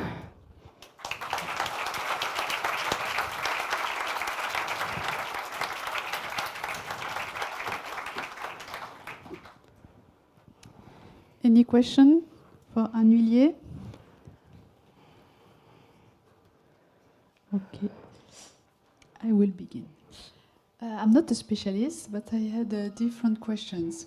You mentioned, if I'm not wrong, the calculation with Vignard, isn't it Valérie Vignard? Yeah, Valérie Vignard. What was based in this calculation? Sorry? What was the base of this calculation that you mentioned to verify? They did not verify anything, actually, but they predicted that. But they were studying I think 2 photon ionization. Ionization by a train of pulse plus a probe field, and they kind of noticed in a very small corner of the article that the signal might depend on the phase of between the two. So it was really an idea, and that was then used by Agustin and his team to get these oscillations and measure the pulse duration.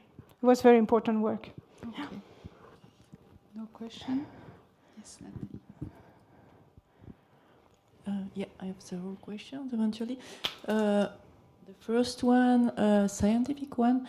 Is there an interest to go to even shorter pulse durations, and is there a limit, theoretical or experimental limit today to go to shorter pulses?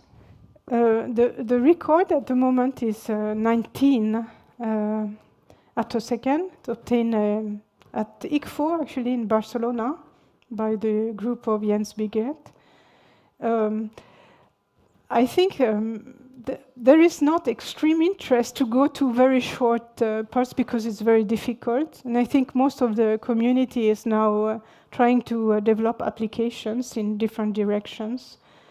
But there is no theoretical limit for a while. You can probably go to sub-attosecond. You can generate harmonics over very, very broad bandwidths, particularly using mid-infrared lasers. But the difficulty is to keep this synchronization, this phase locking of the harmonics. So it's more technological difficulties at the moment. So a question for students, because they don't, they are shy and they don't, yeah. So they don't ask questions. What kind of advice would you give to a student who would like to go to research and innovation today? So if we have master students here, so willing to go to in that field, what kind of general advice could you give to them? First advice is choose a subject that you like. That's my advice number one, because it's important to really be a bit passionate by your research and your work.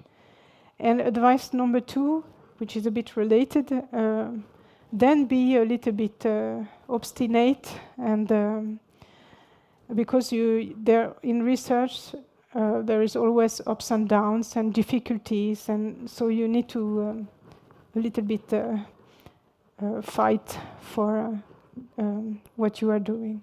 So that's my advice number two. Don't be afraid of difficulties. This is a part of research. And to give an example in our field, I can tell you that in the end of the 90s, we were desperate to measure attosecond pulses. And myself, I was trying to do, so what I showed you is a cross-correlation technique, cross-correlation between the attosecond pulses and the probe field. The main idea, and this is the one I was trying to pursue, was to do autocorrelation, which is more natural. This is what you do with laser fields. So you do two-photon autocorrelation, so harmonic and harmonic. But this is nonlinear, and these harmonics or attosecond pulses are weak. So this turned out to be very, very difficult. Has been done later on, but it's very difficult. So I was trying that, and nothing was working. So thanks to my colleagues, they kind of showed the way to continue further. But this was a difficulty during almost 10 years. And I can tell you at some point, I said, oh, maybe I should change field. It's not going to lead anywhere. Maybe it's fascinating because maybe they are attosecond pulses, but if we cannot measure them, well, you have nothing. Yeah, there is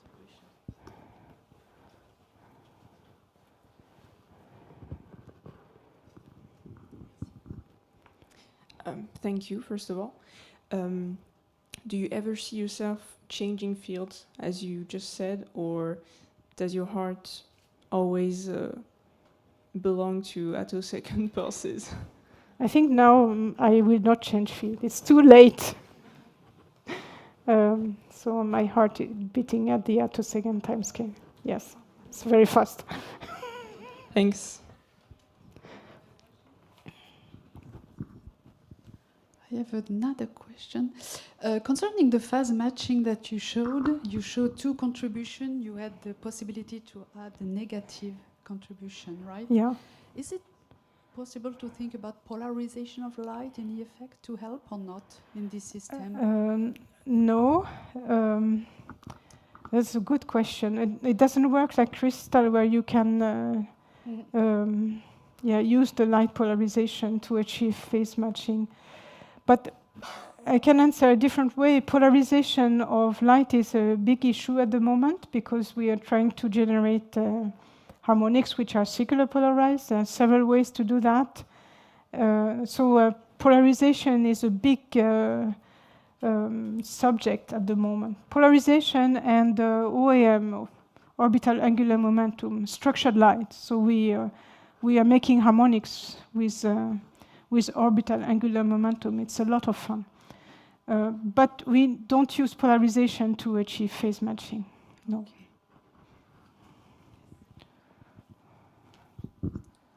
You use atomic system. Is it possible to use solid state matrix? Yes, it is, and it's actually a big thing at the moment. I'm going back to this slide.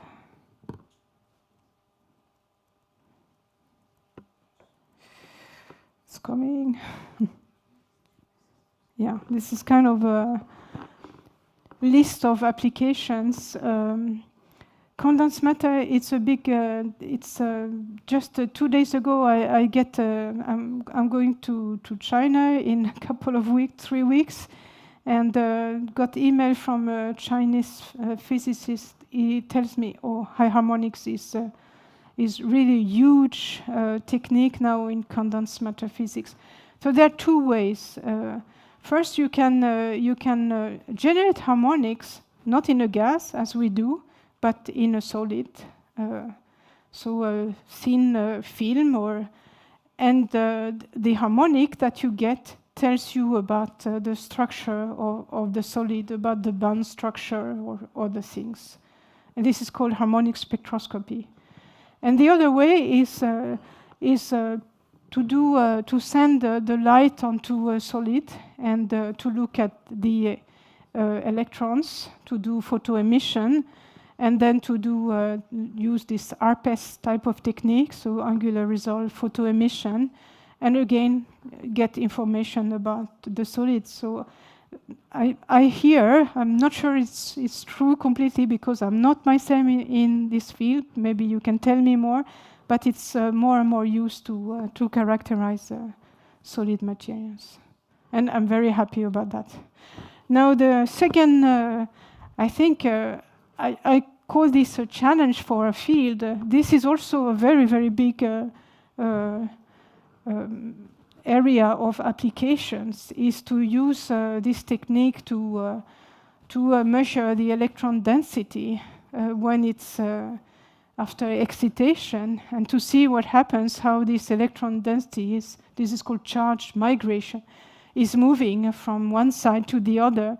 And if we can watch that with a lot of quotes here, maybe we can affect certain chemical reactions. So this is a lot of discussion, a lot of experiments. It's a big also area. I don't know how big it will be, but it's very interesting.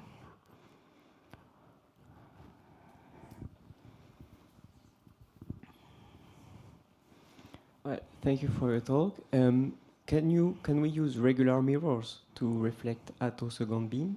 No, because this is in the extreme ultraviolet. So you need to use grazing incidence optics. It can still be mirrors, but with the right coating. Gold is generally good, or platinum, something like that, and grazing incidence.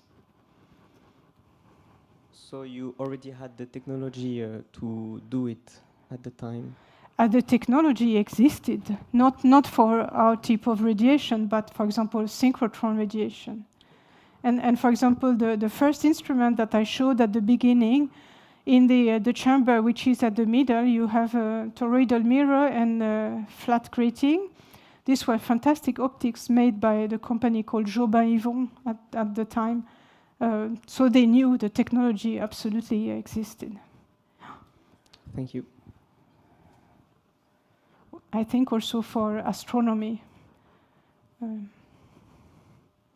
Maybe I'm saying wrong here. Probably not, but anyway. At least for, if you think about what I told you at the end, like doing metrology of computer wafers, first you need to do lithography. You need to imprint something by lithography technique. And this is done by using actually plasma radiation from a plasma. It's called EUV, not XUV, but EUV, and the wavelength which is used is 13.5 nanometers, so it's the same wavelength range. So all what is needed has been developed by the people doing lithography in this wavelength range. Good afternoon. Is chirping observed in the case of attosecond pulses while it is traveling through medium or through air? I didn't get the question. First, this radiation cannot propagate through air. It is you can only, because the XUV radiation is strongly absorbed by air and by matter in general. So we are in vacuum all the time.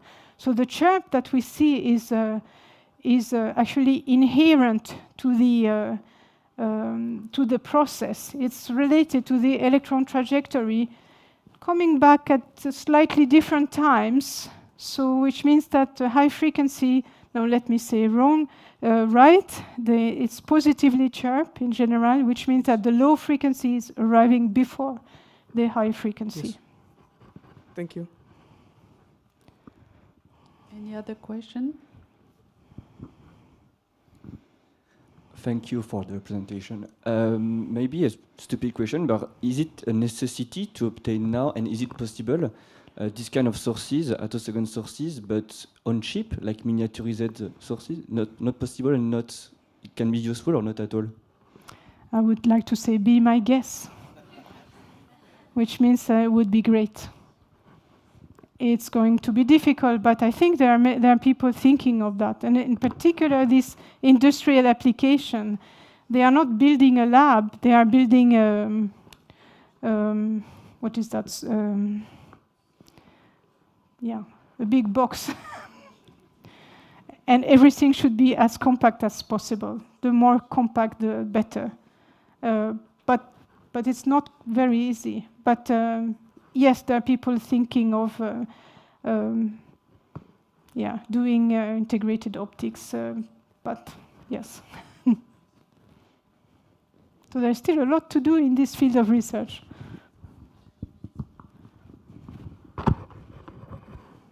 Any other question? Hello, thank you very much for your talk. It was very inspiring. And I have more generalistic question, and I have two, and I think they are both related. One is like, how do you think photonics can help and has helped and is shaping society? And the second one, what are or will be the biggest challenge photonics might face in the next 10 years? Yeah, I'm not sure I can answer this question. Maybe there are people here more. Yeah, I can. Well, first of all, I like photonics, so I'm a bit biased. I like lasers and optics. But you can see that photonics is taking a larger role. Look at lights, diodes. and I think, of course, I think the general public don't know how much photonics is useful. Why do we have internet?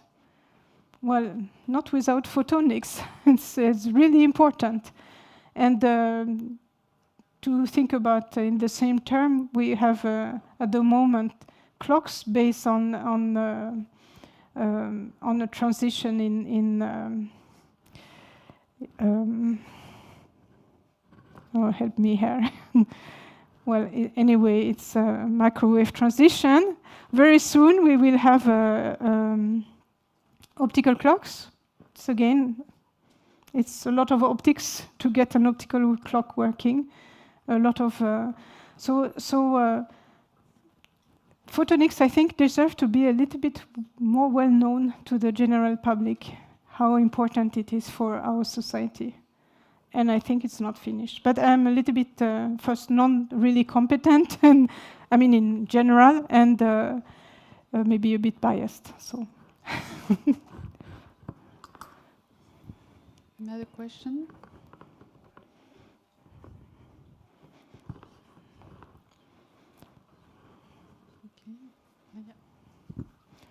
You can also see how optics is affecting medical care, for example. You have lasers everywhere and fibers. And yeah. When you talked about attosecond chemistry, you mentioned observing charge density of electrons. So can you measure things like velocity of electrons, like moving in a box? Like what else can you measure with attosecond pulses? What do you mean? What? Well, when you say measuring charge density in like a chemical reaction, it makes me think of almost like a Maxwell-Demon box. Like you extract information about individual electrons or about some small number of electrons. Can you make measurements with attosecond pulses about processes that are going on faster? Like things that are happening just at the electron scale like that? I don't know. Maybe it's a bad question. It's not Probably not. Maybe one thing I want to say, just to avoid confusion, when we measure the density matrix of a photoelectron, for example, we are collecting information from many atoms. So it's not single atom technique. It's many atom techniques, but it's just for the statistic. We still a single atom response that we are seeing. So the same would apply for something with a bigger molecule. It's information maybe from a single electron, but we detect signal from many of these molecules, which is also a difficulty. Is the technique that we use for the moment, we don't have spatial resolution, so all the atoms behave identically. If you start to have a more complex environment, for example, a material, then it would be important to also have spatial resolution, which is not a trivial thing. So there's still a lot of things to do. But I'm not sure I answer your question. I do like political. I kind of answer another question. I think the spatial resolution is kind of what I was asking. Like, how closely can you measure things like on the atom scale or on the collection of atoms or the electrons? There's still collection of atoms, absolutely. Yes. But there is no collective effect. It's just statistics. Okay.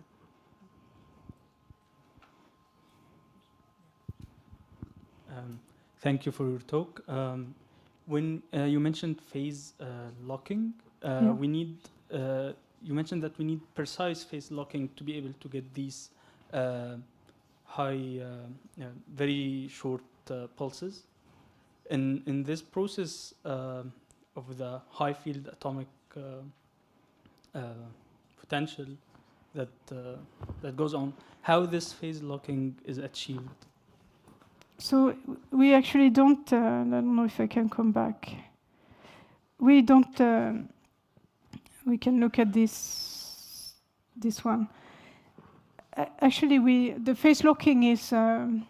This is how idea, the original idea was put forward. It was really, oh, what if there is phase locking? So the next question was, is there a phase locking? Actually, there is not. But it's good enough.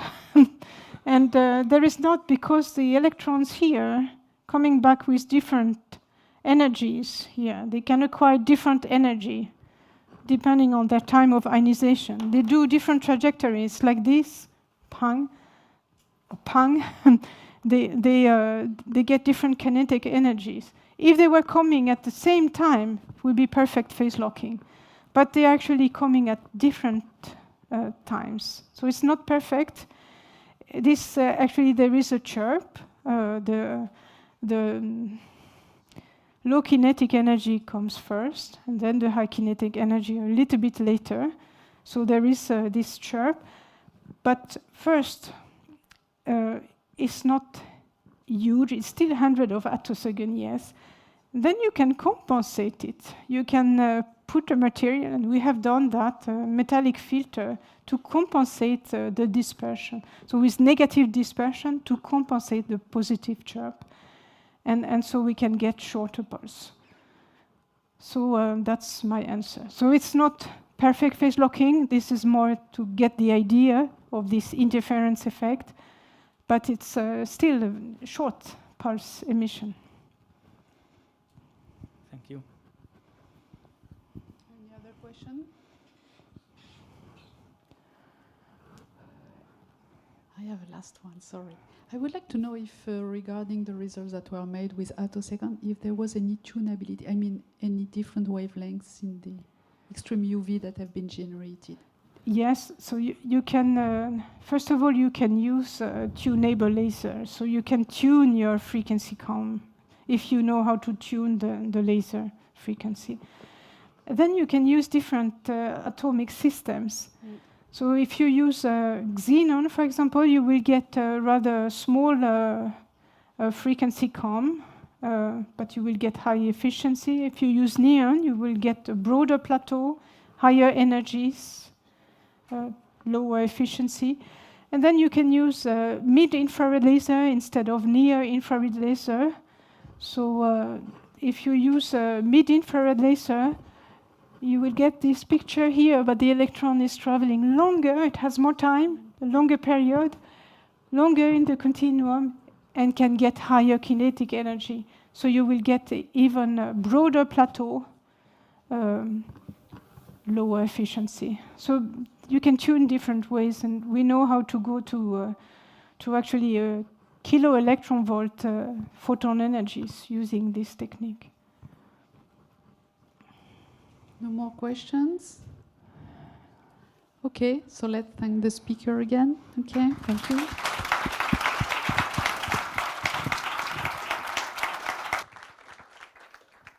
So let's wait, because I think we are going to make a picture.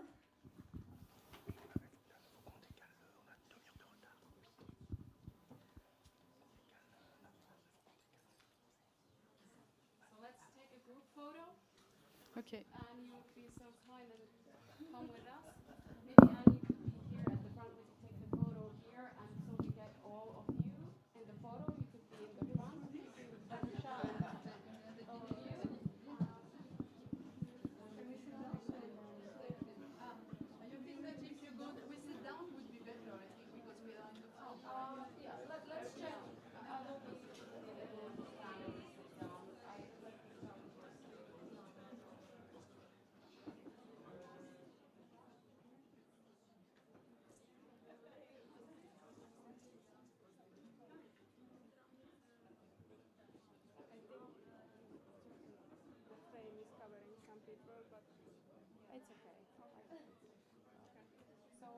So just let me know if you want them to sit down or then get up. To get up, it's better to get up, yes. Okay, so let's all stand up. Stand up for the picture, please.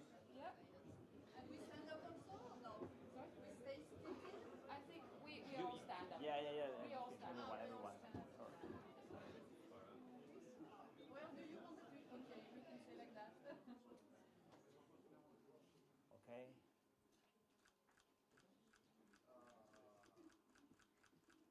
Okay, done.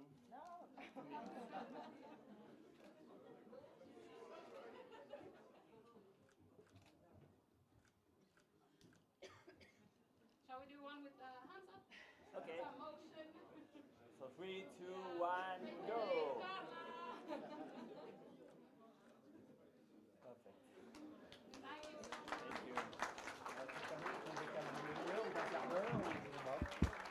Bah, je sais pas, on décale de combien?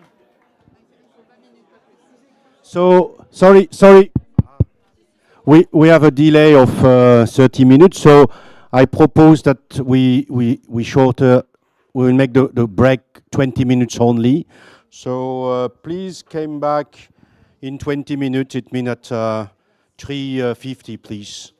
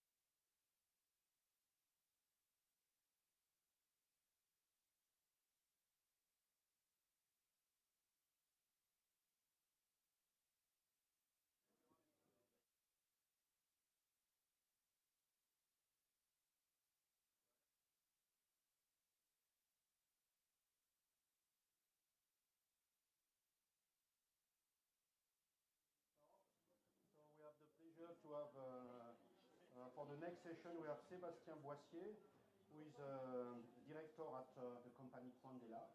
And, the mic, sorry. Okay. We have, for the next talk, we have the pleasure to have Sébastien Boissier, who is director at Quandela. You get already a presentation on quantum application this morning. You will see another one, this time related how to use a single photon for quantum computation. And the title of Sébastien is From Solid-State Quantum Emitters to Photonic Quantum Computers. So please. Thank you very much. Hello, good afternoon.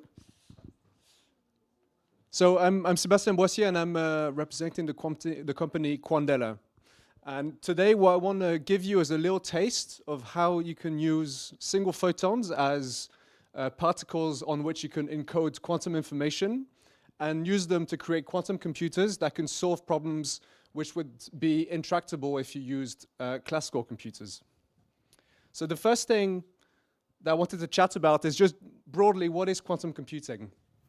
So it's been about 100 years now that people have known that if you start to manipulate in isolation particles on the microscopic scale, you realize that they obey a different set of rules than most other objects in normal life obey. And it's very normal to then ask yourself, okay, can I use these different set of rules to do things differently on a technological level and maybe even do things better? And it's been maybe 10 or 20 years that people have known that indeed you can use these quantum rules to do things better in, for example, precision measurements, but also secure communications and also computation. And we know that if we were able to build a quantum computer that's large enough with a large number of qubits, we would be able to solve problems such as modeling chemistry or very complex mathematical problems such as factorization or some optimization problems. We would be able to solve them much faster or with fewer resources than if we were using a classical computer. And in some cases, we would even be able to solve problems which we won't even be able to solve using classical machines. So on this basis, so Quandela was founded in 2017, and we're now about 140 people, with a lot of us holding PhDs. And we're all working towards the same mission to build a photonic quantum computer that's large enough so that we can start solving these problems. So the first question I want to address is, how do we create our qubits? How do we create our photons on which we put the quantum information? So if you want to use photons as a quantum object, you cannot just use any source of light. You cannot use a laser. You cannot use the lights in this amphitheater, for example, because even if you were able to attenuate these sources so that on average you would have only one photon per unit of time, let's say, you would still have a probability of having 2 or more photons in this unit of time as well. And these probabilities would be still large enough that the light would still behave classically and not in a quantum way. So what you need is an object or a system where you actively create one and only one photon when you press a button. And the way that we do that is by using these objects called quantum dots. So quantum dots are small islands of material with a band gap that's smaller than that of the material in which they are embedded. And what that allows us to do is localize electrons to that quantum dot. And these localized electrons, they behave very much like the electrons orbiting a nucleus in an atom, in such a way that we can shine laser light on these quantum dots to promote the exciton from the valence band here to the conduction band. And then we just wait. And the quantum dot, the electron would then spontaneously decay back to this ground state. And we will do so by generating one and only one photon. And this is dictated by the quantum mechanics of spontaneous emission. So unfortunately for us, these photons tend to then be emitted out of the quantum dot in all of the directions, which is then very bad for us if you want to collect them to be used as qubits. So what we have to do is put these emitters inside optical cavities. So optical cavities are just made of two very highly reflective mirrors. And by doing so, the cavity will then force the emission of the quantum dot inside the cavity mode. And then we make one of these mirrors less reflective than the other, so that once the photon is emitted inside the cavity mode, it then exits through one side of the cavity only. And then we can collect the single photons using optical fibers, for example.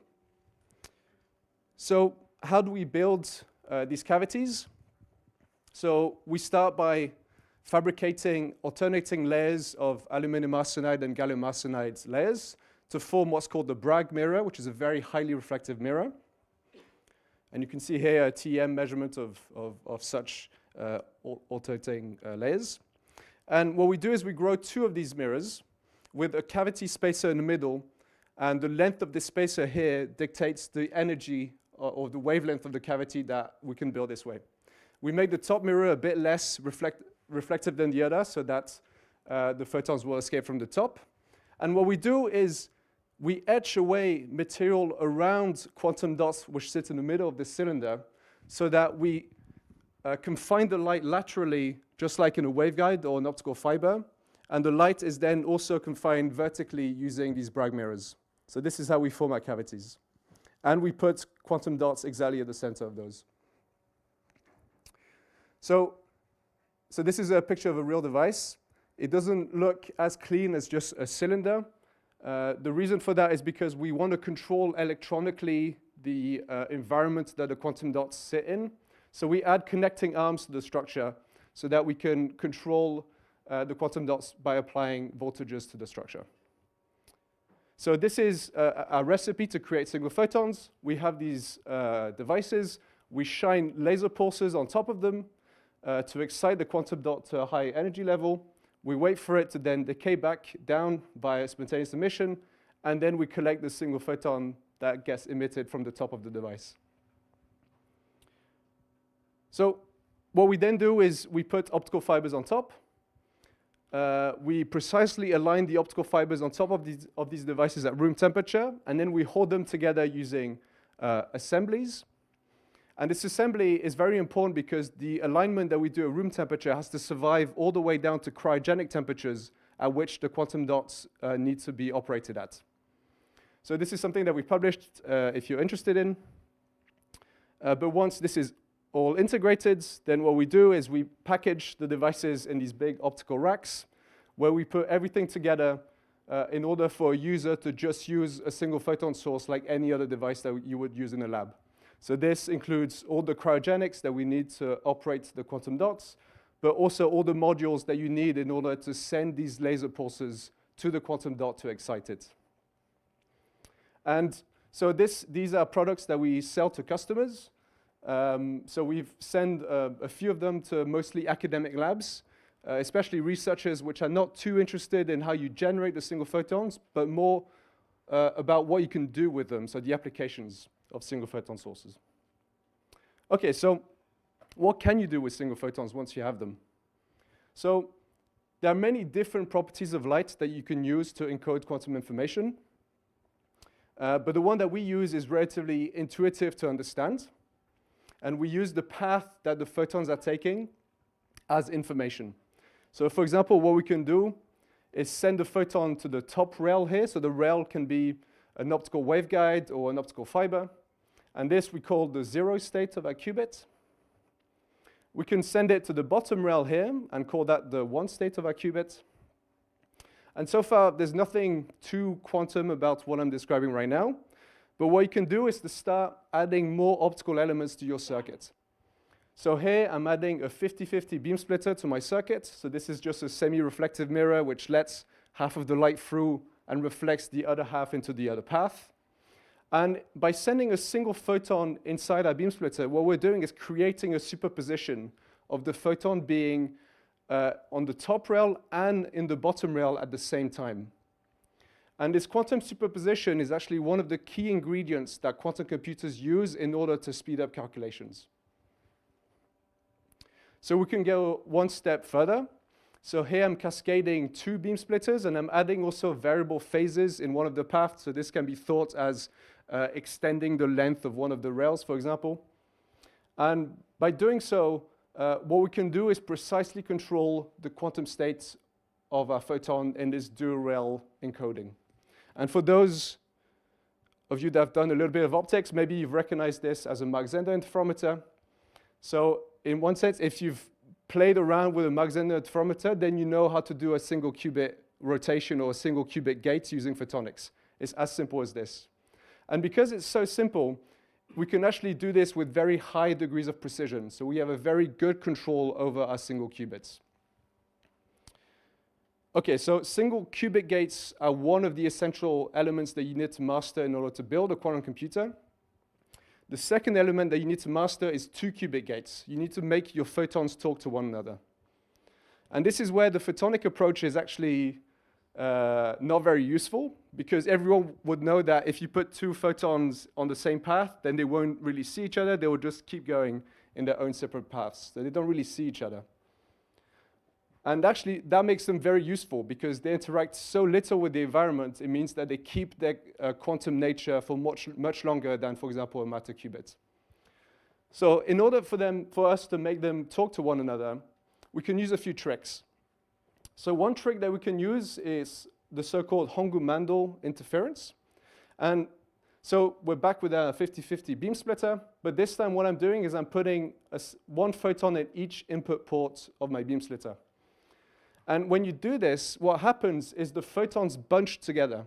They will always exit the beam splitter either at the top or at the bottom rail, but they will always exit together. And this is the Hongu-Mandel effect. It's a quantum effect. And what happens is you've started with photons that could be very well described as being individual photons going into the beam splitter, and you've created a state which we call an entangled state. And an entangled state is where you can no longer describe these photons as individual entities. They have to be described with one collective quantum state, even if they're separated by large distances, which means they influence one another by correlations. And entanglement was used, for example, in the experiments of Anna Aspe for the violation of Bell's inequalities. And it's the other resource that you need to master. It's the other resource that quantum computers use in order to speed up calculations. So superposition and entanglement are the two main ingredients that you need to master. So unfortunately for us, the Hongu-Mandel effect doesn't quite give us the two qubit gates that we need to do quantum computation. But we can do it this way. So here I've got a really big interferometer that I've designed carefully.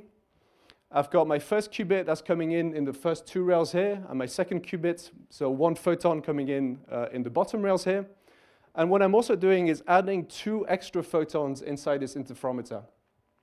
And this is designed in such a way that these photons will interfere with my qubits, and I will then detect them at the end of my interferometer.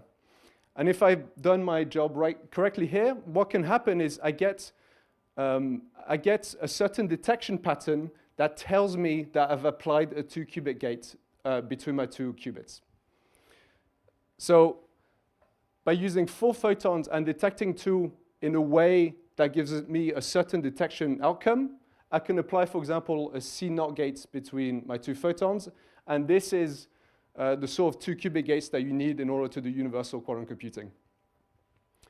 So unfortunately for us, this is not a deterministic gate. So there is some times where I will not detect the pattern that I need in order to apply the gate that I wanted. But we can get around that, and I'll talk about how we get around that later. So of course, you don't want to make a really large interferometer with many Mach-Zehnder's free space. That will just take too long. It will take entire optical benches. So the way that we do it is by printing optical waveguides on chips using photonic integrated circuit technology. So in essence, this is what a purely photonic quantum computer looks like. We start with a source of single photons. There they are. We demultiplex them so that they arrive on the chip at the same time. And then we make them interfere in a really big interferometer for which we can control the individual phases that we apply to our Mach-Zehners to make the gates that we have chosen. And at the end of the interferometer, we then measure our photons, and this gives us the results of our computation. So this is what we did in 2024. So we did exactly this, which I've described. We did this with 6 input photons.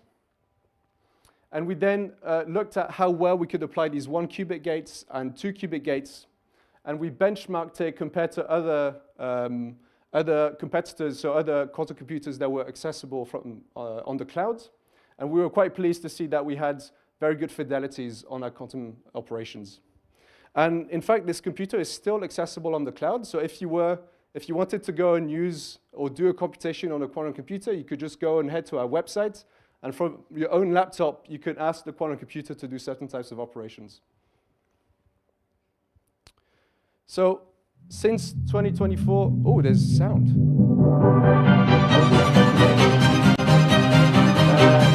since then, we've worked a lot, the system is bigger and bigger because 6 photons is not enough to do useful computation. So we need to start building up and add more qubits.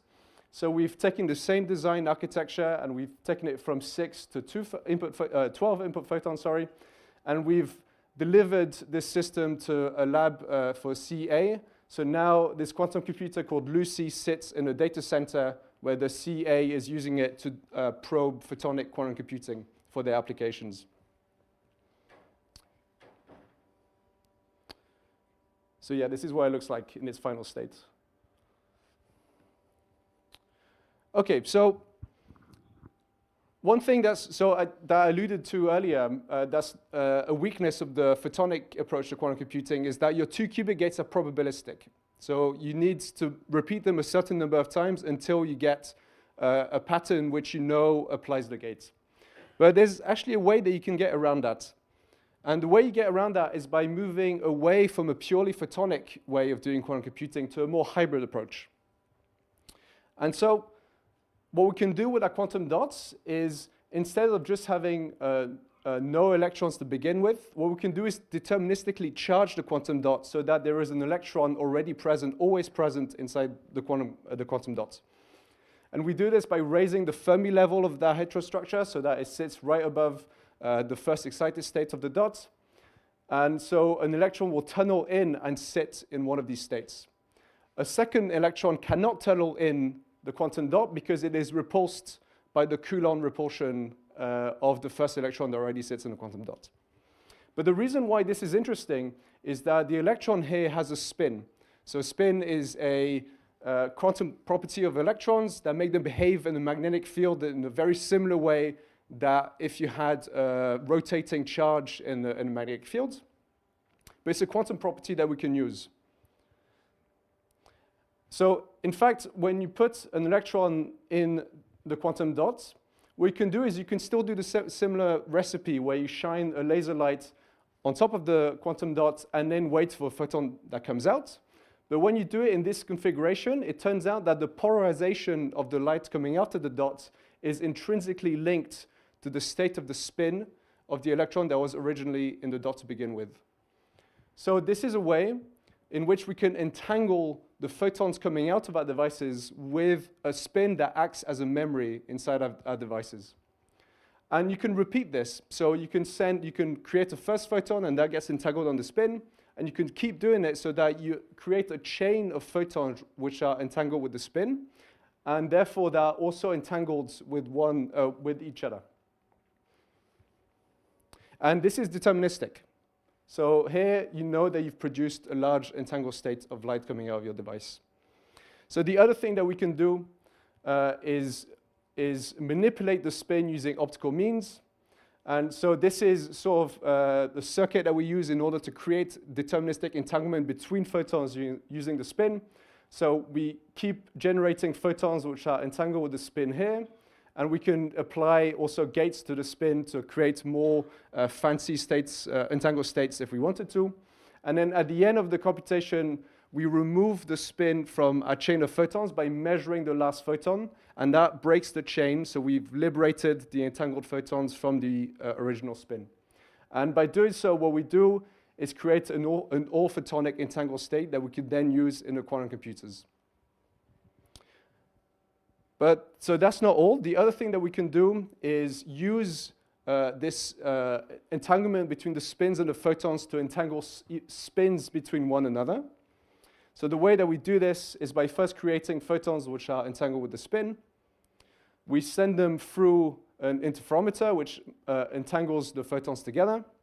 And then once again we detect them, and a certain detection outcome would then tell us that we've done an entangling gate between spins. However, once more, this is not deterministic, this is probabilistic. But in this case, what we can actually do is repeat it a number of times until we find the right detection pattern that will tell us that the two spins are entangled. And it turns out that this is a very, very useful resource for quantum computing. And in fact, so lately what we've done is really developed a whole architecture for large-scale quantum computing based on this spin-spin entanglement mediated by the photons. And so the scheme is called spin optical quantum computing, or SPOC. And so this is the architecture that the company is now pursuing in order to build bigger and bigger computers. So we start by fabricating a lot of these spin photon emitters, and we send the emission on these interferometers. This creates entanglement between the spins, and then once we have a very large entangled spin state, we can use it to do large-scale quantum computing. Okay, so this is mostly what I had today. So I hope I've given you a brief overview from how we generate the photonic qubits to how you can do purely photonic quantum computation, and to us now pursuing other more hybrid approaches in order to go to large-scale quantum computing and fault-tolerant quantum computing, where we'll be able to correct the errors that accumulate during the computation. Thank you for your attention.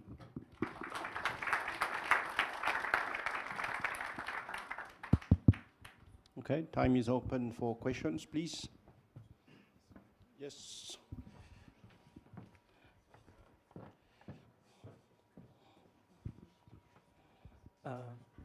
So I have one question. When not one question. When we do the spin coupling with the electron in the quantum dot, and we manage to get to entangled photons, they're entangled in polarization, or? Yes. So it's really the polarization of the light coming out that's entangled with the spin, but you can very easily convert polarization to path. So you just use a polarization beam splitter that will just separate your polarizations into a different path, which you can then put into your interferometers. So I think my question is why we prefer using path states rather than polarization states to do the computation? Yeah, so that's a very good question. And the reason for that is because on photonic integrated circuits, it's much easier to work with the path encoding than it is with polarization encoding. So if you want to make polarization selective elements on chip, that's much more difficult than just using different paths to encode your information. Okay, thank you. So thank you for your talk, very interesting. So I had a question because from what I understood, you are able to prepare your initial state as you want, but then you send it into your computation chip, and this chip, is it fixed, or are you able to change the gates within this chip? No, so the photonic integrated circuits that we use are fully reconfigurable. So I think if I go back to maybe this video. So I talked a little bit about these phase shifters in the Mach Zehnders, right? So these are the things that you reconfigure in your on your chip. And in fact, reconfiguring them actually makes the chip behave very differently.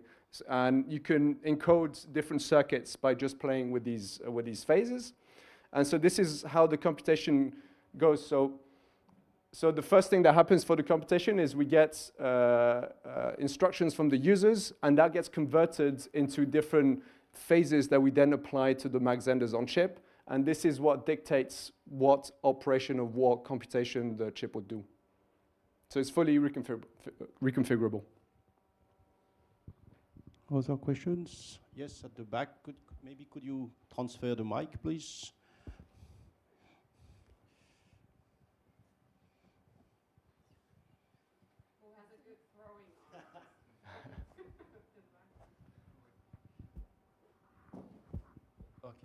Okay, so my question is, you said the photons, when they are being transported, they get entangled with each other before being transported. My question is this transportation in a guided medium? Like, is it very controlled? And if it's controlled, how do you know some of the photons are not leaked out? Because with entanglement, when the photons get leaked out, by changing the photons, you change the data in the circuit. Yes, so all of this is done in guided modes. So when we try to do that as soon as the photons get emitted. So this is what I was showing maybe at the start also, that we spend a lot of time working on assemblies where, so even coming out of the micropillars, the photons directly get coupled to optical fibers, and then they are in guided modes, either in fiber or on chip.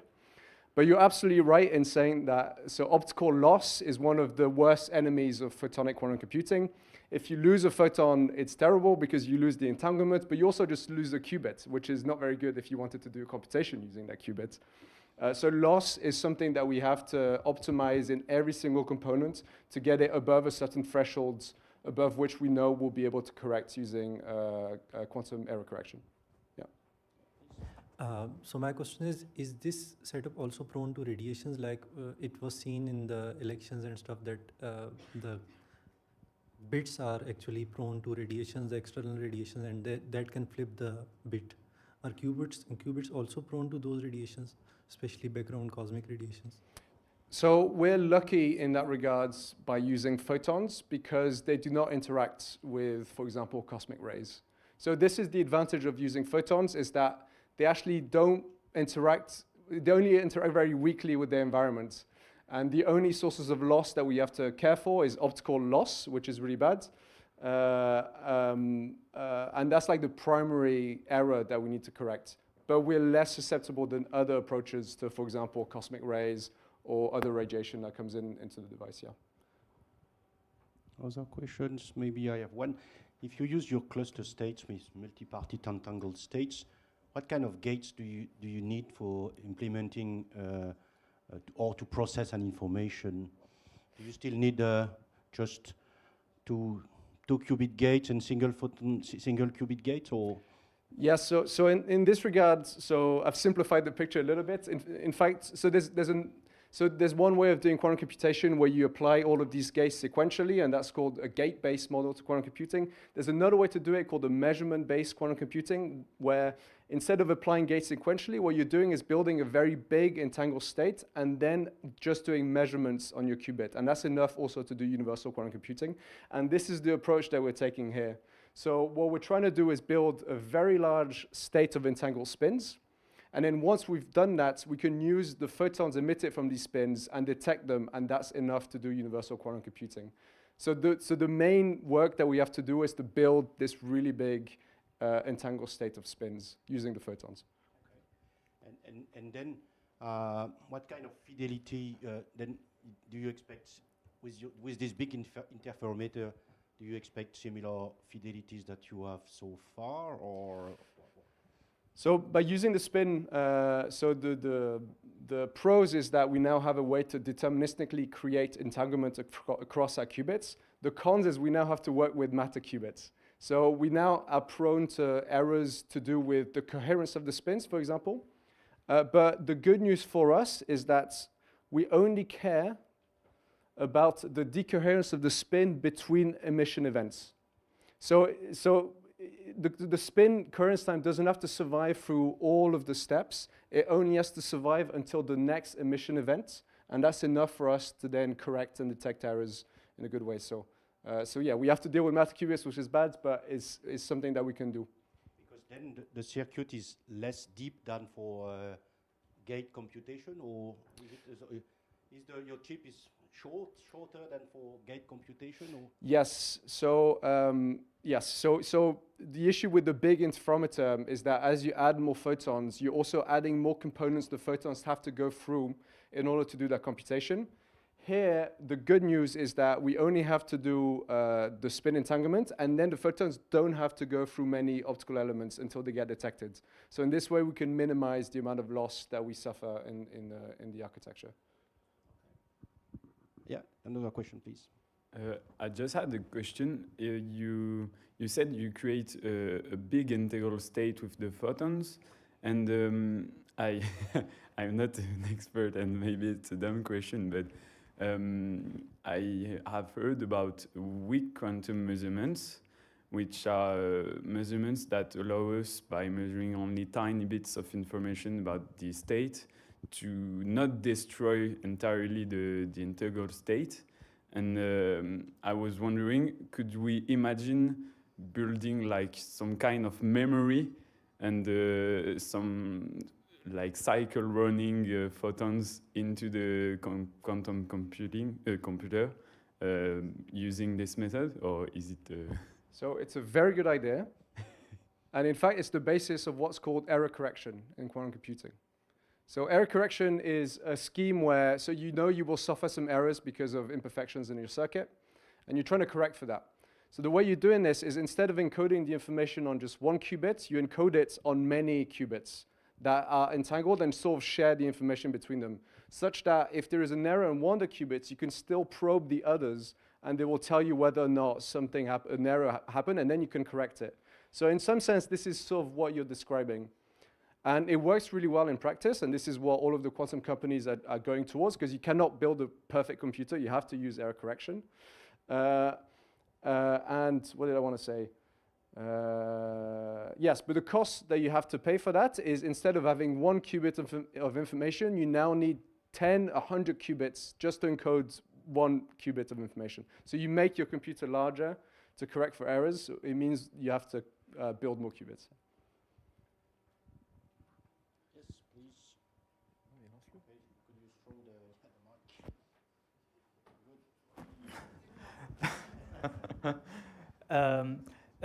In the animation that you showed for the quantum computation, the first step is to get all the photons starting together before entering the circuit. And you mentioned that they are emitted spontaneously from the quantum dots. So how can you timestamp them?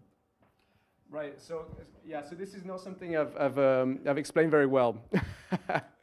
So these single photon sources are triggered.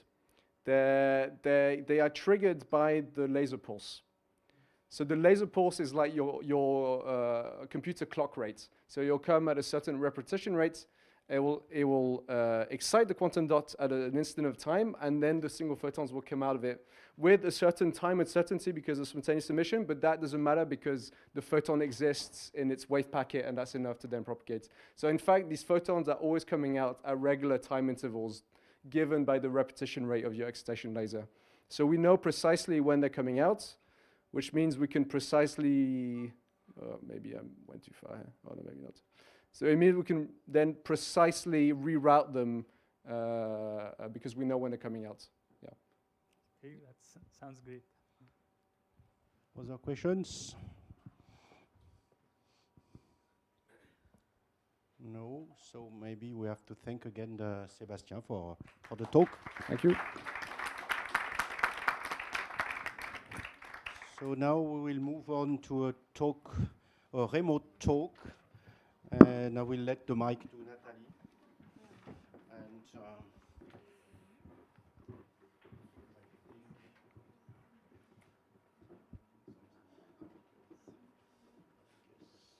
So yes, we are going to move to more job market-oriented talk and less scientific talk, given by Elisenda Lara from EPIC, so the European Photonic Industry Consortium. We just need to have we should have Elisenda online. I don't know who is controlling that. Hi. Okay. Okay. We can see you, Elisenda. Hi. So, nice to see you again. So maybe just a few words to introduce you. So Elisenda serves as a marketing and communication manager and talent attraction lead for Photonics at EPIC. And she will present today the result of a study that she carried out among a large number of companies, European companies in photonics, especially to find out what are the most common jobs jobs that you can find in this field in the European or maybe the global market. So yeah, can you share your screen? Maybe you have some slides, I guess. Okay, great. Yeah, your colleagues will be sharing. So yeah, this is the topic that we will discuss today. If you can change the slide, please. Actually, we don't see the slides yet. Ah, yes, we can see them. Okay, perfect. Yeah.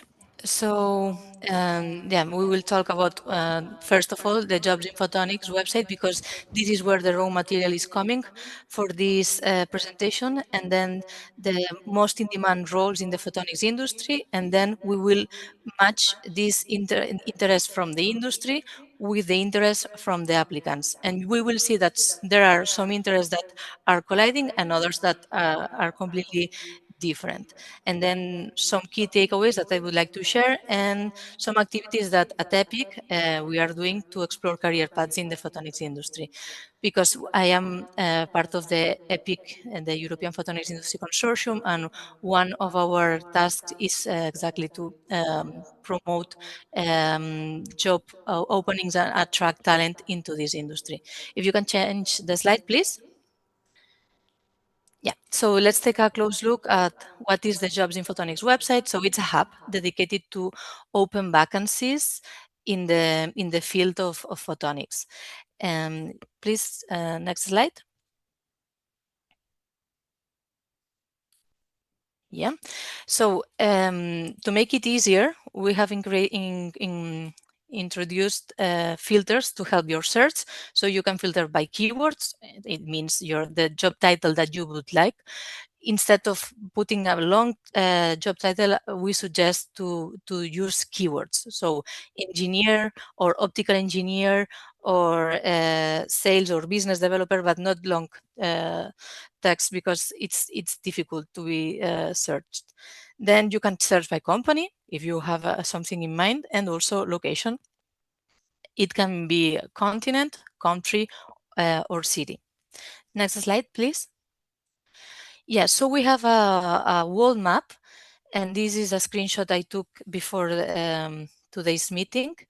And you can see that there are red hubs where a lot of job openings are currently open. So if you are thinking to relocate, this can help you to decide where would you like to go. And as you can see, Europe is a great place to work in photonics. New slide, please. Yeah, and we also have a talent platform. This is for professionals that have at least 3 years of experience, where they can create their profile. It's anonymous, and then recruiters can contact them. And since it's anonymous, if this person is currently working in another company, this is something that the recruiter will not know. And then also it's not it won't be any problem, no, in terms of the current position this person might have. Why we're doing this to allow seniors that want to change the opportunity to find other options, and also recruiters to target this profile of professionals that are more difficult to find. Of course, you can always hire, companies can always hire a headhunter, but this is something that there's no intermediary, so it's professionals and recruiters. And it's a new tool that we have launched this year, and we hope it's going to grow. Next slide, please. Yeah, so let's go to the point of this topic, of this meeting.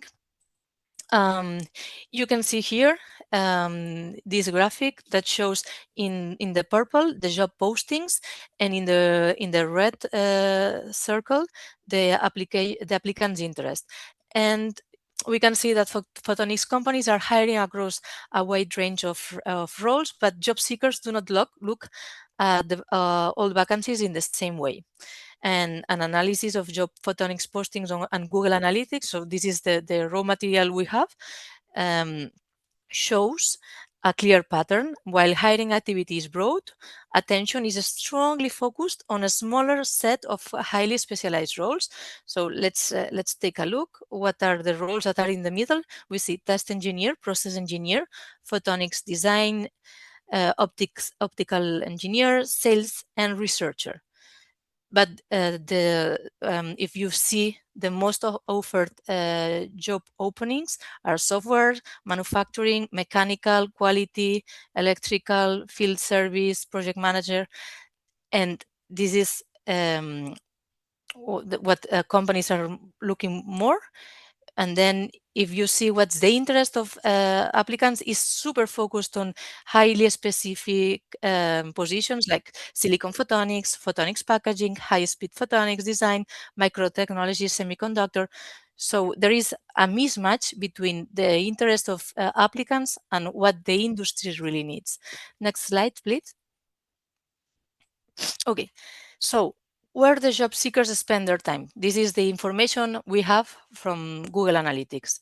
So when focusing only on individual job vacancy pages, the role that attracts the highest attention are technical and specialized. And how can we interpret this? No, what this tell us? So talent coming to a specialized platform like Jobs in Photonics is not browsing randomly, no? So visitors are actively searching for deep tech, hands-on engineering roles, and often they are linked to integrated photonics and semiconductor manufacturing and advanced optical systems, which are kind of the trends, the hypes, no, in this industry. And next slide, please. Yeah, and here we can see what the roles recruiters are looking for. On the job postings, the picture is more diverse, and the information is from September and December 2025. And the most frequently published job profiles include software engineers, process engineers, application engineers, field service engineers, or R&D. So it's a mix of electronics, electrical, mechanical, and manufacturing roles. This reflects the reality of photonics companies as complex organizations, and it's beyond optics and lasers. They need people to write software, run production lines, support customers, manage projects. So it's not that we are in the R&D phase only. We also need to ramp up and produce. Next slide, please. Yeah, so we see again this the first graphic from the beginning, and as we can see, process engineers, optical and photonics design engineers, test, research roles, and technically oriented sales engineers appear consistently on both sides of this analysis. And these profiles from the working core of and they are the working core of the photonics industry. Companies keep hiring for them, and candidates keep searching for them. But this is not a flash. There's nothing flashy, no, about this result. But this is strongly what precisely why it matters, because the industry is growing. Next slide, please. Yeah. Here you can see the big differences. So and the dot that it's next to 1,800, it represents process engineer. And you can see it has a lot of the interest from the job applicants, which is sorry, I haven't informed. The X axis is the supply, so number of postings, and then the Y axis is the interest, so the view from the job applicants. So you can see that in the top, process engineer received almost 1,800 views, and there were almost 30 job vacancies for this position. The information I have is from the Jobs in Photonics website, but still we are posting 800 companies, and basically they are from Europe and US, and some of them from Japan. So it can give a good perspective, at least from the European perspective. No, it's good that you're aware about where the raw material is coming from. And yeah, I think it's better that you check this slide after the presentation, because maybe it's too small to see no from your chairs. But the most interesting thing is that there is a huge difference between what is the demand and what is the interest from the job applicants. Next slide, please. Okay, some key takeaways that we can have in mind. While R&D remains fundamental, the ecosystem is clearly maturing. And it means that the growth of production, operations, and quality roles show that photonics is transitioning from a lab-driven innovation to industrial scale deployment. No? So from lab to fab, and this is where especially Europe is struggling now. No, to go to mass production, and that's why we can see those roles in that companies are offering more open these kind of roles. Industrialization is the real bottleneck and therefore a career opportunity. The rapid expansion of production and operations roles suggests that companies are struggling not with the invention, no, we are not, as we said, R&D, but with manufacturing, scaling, and delivery. And the increasing importance of digital skills indicates that photonics is converging with software, data analysis, automation, AI, simulation tools. So the future photonics professionals will likely need to have hybrid profiles. It means optics and software. And also, let's have in mind that quality and project management are not just supporting roles, but they are strategic. That's why we can find also a lot of them in this in those charts. Next slide, please. Yeah. So we did a survey among HR marketing, HR managers from EPIC member companies. The question was, what is the industry looking for in the next 2-3 years? And this is the answer that some of them were giving. I've categorized them to make kind of a takeaway for us. So coding and software is very important. Also engineering, in terms of engineering and technical, this is the skills or competencies that you need to know. So quantum know-how, it's very important. ASIC expertise, high-speed packaging or fabrication processes, clean room skills. HR managers are saying that young students they have not enough expertise in clean rooms, so they should spend more time in the lab in the university, because then they can see that they are missing these skills. And others. In terms of production and project skills, they require production experience and delivering on time. It's important to have in mind that we have a deadline, and we have to be very, very strict with the deadline when it's in the industry. So research, you can extend your deadlines easily, but not in the industry. And this is very important. And also project management, because the industry is going more in the processes, not just R&D. And then in terms of soft skills, they are they look for people with communication skills with colleagues and customers, and they say that it's very important to collaborate with colleagues and ask for help. And for some reason, they see in young generations that they are collaborating, they are asking for help, and then it can have the problem that the delivery date it's not on time, just because they were not collaborating with the team. And it's important to take responsibility, opening to changing and intercommunication, and going beyond assigned tasks. So they look for people who is proactive. And in terms of problem solving, they look for people that can troubleshoot and looking beyond immediate tasks and have a practical application of theory. And in terms of fine motor and manual skills, I guess this is not related to in your case, but they ask for someone with assembly capabilities.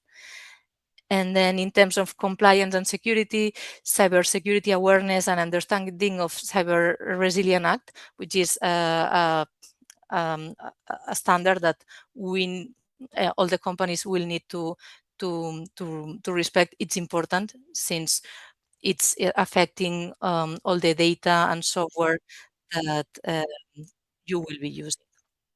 And then in terms of future readiness, they look for someone who is available, no, has the availability to learn new skills and to apply AI, so adapt to evolving and technology needs. So they hire someone with the potential, someone who may not have yet these skills, but is able to learn and train new skills. So that's the insights from the industry that I think it's interesting that you have while you are transitioning from academia from your studies to the to the industry in case you want to go to industry. And please next slide. And to help you more in this direction, at EPIC we organize what it's called Discover Your Career in Photonics. And we have the following sessions. In 16th April, we will talk about these opportunities in South Europe. So 5 companies will be introducing their job opportunities and they are spread all over Greece, Italy, Spain, and Portugal. We will see later in the next slide. And there is another online session in May, and this is focused on lasers. So we have one session focused on geographical area. In this case, it's South Europe, but we have done other locations. And now we are focusing on technology, and the focus is lasers. And the last one, it's in 10 July, and it's a very hands-on session, and it's focused on how to set up your CV and how to do a job interview. And this is also something that we have done after HR managers were asking if we could support new professionals in this field, because what they see is that CVs are done using AI. All the CVs look the same, and also the cover letters look the same. So for them, it's super difficult to decide which is the best candidate for them. So this is why we will support all the attendees. It's a free online meeting, so you can join without just registering.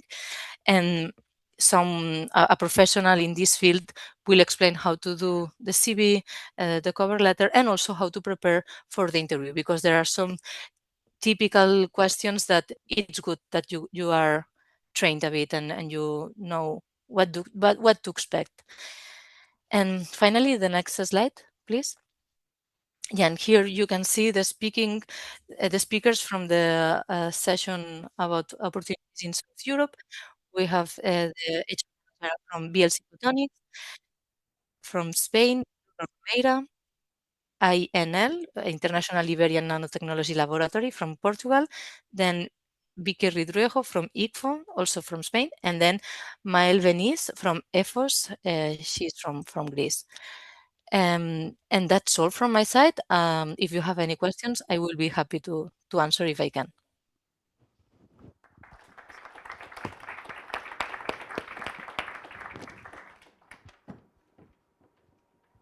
So, the talk is open to questions. Any question?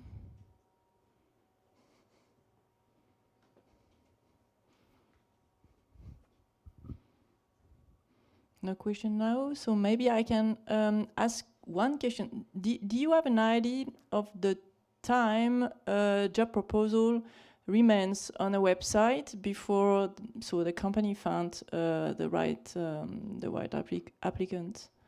It depends. Sometimes it takes 2 months, and others it's just a week. But this is an information that I don't have really, because companies are not informing me when the job is already the vacancy is already filled. So it's my team that when they check again, they see that there's nothing, that the job is not available. That's why it's a not really accurate information. But basically, we have this is more or less the range. Okay. Any question? Yes. Maybe you said, but I did not listen. But what is the level of recruitment in average? Is it PhD student or PhD plus several years of postdocs, or? So sorry, I couldn't hear you properly. I will put my Sorry. I was louder. Yeah. asking the level of recruitment. Is it for master student, PhD student, postdoc students, or could you comment about the level of recruitment? Yeah, well, it's for everybody, because in this job site we offer job opportunities from entry level to senior, and also there are internships. So there's the whole range of levels they can apply. The idea is that master students can go into this industry via PhDs, doctorates, no thesis. We have also advertisements about thesis, and also internships or work as student jobs. And also we have senior positions and executive positions. We have the whole range. Thank you.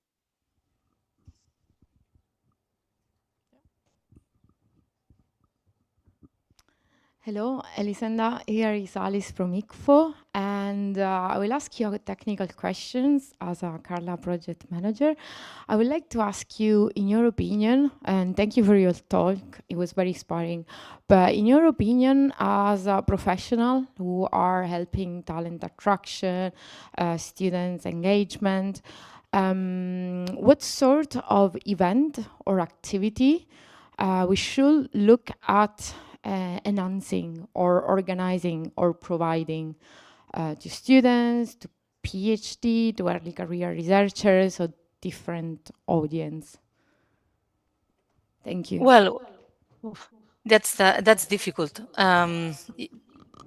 Because we don't have from my I am from the industry, no, so this is my perspective. Industry, what we do, we go to exhibitions and then have this job wall, so a career booth where exhibitors can announce their job openings. So this is a way to attract everybody, seniors and juniors. But you need those juniors to be interested in to attend those fairs, so there is also a bias here. Another activity that we have is this discover your career in photonics, because this is wider. I had attendees from China, India, and they were asking, can we to the recruiters, no, can you do a visa for me? So this is a way to attract talent, no, and online is very powerful, because I have no budget for marketing, for advertisement, so everything has been grown organically. And using LinkedIn, we have a newsletter that currently we have 15,000 followers in this newsletter that it's weekly sent weekly, and it's been growing organically. And I think this is LinkedIn is a good platform, because you are targeting people who is already looking for a job. But I think that from the universities, they should also show that photonics is interesting, and advocacy and public engagement, it's something important. That the problem is that you don't see the results in the short term. and then it's difficult to ask for money for this, no? And yeah, so yeah, for example, at ICFO, you are doing those kind of these interviews with your alumni and promoting them, which is good because then you are engaging with talent that they can see in inspiration, you know, they can get inspired by them. I don't have the answer. Sorry. So I have another question also. You mentioned that you have open session, totally free, especially for so preparation of CV and motivation letters.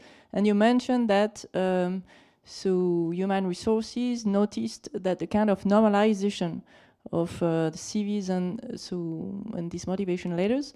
So what kind of advice do you provide in these sessions to help applicants to improve their I don't know. I am not an expert in this Okay. field, so we will have. That's why we will have someone who is the expert and will give us advice.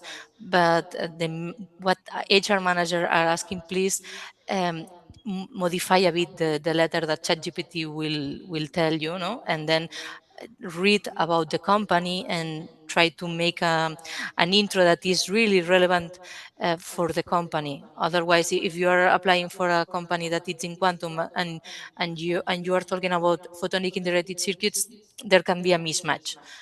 No, but this is something that it will be in detail explained during the sessions. Okay, a last question about that. Do you know if some companies actually propose, rather than sending a motivation letter, to send a motivation video? Not really.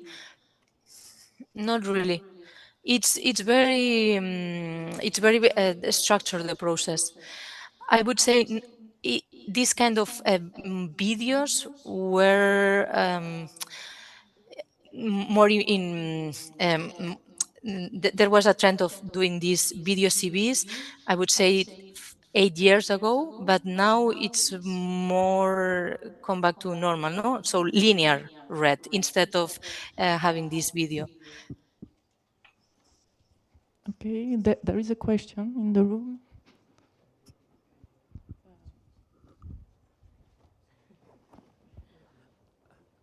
Hey, thank you for your talk. So actually, I've got two questions. My first question is actually if there is an advice from you, how should we deal with the ghost jobs, the jobs that companies post on LinkedIn and they are not actually hiring?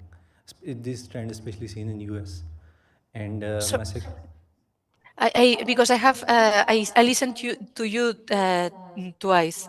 Can you repeat, please? How should we deal with the ghost jobs? The jobs that the companies post and they're not actually hiring, especially on LinkedIn and other such as Indeed or any job hiring platforms. Are you dealing with it on your platform? I'm sorry. I can because I think you are next to the speaker and I see you. I hear you double. Can someone repeat the question? I really didn't understand. My question actually is. My question No, actually is how should we deal with the ghost jobs, the jobs that companies publish on their platforms or LinkedIn and they are not actually hiring? How should we filter them out, or are you doing that on your platform? well, you mean the talent platform? Yeah. Okay, this is not meant for master students, but for professionals that are already working. Because the idea is that you have some experience to fill in. In the platform, you can find job postings, but you don't need to create your own profile. And to apply, it's super easy because it's the platform links you to the website where the job posting it's published, and then you just need to follow the instructions. So this is simply a marketplace. We don't have we are not intermediaries. You will be always talking to the original source. Sorry, but actually, I think I should explain my question. My question actually is that if there are some companies that publish some jobs, but they're not actually hiring, they're just publishing it for financial reasons or whatever. How should we tackle that? Like we have seen this trend especially in the US, that companies just publish some jobs and they don't hire anybody. So is there a way that we should look at those jobs and we could, because we are wasting time if we are applying for those?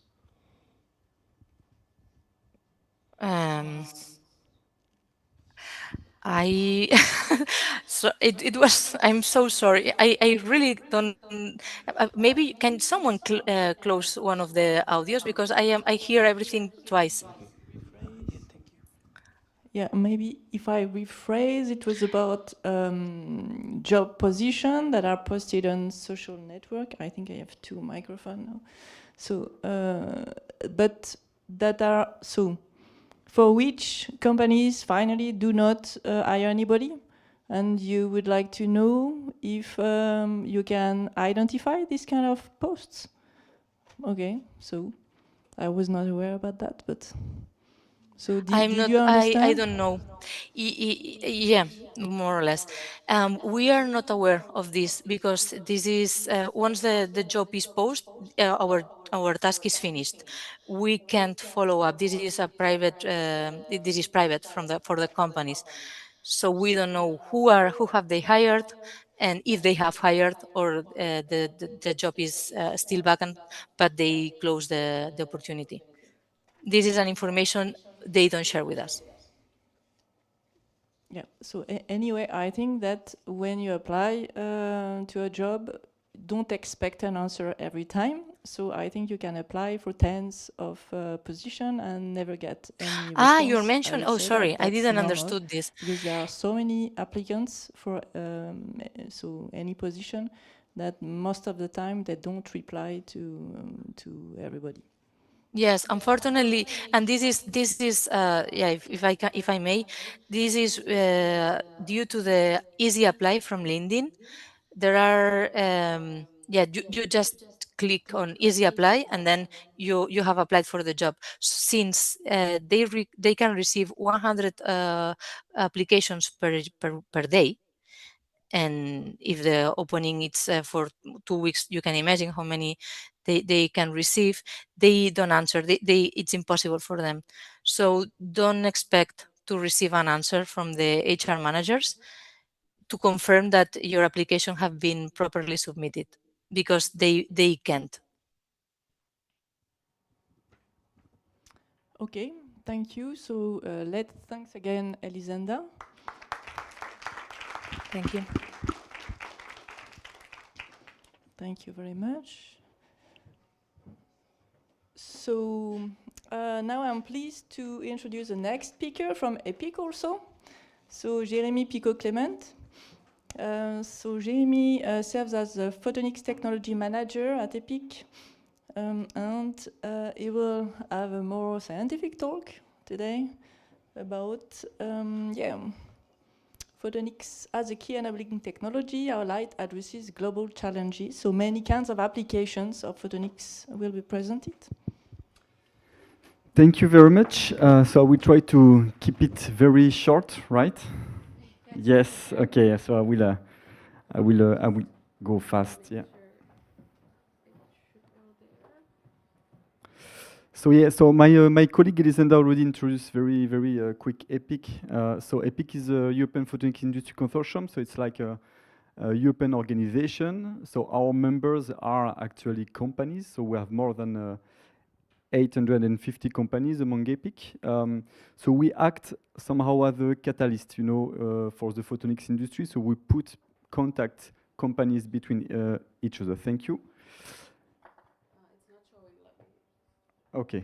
So I would give you just you know, the presentation of EPIC for now, before to go deeper in the topic. So The idea of my talk is to give you an overview, you know, as a student of the photonics technology application. I will not go too deep in the technical part, but I will try to, you know, to give you an overview of what's happening in photonics, and to give you confidence also in the future, which is important, I guess. And about EPIC, so what we do, so HR, as Elisenda said and presented, is one of our services. So we propose different kind of services to our members. Some technology report access. We propose also some event all along the year, physical event and online event. And we're like a big network organization. So this is what we try to propose along there. We are 12 people working at EPIC. And I'm personally a part of the technology team with 2 other colleagues, Antonio Castello and Ivan Nikitsky. So it's 5, it's not working anymore.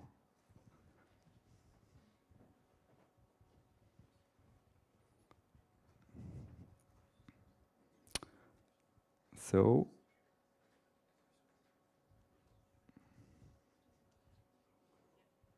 yeah, all good, perfect. So this is a team. So we're 12 people. I'm a part of the technology team with Antonio Castello and Ivan Nikitsky. Ivan is more on the quantum side and PICS technology. Antonio more on the biomedical and laser technology. I will be more on the optical system, and especially defense, space, and agriculture. Yeah, this is the services that we propose to our PIC members, technology support. So we put contact companies with other companies in the value chain. So our aim is to gather all the value chain of photonics in the same room and make them work together. So from the component providers to the end user and system integrators. We propose also market reports, technology report, networking, access to market. If a company wants to go in Asia or in the United States or North America, like Canada, we support them to go there. Mentorship, HR support with, you saw the presentation of my colleague Elisenda, and also for startups and smaller company investment support. So just to be very, very fast, and I think that you saw this today, there was a shift, and it's currently still the case, a shift from the electronics age to the photonics age today. So photonics is still an emerging technology. It's still smaller than if you compare to semiconductor industry, for example. There is nothing comparable, but still there is thing happening in photonics area, and this is why it has been identified as the key ET, a key enabling technology by the European Commission. So it's not only about health, autonomous vehicle space, it's also about other kind of applications that we'll try to cover during this presentation. And yeah, it has been identified that actually the industry cannot innovate without using photonics. And I think that previous speakers mentioned it, but photonics is basically everywhere, all around you, your phone, your watches, your vehicle, everywhere.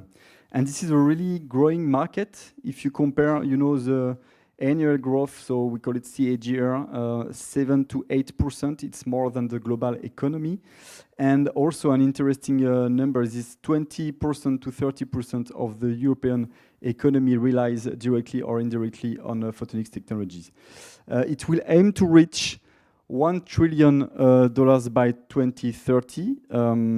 It's a big number, but again, it's nothing comparable to semiconductor industry, for example. But still, photonics is an emerging technology, and it's very interesting to see how much application you can find. And this is a non-exhaustive list of application of photonics. We talk about industry with laser manufacturing, high precision laser tools, agriculture, and more generally, the food process from agriculture, so from the field to the process line, you can find a lot of photonics technologies. Defense, space, of course, optical communication space, ground to space as well. Also for defense, I will go deeper in this later. Healthcare, biophotonics, telecommunication, green data, and also mobility LiDAR. I did not mention here the AR, VR topics, augmented reality and virtual reality topics, where you can find a lot of photonics-based technology in this area. Talking about Lightspeed AI, so artificial intelligence, and optical computing. So this is a perfect example of the shift, from the electronics era to the photons era. So we came from the electronics, and now we try to bring, to transform, to shift it into photons and optical technology, optical-based technology. And here it's very impressive to see that 26% of the CAGR. So the CAGR, it's like a ratio of the annual growth, of a market. So 26%, it's very high, basically, for this. About food security and agriculture topics, here the main challenge is by 2050 to feed 10 billion people, and here also Photonics has a huge role to play in this area. We aim also to reduce the pesticide use, in the farms. And you can find a lot of photonics technology for drones, for example, using hyperspectral sensing or also spectral cameras, laser weeding, smart greenhouses, which use a lot of photonics-based technology like sensing, but also light. And it presents 11% of CAGR, which is also high for this kind of technology. But there is one main problem for this is there is a rapid adoption by the biggest, farms or biggest companies in this area. But for smaller farmers, it's even difficult. It's still difficult, to integrate or to use photonics-based technology for their daily job. And one of the main challenge for 2030 is to make these sensors and these technologies very robust for this kind of application. So for food processing, but also in agriculture topics. Biophotonics, the future here is home-based healthcare. We have a growing number of older people, a lower number of younger people, so at some point we'll need to monitor people at home, and this is the case already, and this is where you can find a lot of wearables technology based on fixed photonic integrated circuits technologies as well to monitor the health of the person. Optical biopsy, imaging without cutting, and here the same 11% of growth, annual growth. But there is a but. One of the biggest challenge is, of course, the regulatory of health market, which is a good thing. But at some point, for younger companies, smaller startups, it can be difficult, to bring a new technology to the market, and even more for laboratories. And it's a good transition to space and new space topics. So here it's an interesting case because we usually see space as huge telescopes for deep space observatory. But there is a new market which called new space with all these constellations in the sky like optical communication with Amazon, or SpaceX with all these constellations. They use a lot of photonics-based technologies to transmit the information between satellites, also from ground to space. You have a lot of interest also for Earth observation with hyperspectral imaging, but not only UV sensors as well, or spectral imaging is very useful for Earth observation and monitoring the Earth. And there is a new market also in this market, in new space, is the SSA. So the idea is to protect, satellites and constellation against debris in space. So to do this, there is also some solution proposed based on photonics technology using laser, but you have to target, you have to detect the debris, and you have to remove it. So there is a huge market also in this area. It presents a very high rate, so more than 20% CAGR by 2030, which is very high. But one of the main, I would say, challenge is that in Europe, it's very fragmented sector. You have, more local or more national space agency like NÉEL in France or DLR in Germany. So it brings some difficulties, to coordinate and to innovate in the sector if we compare to the US or to China, for example, or India. And last but not least, topics. Here it's an interesting topic because you can find a lot of photonics technology. I think this is one of the topics I can find the most of photonics-based technologies. And we mentioned it previously today, the swaps or reduction of the size of the system is very important for defense, of course, but for space as well. So how to reduce this technology? You use PICs, photonic integrated circuits, but not only. You can find also other kind of photonics-based technologies. The battlefield resilience is very important. So make systems that are resilient and prepared for harsh environment. Laser and quantum scaling. So we mentioned, optical communication for space, but it's also very useful for defense and quantum and QKD. So quantum key distribution is a very important topic for defense activities. And then, strategic autonomy. So how to make everything in Europe? This is a big question today. For example, some materials like germanium are not from Europe. So we had some problem. We still have some problem with germanium supply chain. So the idea is to try to find some solution to make everything in Europe, to have all the supply chain based in Europe. So key takeaways. It's a big market. It's a new market, but it's already a big market. We try to reach out 1 trillion. So it's not by 2025, but 2030. So a huge market. One of the main problems is that we miss talent. And I think that Elisenda showed a very nice presentation previously. So the idea is to bring, the talent into the industry and to make you meet companies that need you.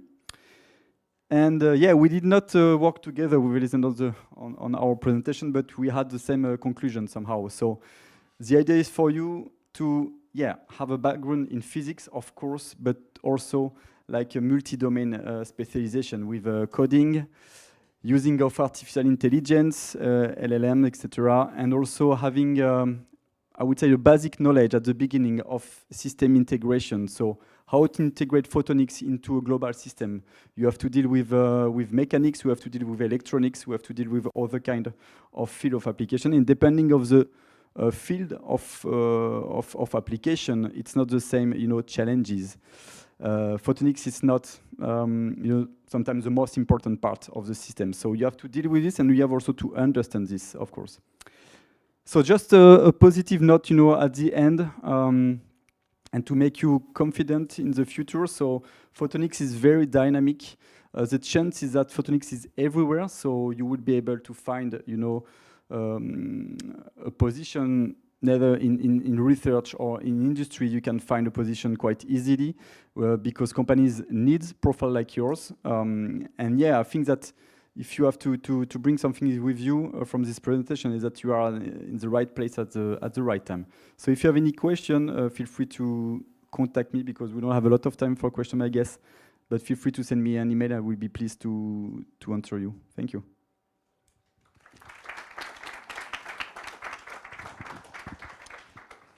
Okay, not much time, but maybe time for 1 or 2 questions.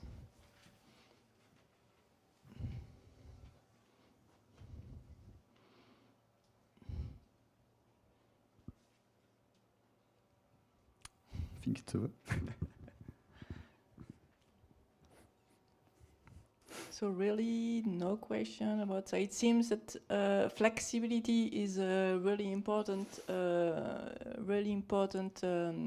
so skill that you must have. You have actually skills in photonics, but you must be able to apply these skills in many different fields, and there are a lot of jobs. Don't remain focused on your specific topic that you studied during your master or your PhD. I think that, as mentioned also this morning, you may find a job with so even very fundamental skills in optics. You can apply these, so your ability to focus on a topic, and so fundamental skills in other topics, whatever they are. So there are plenty of jobs. Just be aware that you can maybe move a little bit from your so present topic to find a good job and have a long career in the field. Yeah, that's true. I mean, flexibility. It's not because you do quantum that you have to do quantum after your PhD. You can jump from a specific field to another field. It's not a problem for companies. But it's not easy when you end a PhD. That you have to learn also how to sell yourself, of course. Yep. So thank you very much again. Thank you.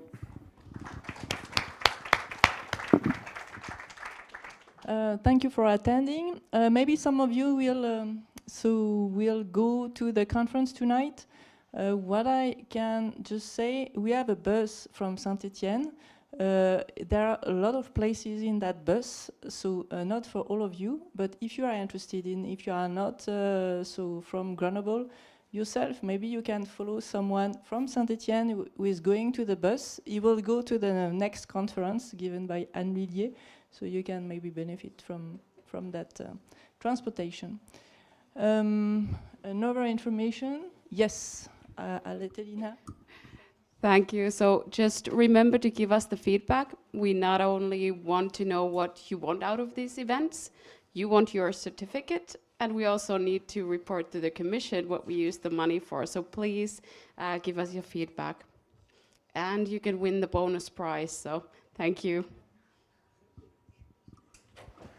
Thank you, and thank you to our speaker of the day. Bye.